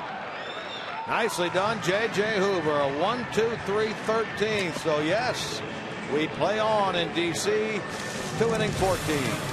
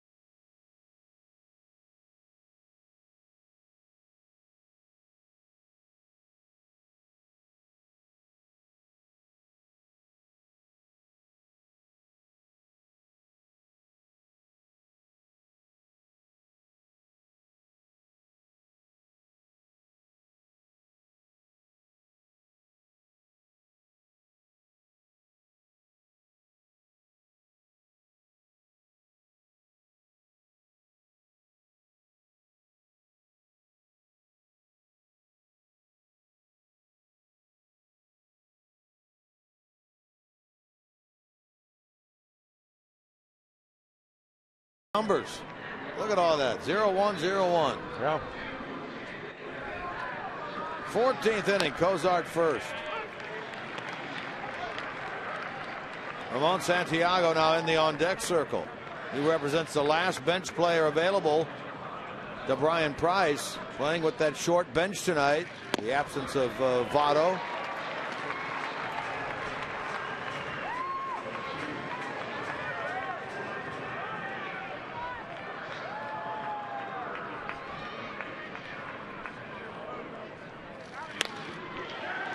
Into left for the second inning in a row. The Reds get the leadoff man on. This a hit by Cozart, his first of the night, the 10th of the evening for the Reds. A good positive start to the 14th inning. Now Ramon Santiago will bat for J.J. Hoover.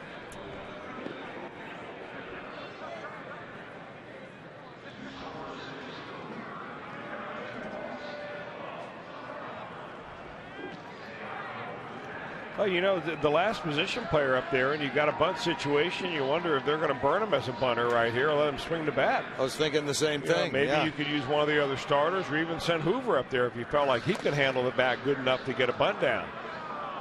Reds have had a major problem trying to get that done tonight anyway. They are 2 for 21 with runners in scoring position. They don't have a runner yet in scoring position, but you make a good point there. Yeah, well, Homer Bailey's become a pretty good handler of the bat. Cueto's an excellent bunter.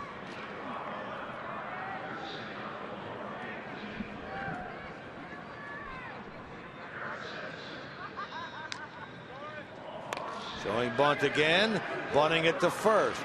Dobbs to Espinosa. Sacrifice executed by Santiago.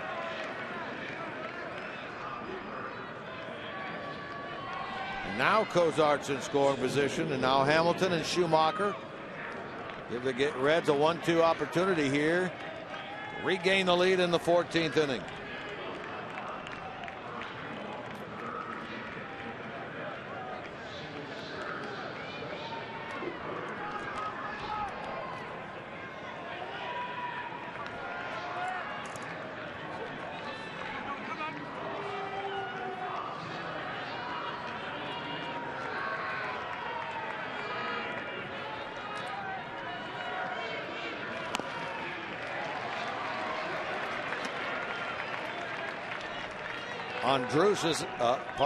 Andrusic is up in the Reds' pen.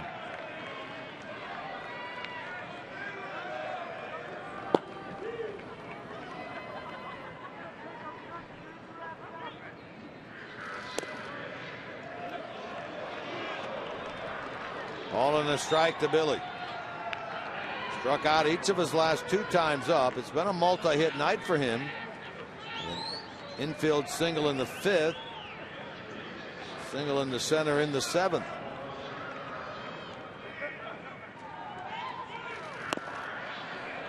Started to go, held up, took strike 2.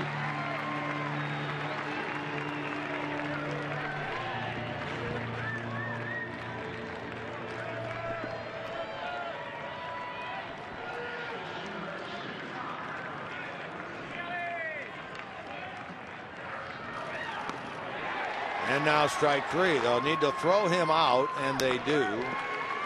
So he has fanned the last 3 times.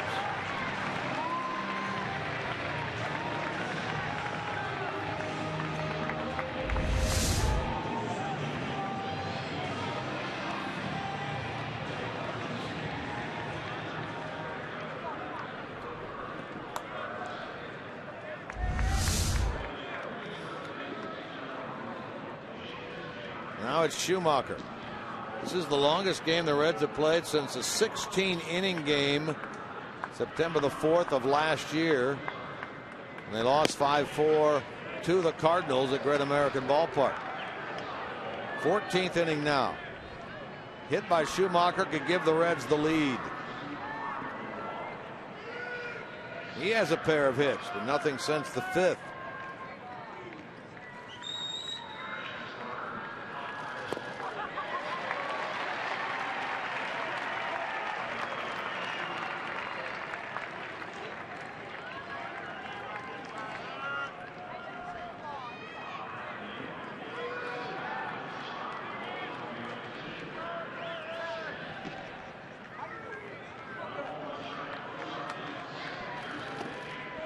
2-1 now. Phillips next.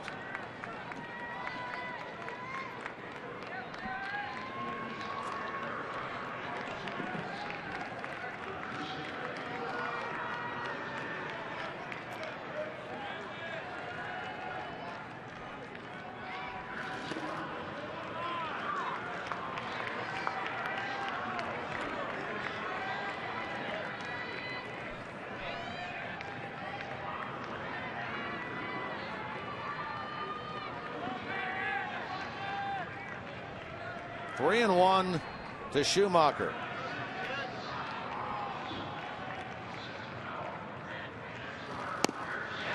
3-2. Well, he keeps going back to that same spot, that little overhand breaking ball, 87 miles an hour. I don't know whether he calls it a curveball or a slider, but it just disappears on a lefty. Same pitch that Billy Hamilton went after and came up empty on, and SCHUMAKER's yet to make good contact on it, or any contact on it. That was a closer in the minor leagues, Aaron Barrett. Gets the strikeout there and a big bender that fell right across the plate.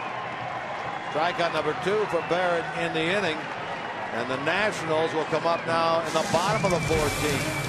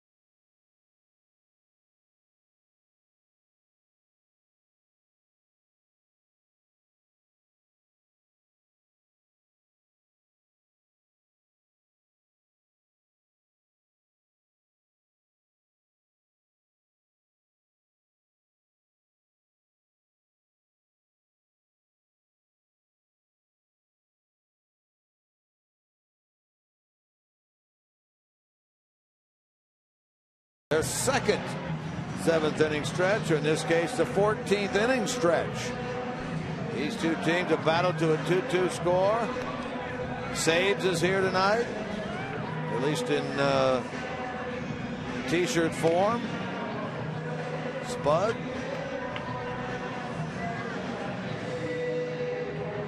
No scoring since the Nationals tied it in the bottom of the 9th.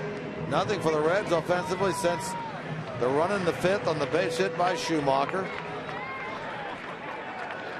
Now the Nationals have Kevin Franson against Logan Ondrusek. Appearing for the 13th time, 0-2 with a 5.56 ERA.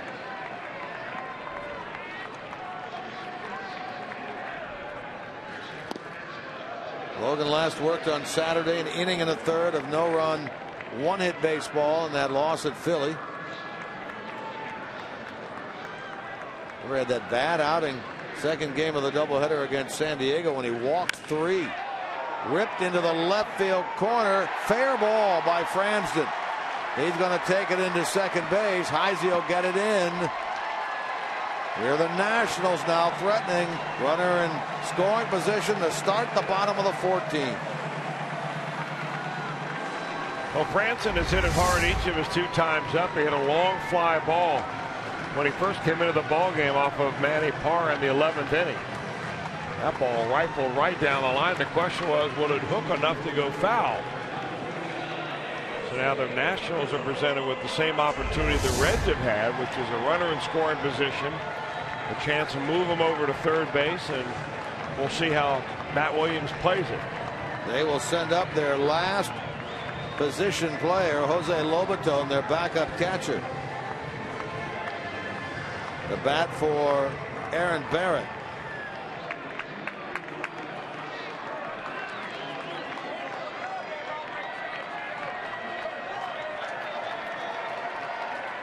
Unless they have an emergency catcher, this game goes on, they may need to leave him in the game.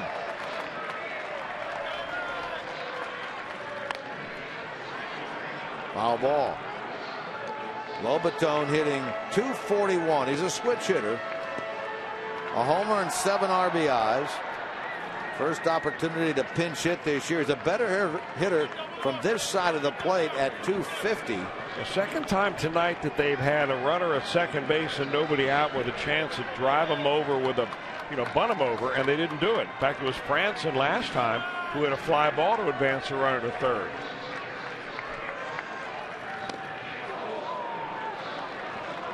That was back in that fateful ninth. That was, I thought maybe they would bunt Franson. So Matt Williams does not seem to look like he is a big fan of the sacrifice.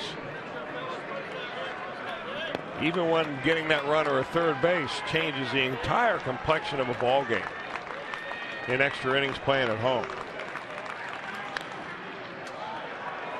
Now you put that runner at third base, say you're able to bunt him over. The Reds, if they're not looking for a strikeout, they almost have to load the bases to force up get a force play. You got to bring the outfielders way in.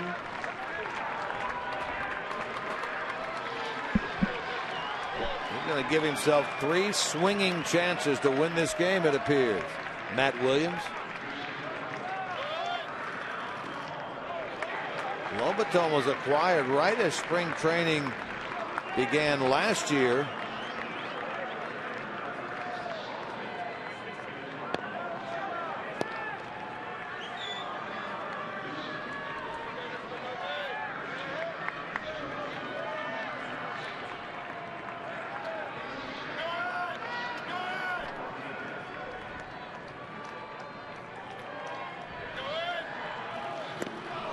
Nice off-speed pitch and a strikeout of the pinch hitter, Lobaton. A good job by Logan Ondrusek. And that's got to be a big sigh of relief for the Reds right there. It looked like a splitter that he just got up there a little bit. Lobaton way out in front of it. Next chance goes to Denard Span. 7th time he's walked to the plate tonight. 2 for 6. His last came as an RBI single in the 7th into right.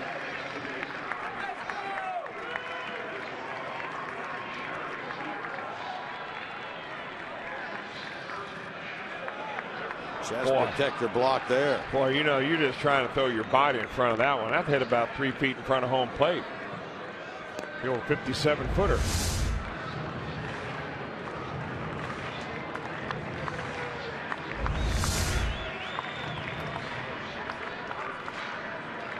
Probably a good thing that Brian Pena has been catching Cueto, and Brian Price has said he likes those 2 together, so you'd figure that he was going to catch tomorrow anyway. But particularly after Mesoraco hasn't been behind the plate tonight in all 14 innings. Broken bat Squibber. Frazier gets the second out. 2 of the 3 chances to get that winning run home go by the wayside for Washington, and it comes down to Anthony Rendon.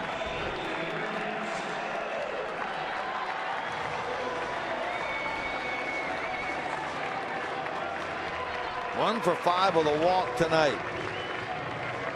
Winning run at third. Cranston with 2 out.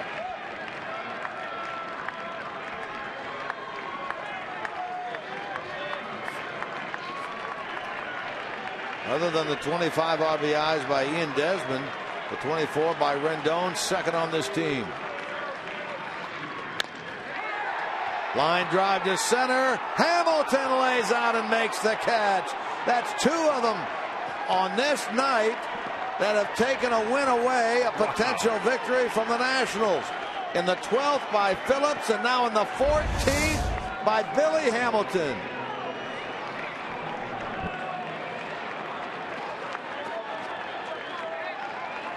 Andrusik, did he like it? You bet he did. Here comes the 15th.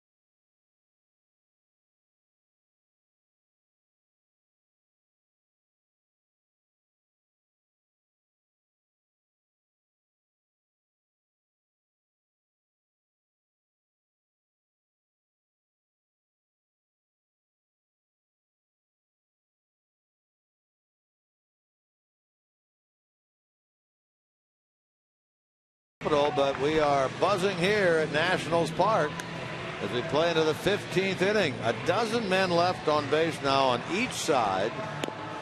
21 hits combined. Only 4 runs. Boy, sparkling defense by Billy Hamilton right there.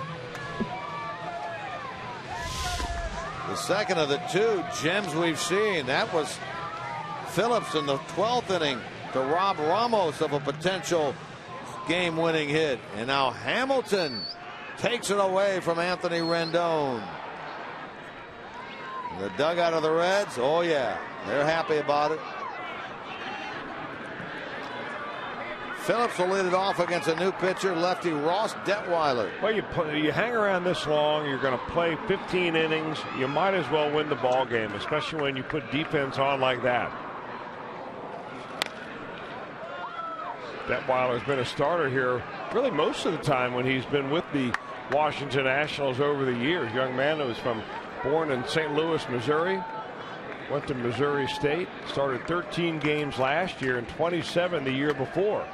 All of his appearances this year out of the bullpen. One of the 2 left-handers they have to the right side, and it scoots by Espinosa and into right field. So the Reds, for the 3rd consecutive inning, put the leadoff man on.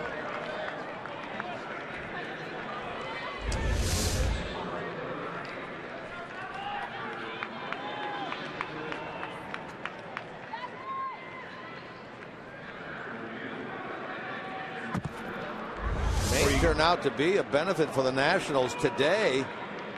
They put Gio Gonzalez on the disabled list and activated Ryan Matthews, called him up a reliever. So they do have an extra relief pitcher. Popped up by Mesoraco. 1 out.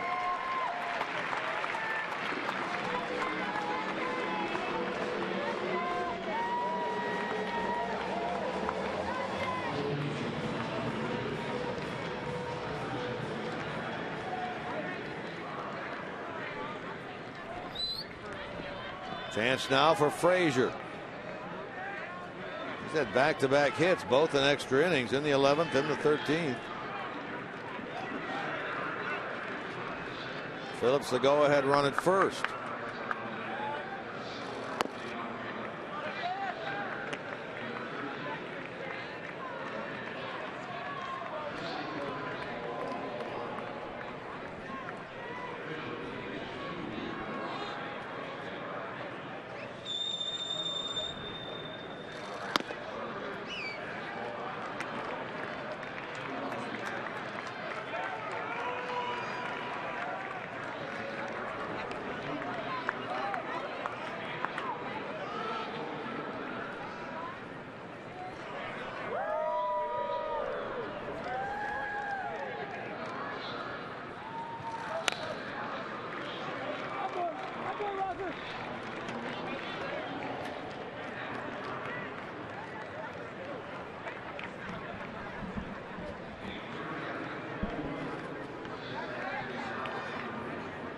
Brandon led off the inning with a hit into right. Mesoraco popped up. Frazier now. Soto next.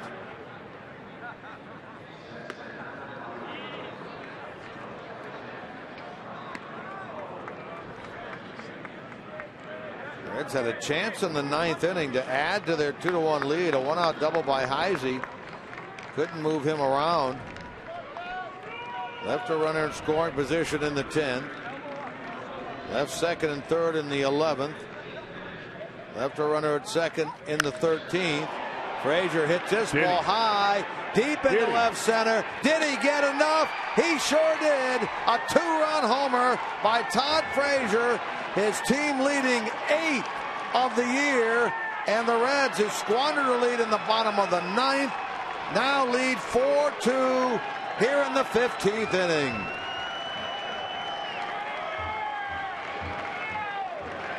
Well, you had to figure it would probably take a long ball by tonight the way the things have gone out. Little ball didn't work. Todd Frazier said, you know what? Enough of this. Get out of here. RBIs 22 and 23 for Frazier, with Phillips scoring in front of him as Soto on the first pitch flies out to right. How about that dugout? Pretty happy group in there. Unhappy Ross Detweiler. The two that scored right there, good friends, Phillips and Frazier.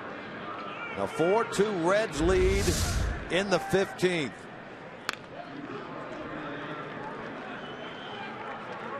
Andrusik will go back out there. In the bottom of the inning, he had the help of that diving catch by Hamilton into right center to keep us playing. Well, he may be the benefactor.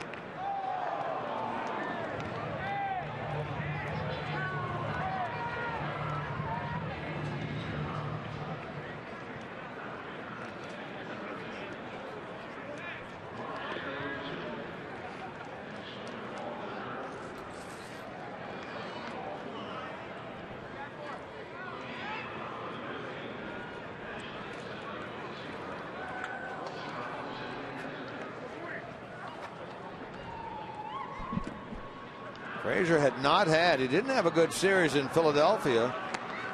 Then he went 0 for his first 3 tonight, so he had been 1 for 15 on the road trip until he singled in the 11th, singled in the 13th, and the 2-run homer in the 15th. Popped up by Heisey and out of play. Those of you faithful Reds fans who have stayed with us back in the Cincinnati area, you get rewarded on the Frazier long ball. Wouldn't mind more, but if that's all they get. This one's a gap shot toward left center field now by Chris Heisey. Cut off by the left fielder. Here goes Chris into second. He gets himself a double. That's his 3rd double of the night for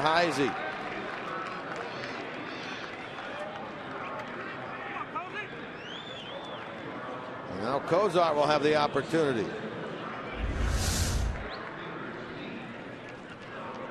Chris, we've seen 3 of these really good swings tonight from Chris Heisey. Nice and relaxed at the plate, kind of letting the ball get to him, using his quickness. He's quick around the bases too. Legged that one into a double. New career high for Heisey, 3 doubles in a game. They will now walk Cozart and face Andrusik. A single, a homer, and a double in this inning for the Reds.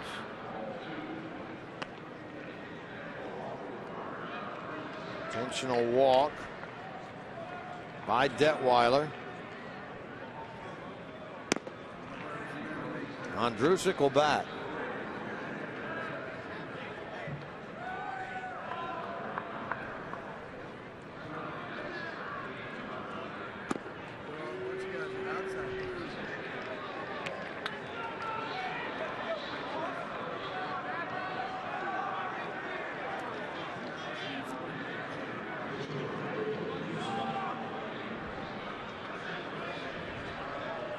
Here now is Andrusik.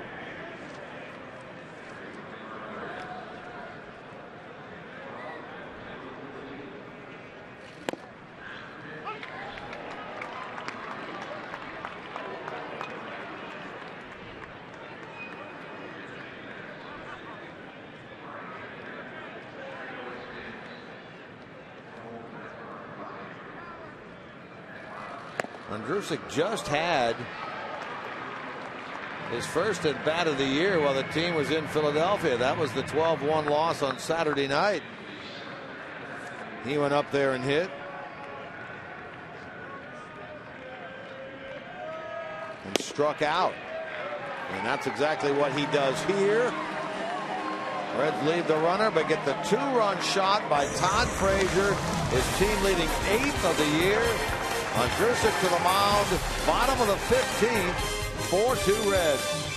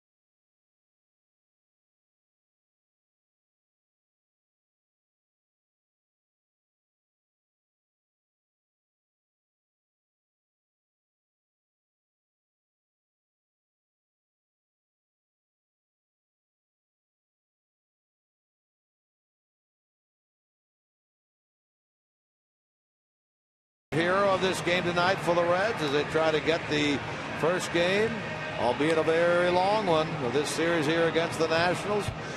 Reds will ask Logan Andrusik to get the job done from a pitching perspective. Frazier's 8th, giving the Reds a 4-2 lead. Andrusik to the mound for his second inning worth of work.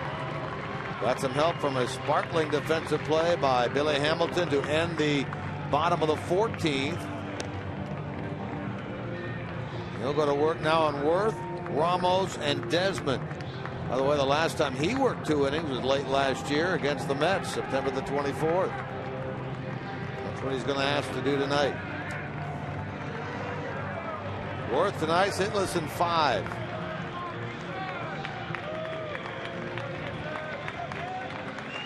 Boy, that was Nice to get a 2-run homer. Thus, the tying run does not come to the plate with every batter.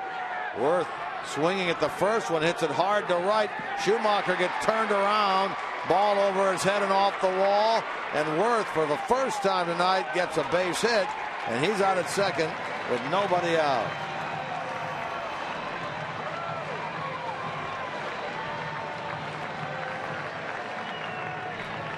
Boy, he hit this ball a long way. Jason Worth did, and just goes to show how important that extra run is.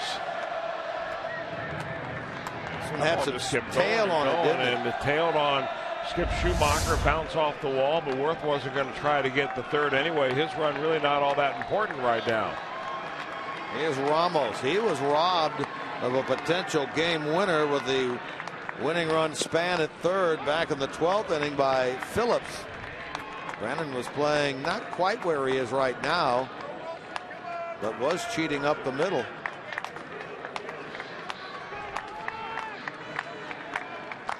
Ramos tonight hitless in 6. To Cozart. And 1/3 of the way home is Logan Ondrusek. 1 out. That's what you're looking for right here. Outs.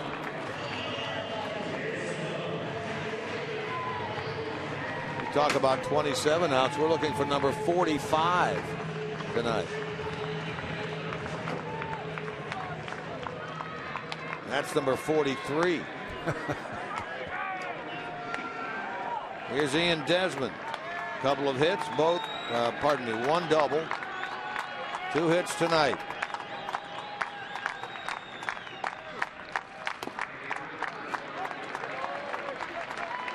Reds have used LeCure, Broxton, Chapman, Parra, Hoover, and now Ondrusek. Only Chapman and now Hoover and now Ondrusek have gone more than one. LeCure a third, Broxton 1, Parra 1.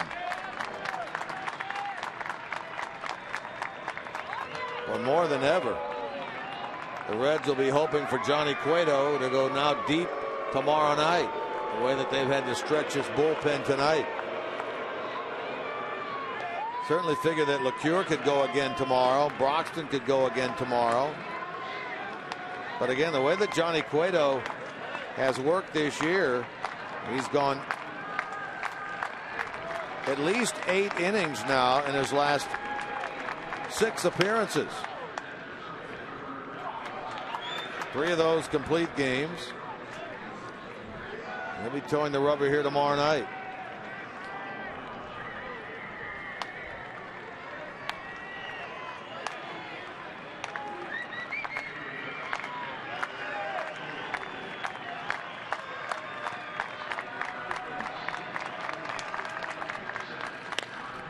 In the air to left center. On the run, Heisey. He gets to the spot and makes the catch. 2/3 of the way home. Now here for the Reds. Ondrusek and company looking for out number 45. They can get it from Greg Dobbs. They'll win this 15-inning affair.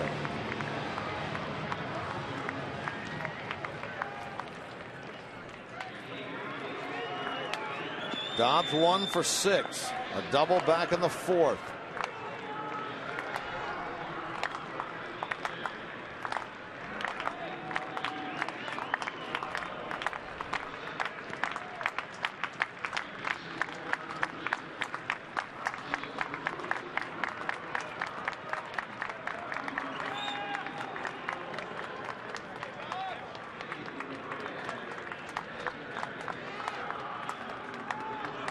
Worth a leadoff double.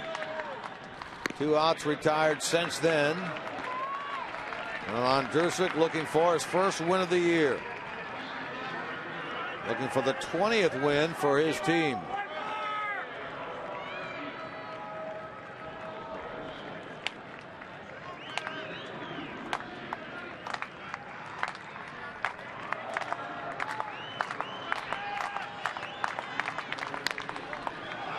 In the air, right center. Can somebody get it? They cannot. Scoring is Worth. RBI single by Dobbs. That had a long hang time, but everybody was deep. Phillips went a long way out. He couldn't get it. And it's 4-3. You didn't think it was going to be easy, did you?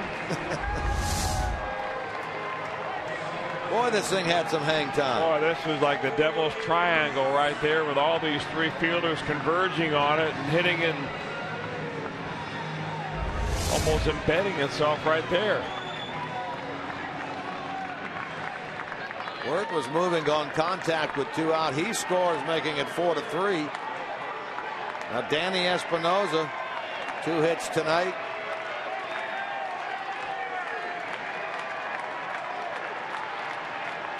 Represents, I don't even want to say it, the winning run.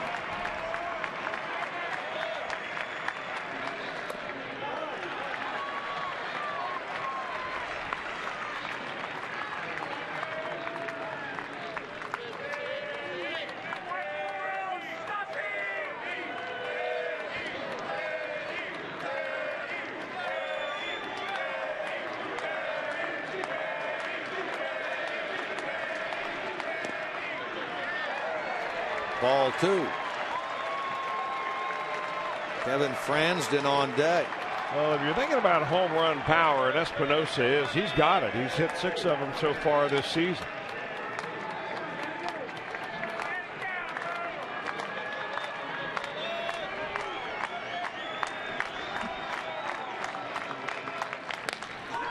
To right field. Schumacher at the edge of the track. Reds win. A long time coming, but they get the final out on the line drive to right by Espinosa.